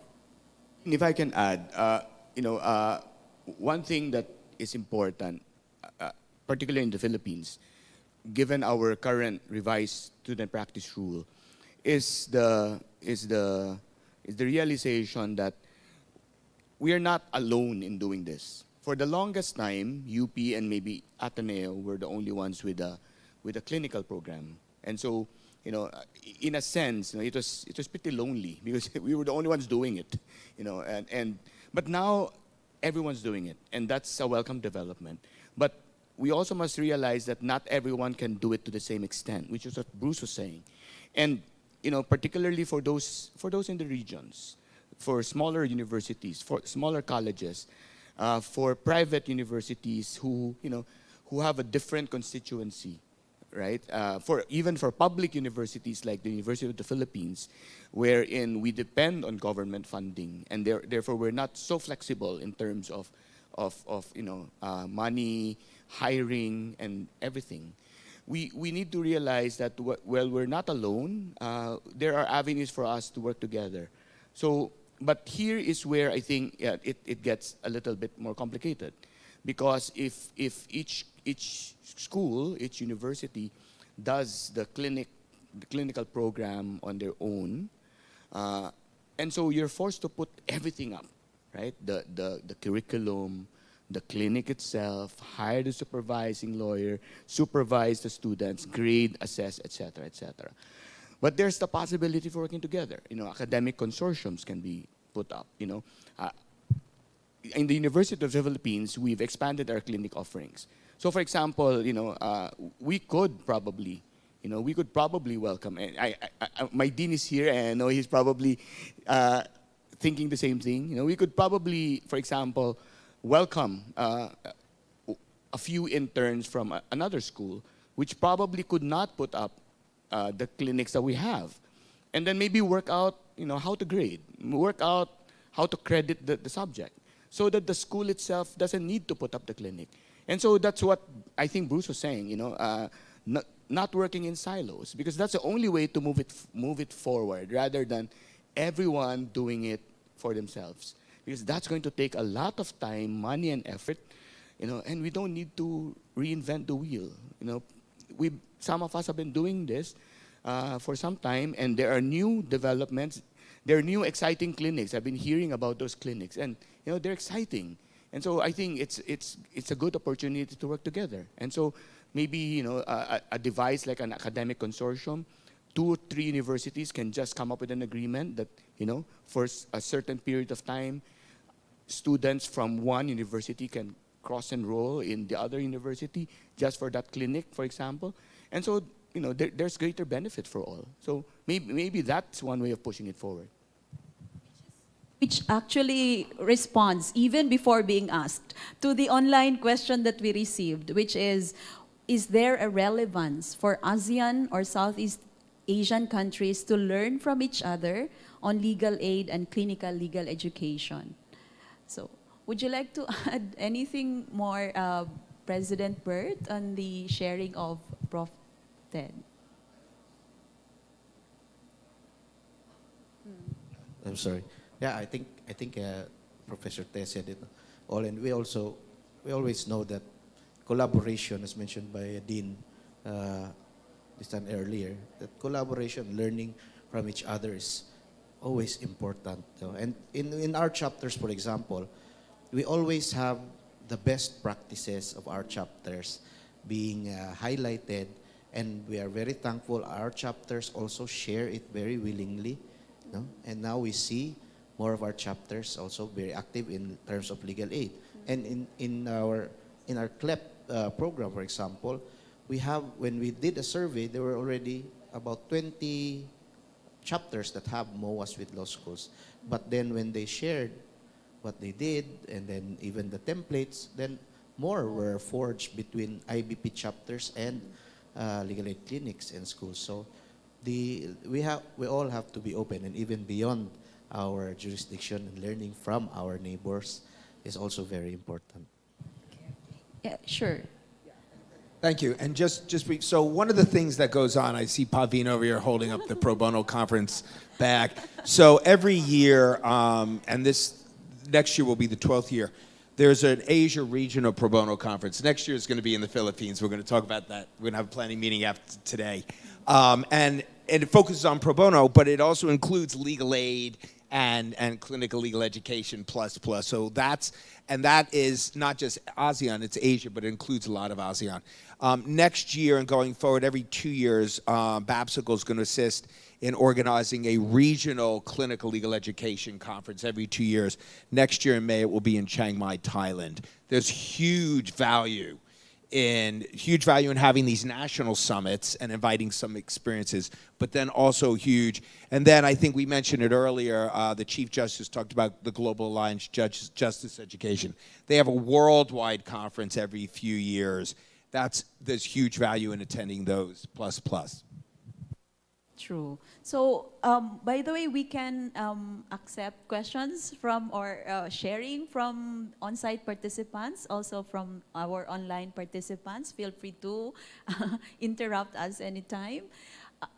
So with all of this sharing, I think it's all right to look forward to the very near future. So may I ask from each of you, what to you are the prospects and the bright plans for clinical legal education, or in the case of IBP, for instance, legal aid in the very near future?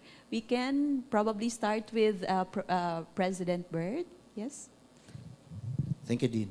So, as I mentioned earlier, the Unified Legal Aid Service Rule has been proposed by the Integrated Bar of the Philippines.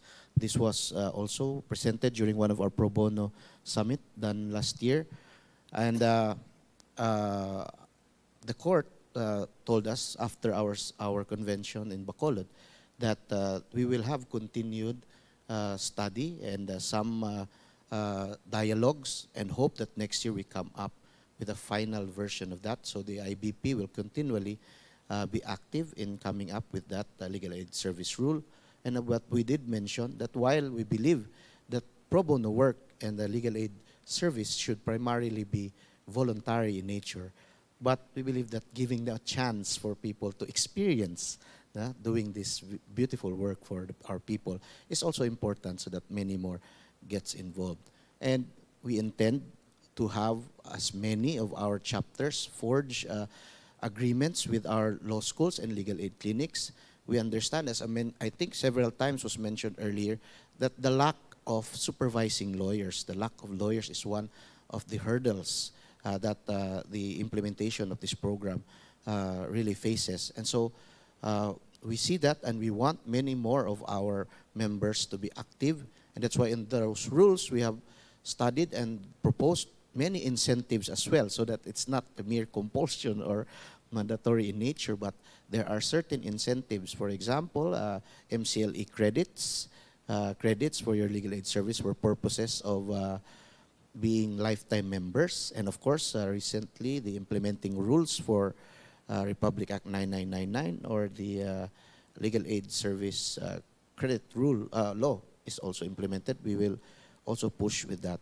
So we want our chapters to be very much involved in the implementation of the clinical legal education program. We know our students will augment the forces where there are fewer lawyers also doing legal aid. But at the same time, really, we hope that we will get also to produce more socially responsible and principled lawyers in the future. Thank you. Thank you. Prospects, plans. I think the prospects are bright. I'll take off from what Fats said earlier. When they were planning this, they drew on their experiences when they were students. I look around the room, I see deans and I see clinic directors who have themselves experienced learning from experience, learning from being mentored. So the clinical experience of learning law. And I see excitement. I see people dreaming of clinics and on themes that probably they wouldn't have thought of many years ago. And so I would say the prospects are bright. Law schools are energized by it, even though it's difficult because you have to, the administrative requirements are very, very, very difficult. But still, I don't think enthusiasm has been dampened. The Supreme Court is on top of it, and so that's a big plus. So maybe despite the little setbacks in terms of funding, maybe for some lack of supervising lawyers, maybe for some, those won't be insurmountable, I think. So I would say the prospects are pretty bright. So I'm excited. Thank you. Bruce? 30 seconds. The prospects are amazing. 20 years ago, when we would show up in a place and talk about clinical legal education, people would just stare at us. Now it's a norm. It's a norm, and it's a norm globally. The last group to really jump onto this was Western Europe, because they were so stuck in centuries of tradition of what legal education was supposed to be. That's over. Western Europe is doing it, and so it is a global movement. And so the future is not the future now is bright, and it's only going to get brighter. And we have Vip. From the Asia Foundations, when we talk about the figure that you just mentioned before, that's about the number of the pre-trial detentions. Compared to Laos, we have in Laos just only the lawyers about 400 registered lawyers, but throughout the country, the population is going to be 7 million people. So we still need to continue to work with the Lao Bar Association and also the law faculty to produce more the graduate students with the practical experience. Because even though that we have very limited number of the lawyers, but with their skills on how to handle the case or identify the case or ready to be helping the people, they're still not yet ready. So that's why we have to work with them harder and harder. And also we here have the policymaker from the Ministry of Education and Sports. And I will give the floor to him to handle for this and for the future. And we do hope that in the future, still the Asia Foundation will continue to work with our counterparts. Yeah. Yes, and Attorney Pats. Thank you. One major insight from the implementation of the project is what Bruce and Sir Ted mentioned. It's that the law schools cannot just put up the clinics and they cannot work just by themselves. They can't do it alone by themselves. So what we've learned is that it really pays for them to collaborate with one another. And it's not just the law schools, it's also the legal aid service providers in their respective communities. That's why we're very fortunate to have worked with the Integrated Bar of the Philippines. So we worked with them in piloting a referral network system. So we hope to establish a nationwide network wherein it's the law clinics who can be connected to one another and also be connected to various legal aid organizations. So if they have cases and they're overflowing with cases, they can just refer the cases to one another. So I think the prospect of CLEP in the future, I think the next step is really collaborating and interdisciplinary work, because the referral system shouldn't just be legal aid service providers. Bruce mentioned it should also be plus. It's other service providers who can help the clients with whatever they need. And we're starting talks with FSU, Father Saturnino Urios, in Butuan City, and we're thinking about a tax clinic, their law clinic in coordination with the tax department of the university. So something like that, interdisciplinary work to help more people, not just with their strictly legal concerns. Yes, thank you so much. So time is really short for a conversation that we wish could go on longer for, but because we really had to wrap up already, the key takeaway, I think, is that access to justice is really a common concern. And it being a common concern, collaboration, cooperation, I think, and everyone's help would really be needed. So we initially thought of this to be a conversation which is part of this summit, but I think it's a conversation that to be carried on if we are to continue also with our work in the legal aid as well as in clinical legal education for access to justice.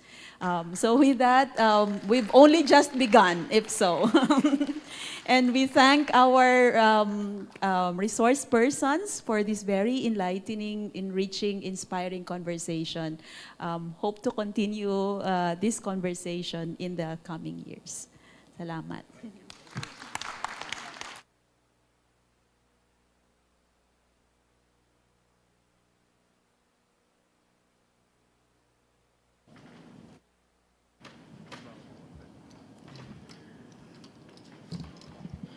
Thank you very much to the panelists.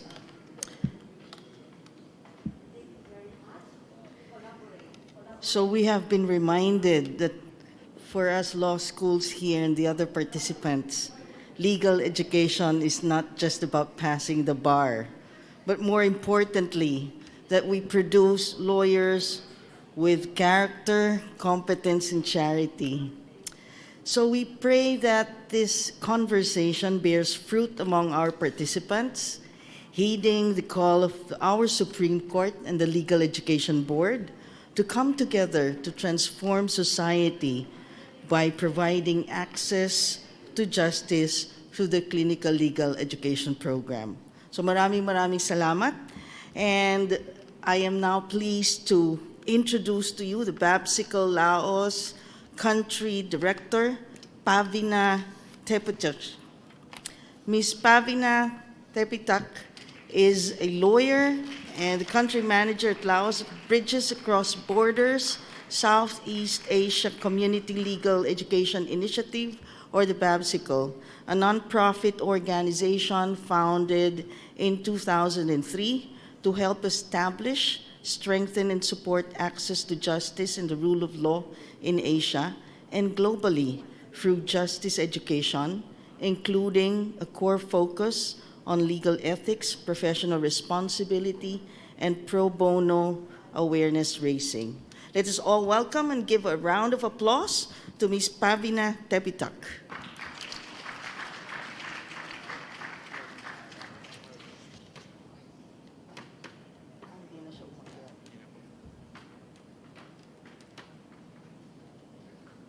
YouTube.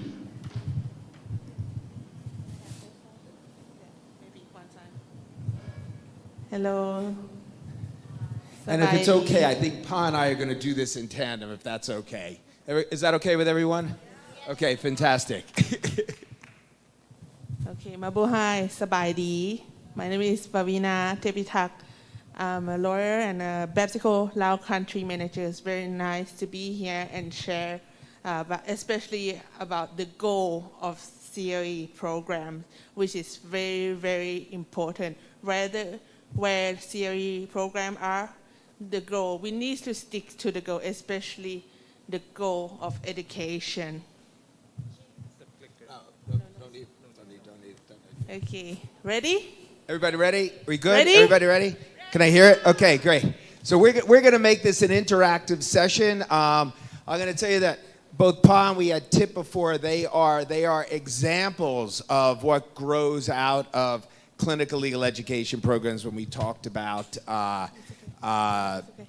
you know, how they work and what they produce. So what Pa and I are going to do is we are going to focus, we're going to do this in 30 minutes or less, okay? So everybody, we're going to give you a presentation now that we hope you will take forward, because when you need to convince people to support CLE and what it is and how to do it, this is a tried and true way to do it. Okay, are we ready? Okay, You're going to yes. ask them about, everybody Okay. Everybody do this. Everybody put this on. Okay. These are your law teachers or lawyer hats, okay? Everybody got your let's see it. Everybody law teachers or lawyers or whatever. Okay, great. Okay, take that off. Everybody take that off. Can I ask also, even we cannot see the participant online, if even you're online, please follow along with us too. Thank you. Absolutely. You're sitting there in a chair, just do this, okay? So these are, okay, take that hat off, okay? What should be the next hat? What do we want to do?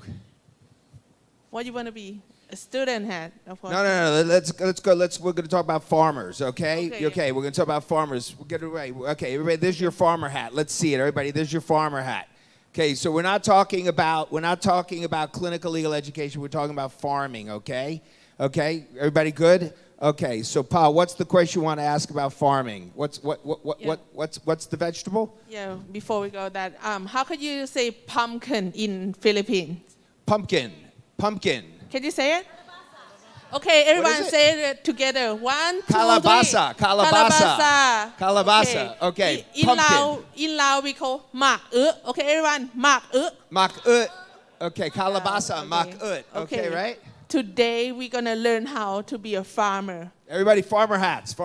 Okay, farmer hats. Whenever you heard the word farmer, put your farmer hat on. Okay, how the mak or what is it in Philippines? Calabasa. Grow. Okay. How is it grow? How do they grow?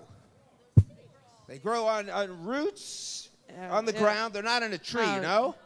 Okay, so you're good farmers. They're on the ground. On what do they grow on? What is it? Wine. They grow on vines. It grow on wine, right? So we can now, even though law graduate is not good at math, Bruce, So one pumpkin, how many seeds in there? In a kalabasa, how many seeds in one? If you're a good farmer, how many seeds in one kalabasa? I don't know. About 300. 300. Okay, good. 300. Okay, is that good? 300. Okay. Is that good enough or more? But we'll start with 300. 300, I think, is fine. Okay. But let's say they grow on the ground. So you take one of those seeds. You open it up. You open it up. You take one of those seeds, right? Everybody take a seed. Everybody hold up a seed, okay? Everybody put it in the ground. Let's see it. Let's put it in the ground. Let's see it. Put it in the ground. Put your farmer hats on. Put it in the ground, okay? Great. All right. All right. You're a good farmer. You nurture it. And when it grows, how many pumpkin will it produce? 10. Okay. Okay, that's yeah, good. Yeah, good 10. number. Okay, great. That's good. 10, Okay. good. Okay, yeah. Farmer hats on, 10. Yeah. Okay, great. From 10. one seed, One it seed. gets 10 pumpkin. Okay. Okay. And each has how many seeds? 300. Okay. So one seed, 10 malacasa? Calabasa. Calabasa. Okay. How many seeds? 3,000. Everybody, you can use your phones if you want, if your calculators. I understand. 3,000. Okay. 3,000. Okay. Then what are they going to do, Pa? 3,000 seeds. And the 3,000 seeds go put in the Everybody, grow it again. Everyone let's put see it. Farmer hats on. 3,000. Okay. Good. Good. Get up and then Okay. plant the seed, your pumpkin seed. 3,000 seeds. What? How many? How will many? You get? Kalabasa. 30,000 kalabasa. And imagine if those pumpkins are the graduate students with knowledge, skill, and value graduate from your law school, will these students, this graduate, help the people in the communities that you said there are so many and there's not enough legal service providers or legal aid service can be given. Is that enough? Replant those seeds. 30,000 seeds in the ground. 30,000 seeds. 30. How many pumpkins? How many kalabasa? 300,000. And it goes on and on and on and on. And that's what CLEP is. That's what clinical legal education. Who are the pumpkins?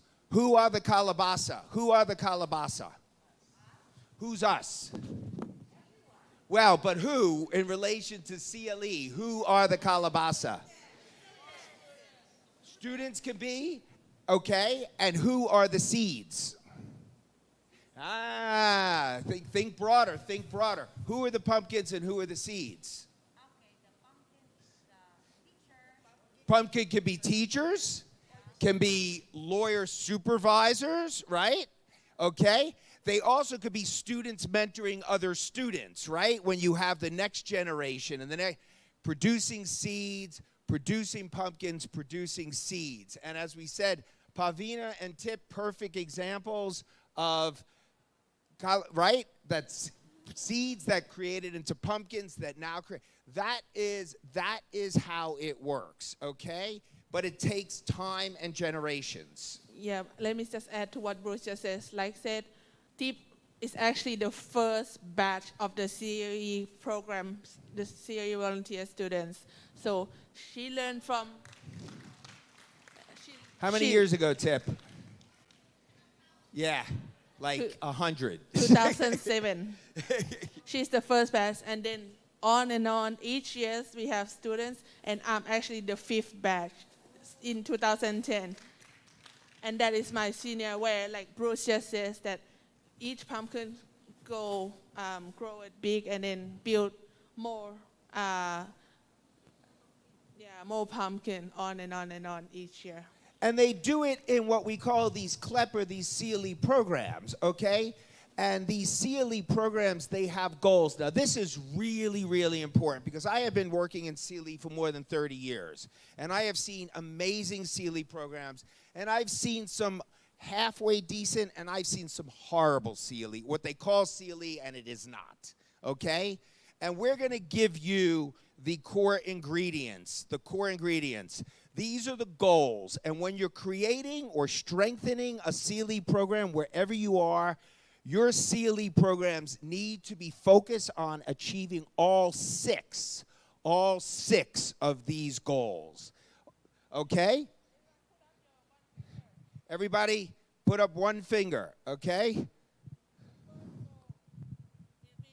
The first goal that you need to focus of the program, CRE program is the students. Okay, so the first goal is the student. Everybody stand up, everybody stand up, everybody up, everybody up, everybody up, okay? The first goal is, and this is the difference between legal aid, because legal aid, we said it's service. The first goal of CLE, because the word, what's the E in CLE? What's the E? Education. It's not legal aid. Everybody, again, it supports. Let's see it. It supports. It supports legal aid, but it's not legal aid. It's an education program. The first goal are the law students or the students in the program, okay? Everybody, supporting and strengthening, let's see it. Strengthening the students in the program. Their knowledge, touch your head, knowledge. Everybody touch your head. Then we have skills, okay? But we said that's not enough. Ted said it's not enough to have knowledge or skills because you could be training people that teach people how to cheat. Everybody touch your heart. Touch your hearts.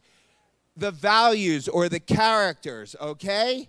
That's it. So the knowledge, let's see it, knowledge, skills, and touch your hearts. Values, okay? In the students. Pa, what's the next?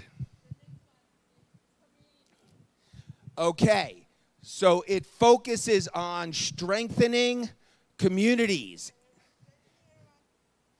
Okay? Strengthening communities.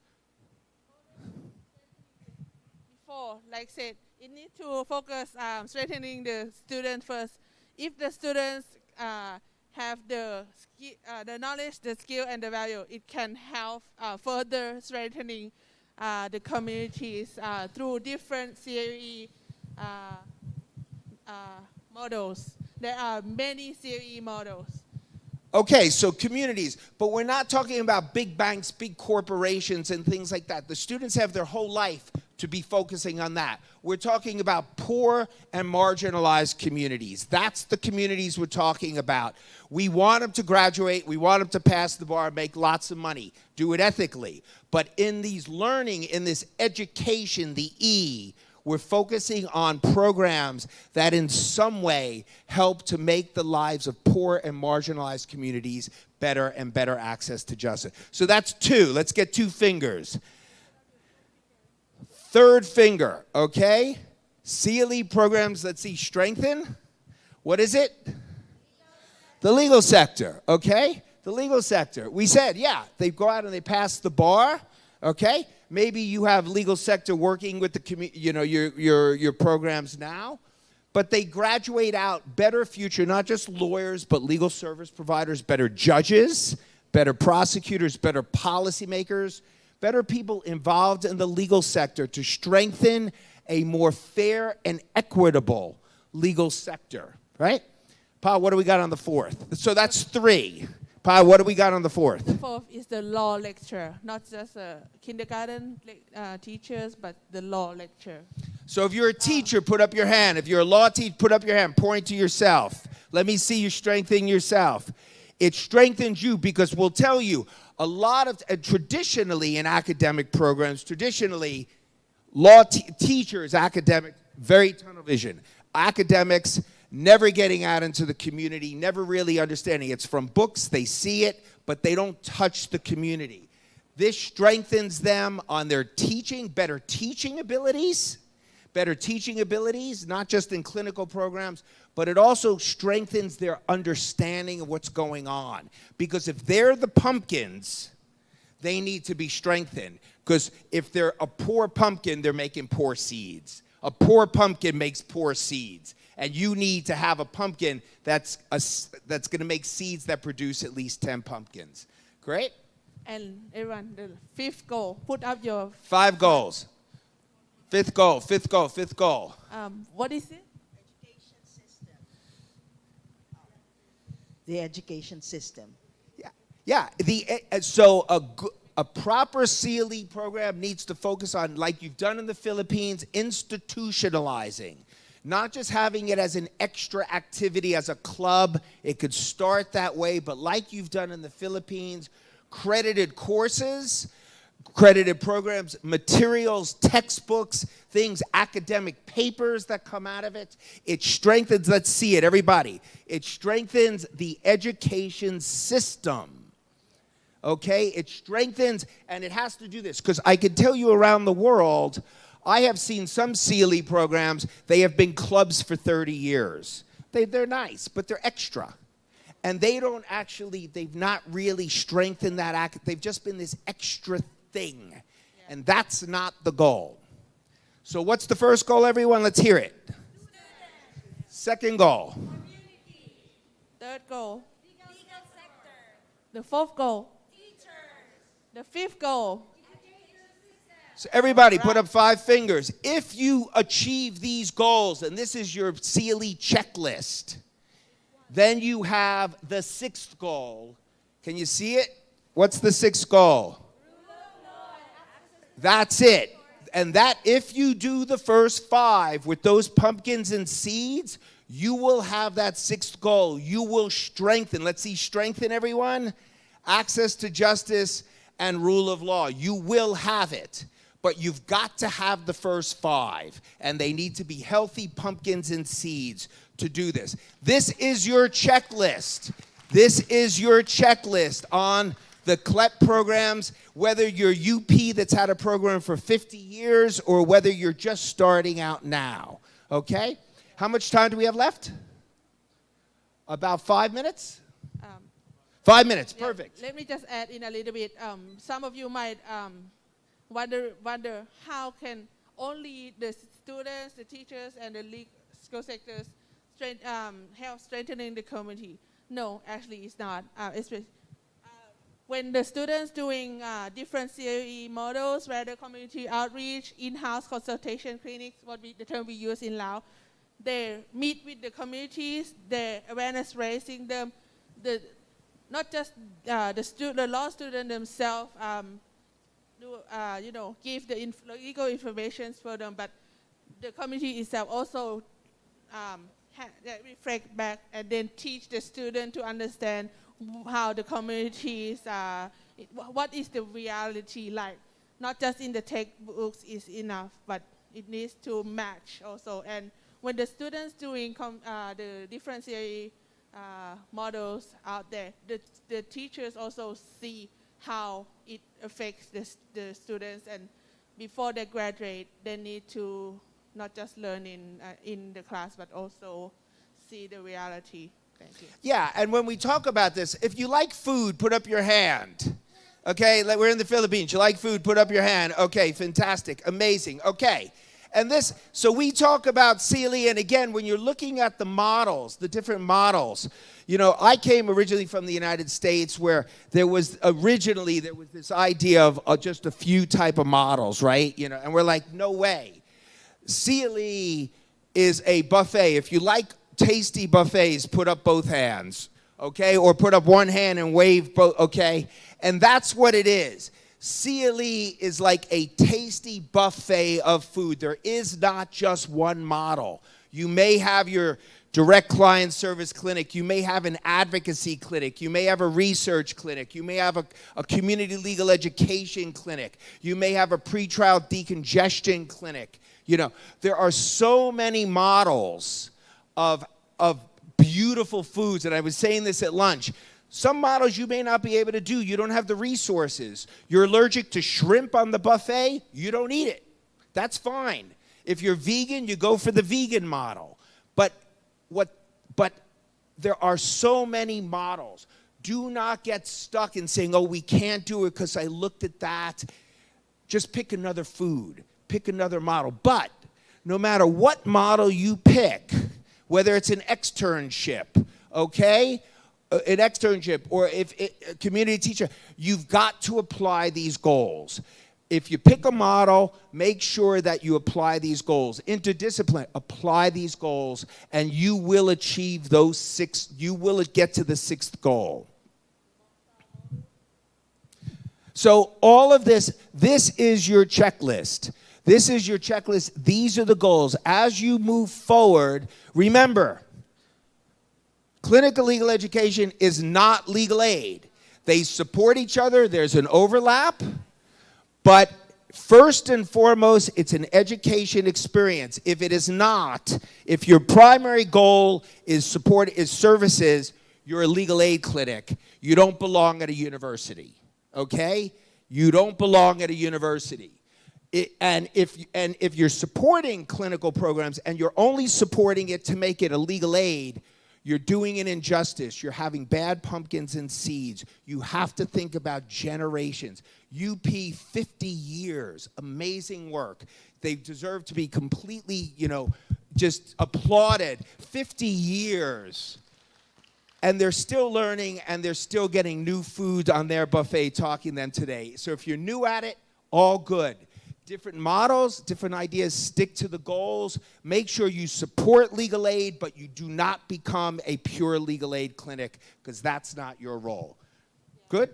Yeah, I think what the important takeaway and experience is that I will share. It's not bad, but it's a good lesson learned that in Laos we have the legal aid decree, but the eligibles there are only 7 types of eligible. So again, if you're under those 7 types eligible, you can get legal aid. But if you're out of those 7 categories, you will not get legal aid services. So that's why this CLE program is very important. It doesn't stick that. It doesn't have to follow legal aid. It can do more, especially in the Lao legal aid decree. It doesn't cover people who are LGBTQ plus and other. So this is very important. You see that they can do more, even more legal aid. So fantastic. So fantastic. Paz, an amazing, bright example of this, a real leader, along with Tip and so many. Thank you all for giving us the time for this. Remember this. Use this, steal this, make it your own. And I promise you, your programs will keep and your buffet will expand with more tasty food. Thank you very much.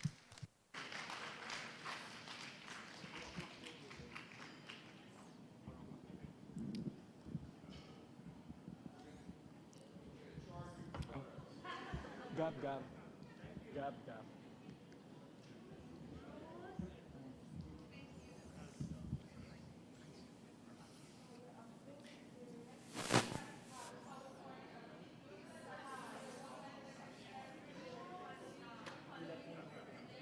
Pwede na? Let me know.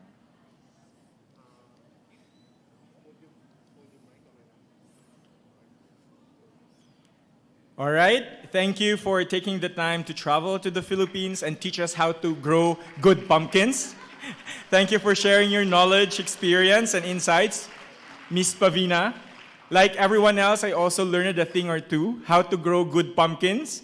First is you need to strengthen the students in the program by equipping them with the right knowledge, skills, and values. You also need to strengthen the community, the marginalized and poor communities. You also need to mold better professionals by strengthening a more fair and equitable legal sector. Of course, you need to train the law professors, strengthen them by giving them or honing their teaching abilities and understanding of the situation. You also need to strengthen the education system, and that is by institutionalizing clinical legal education, and not just for reputation or for requirements purposes. And finally, the CLA should be one that will promote the rule of law and provide access to all. Perfect. Thank you so much. So at this point, I'm sure you will love me for this very important announcement. We'll have a 30-minute break. For online participants, you may take this opportunity to have a screen break. Please be back at 4 p.m. Thank you.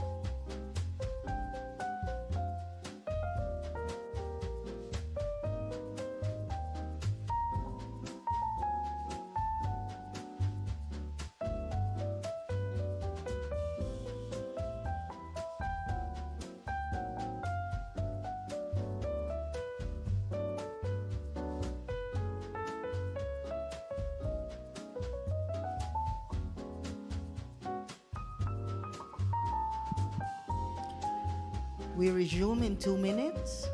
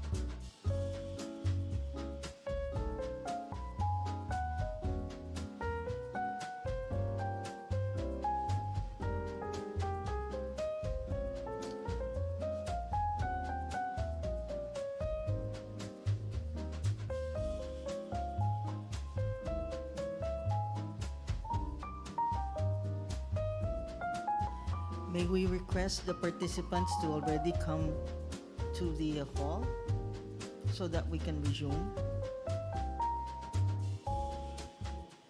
Okay. So let us start. Okay.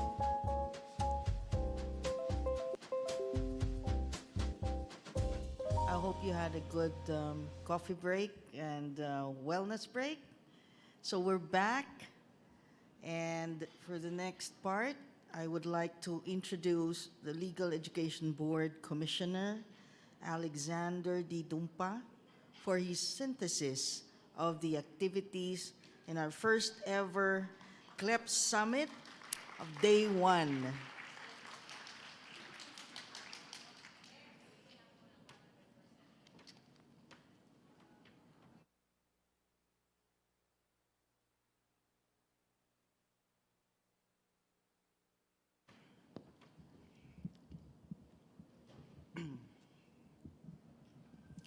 To our honorable guests, international partners, esteemed members of the legal education community, our friends and our colleagues in the Legal Education Board, good afternoon to all of you. Assalamu alaikum wa rahmatullahi ta'ala wa barakatuh. Taking stock of today's discussions, one cannot help but truly applaud how much we have achieved since the 3 years that the revised Rule 138A was adopted by the Supreme Court. In a short period of time, we have seen the remarkable efforts made by various stakeholders in advancing the idea that justice should be accessible for all, but most especially, it should be accessible for the marginalized, the disenfranchised, and the downtrodden. With this moral underpinning, various stakeholders from every level of the legal education community have demonstrated an innovative and zealous drive in designing, developing, and implementing their CLEP that not only aims to enhance the formation of competent and practice-ready law students, but also aims to instill in those same students a sense of deep and profound professional and social responsibility that goes beyond their stay in the four corners of the classroom. Today, we had a rare opportunity to listen and learn about the diverging and converging ideas and experiences of eminent scholars and on-the-ground practitioners, law schools, legal aid organizations, service providers, and the like. Upon listening and some deep personal reflection, even though it is just the first day of this event, I have come to believe that it would be near impossible to emerge from this summit without a deeper appreciation of what CLEP can accomplish for our students and the broader society. I say this because today's discussion have just elevated the discourse surrounding the CLEP. While we have come to understand that one of the aims of the revised Rule 138A was to better ensure access to justice that is still somehow unspecific or feels intangible, but our law schools have demonstrated that even before the promulgation of CLEP, they have envisioned and endeavored to develop clinics that mirror and ultimately address the legal needs of the community. However, as pointed out, progress is not always a neat, straight line. Indeed, we heard challenges faced by our stakeholders, which are further complicated by the pandemic. Yet, we endured and we continue to endure and learn from those challenges and the best practices of one another. The outcome is what we have now, a clinical legal education program that is specific to the legal needs of the community, a clinical legal education program that is informed and guided by the ethos and values of individual school, and a CLEP that is influenced and influences an institution's approach to pedagogy. These discussions are further enriched and made more interesting when we view and contextualize CLEP more broadly, be it in relation to other national efforts in improving access to justice, or be it regionally, as demonstrated by our partners earlier. From this lens, we see a general broadening of the CLEP experience with recognizable and probably similar issues, challenges, and possibilities. Yet, after all of this, after everything that we have achieved in the past few years, there is so much more that needs to be done. This summit is rightly a culmination and a celebration of our previous and present endeavors in CLEP.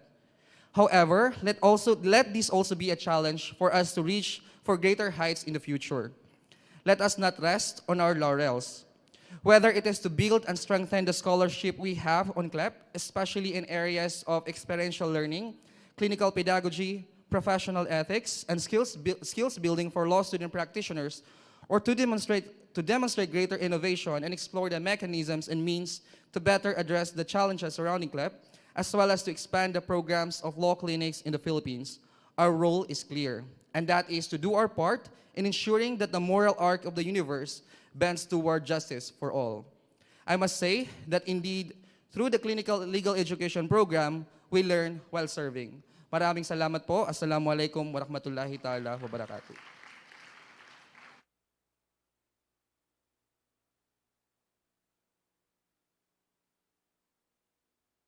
Thank you so much, Commissioner Dumpa. Of course, before we call it a day, we have a few reminders.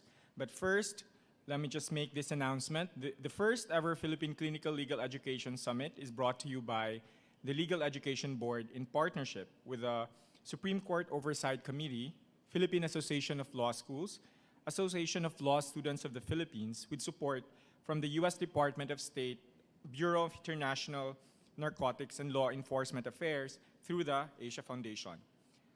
We'd like to provide everyone, all our participants, both online and on-site, some reminders for tomorrow's session. Our entire day two sessions will be fully online again. Our entire day two sessions will be fully online via the Air Meet platform. For the participants, kindly connect from your own spaces, as there will be no physical venue available to you. Let me repeat the first reminder, which is very important because I understand that many participants earlier asked about what's going to happen tomorrow. Again, our entire day two sessions will be fully online via the Air Meet platform. For the participants, kindly connect from your own spaces, as there will be no physical venue available to you. Day two will start online at 8:30 a.m. until 5:30 p.m. Finally, for our participants interested in having their MCLE credits, kindly follow the set of instructions sent to your email. That's it. See you tomorrow, and daghang salamat.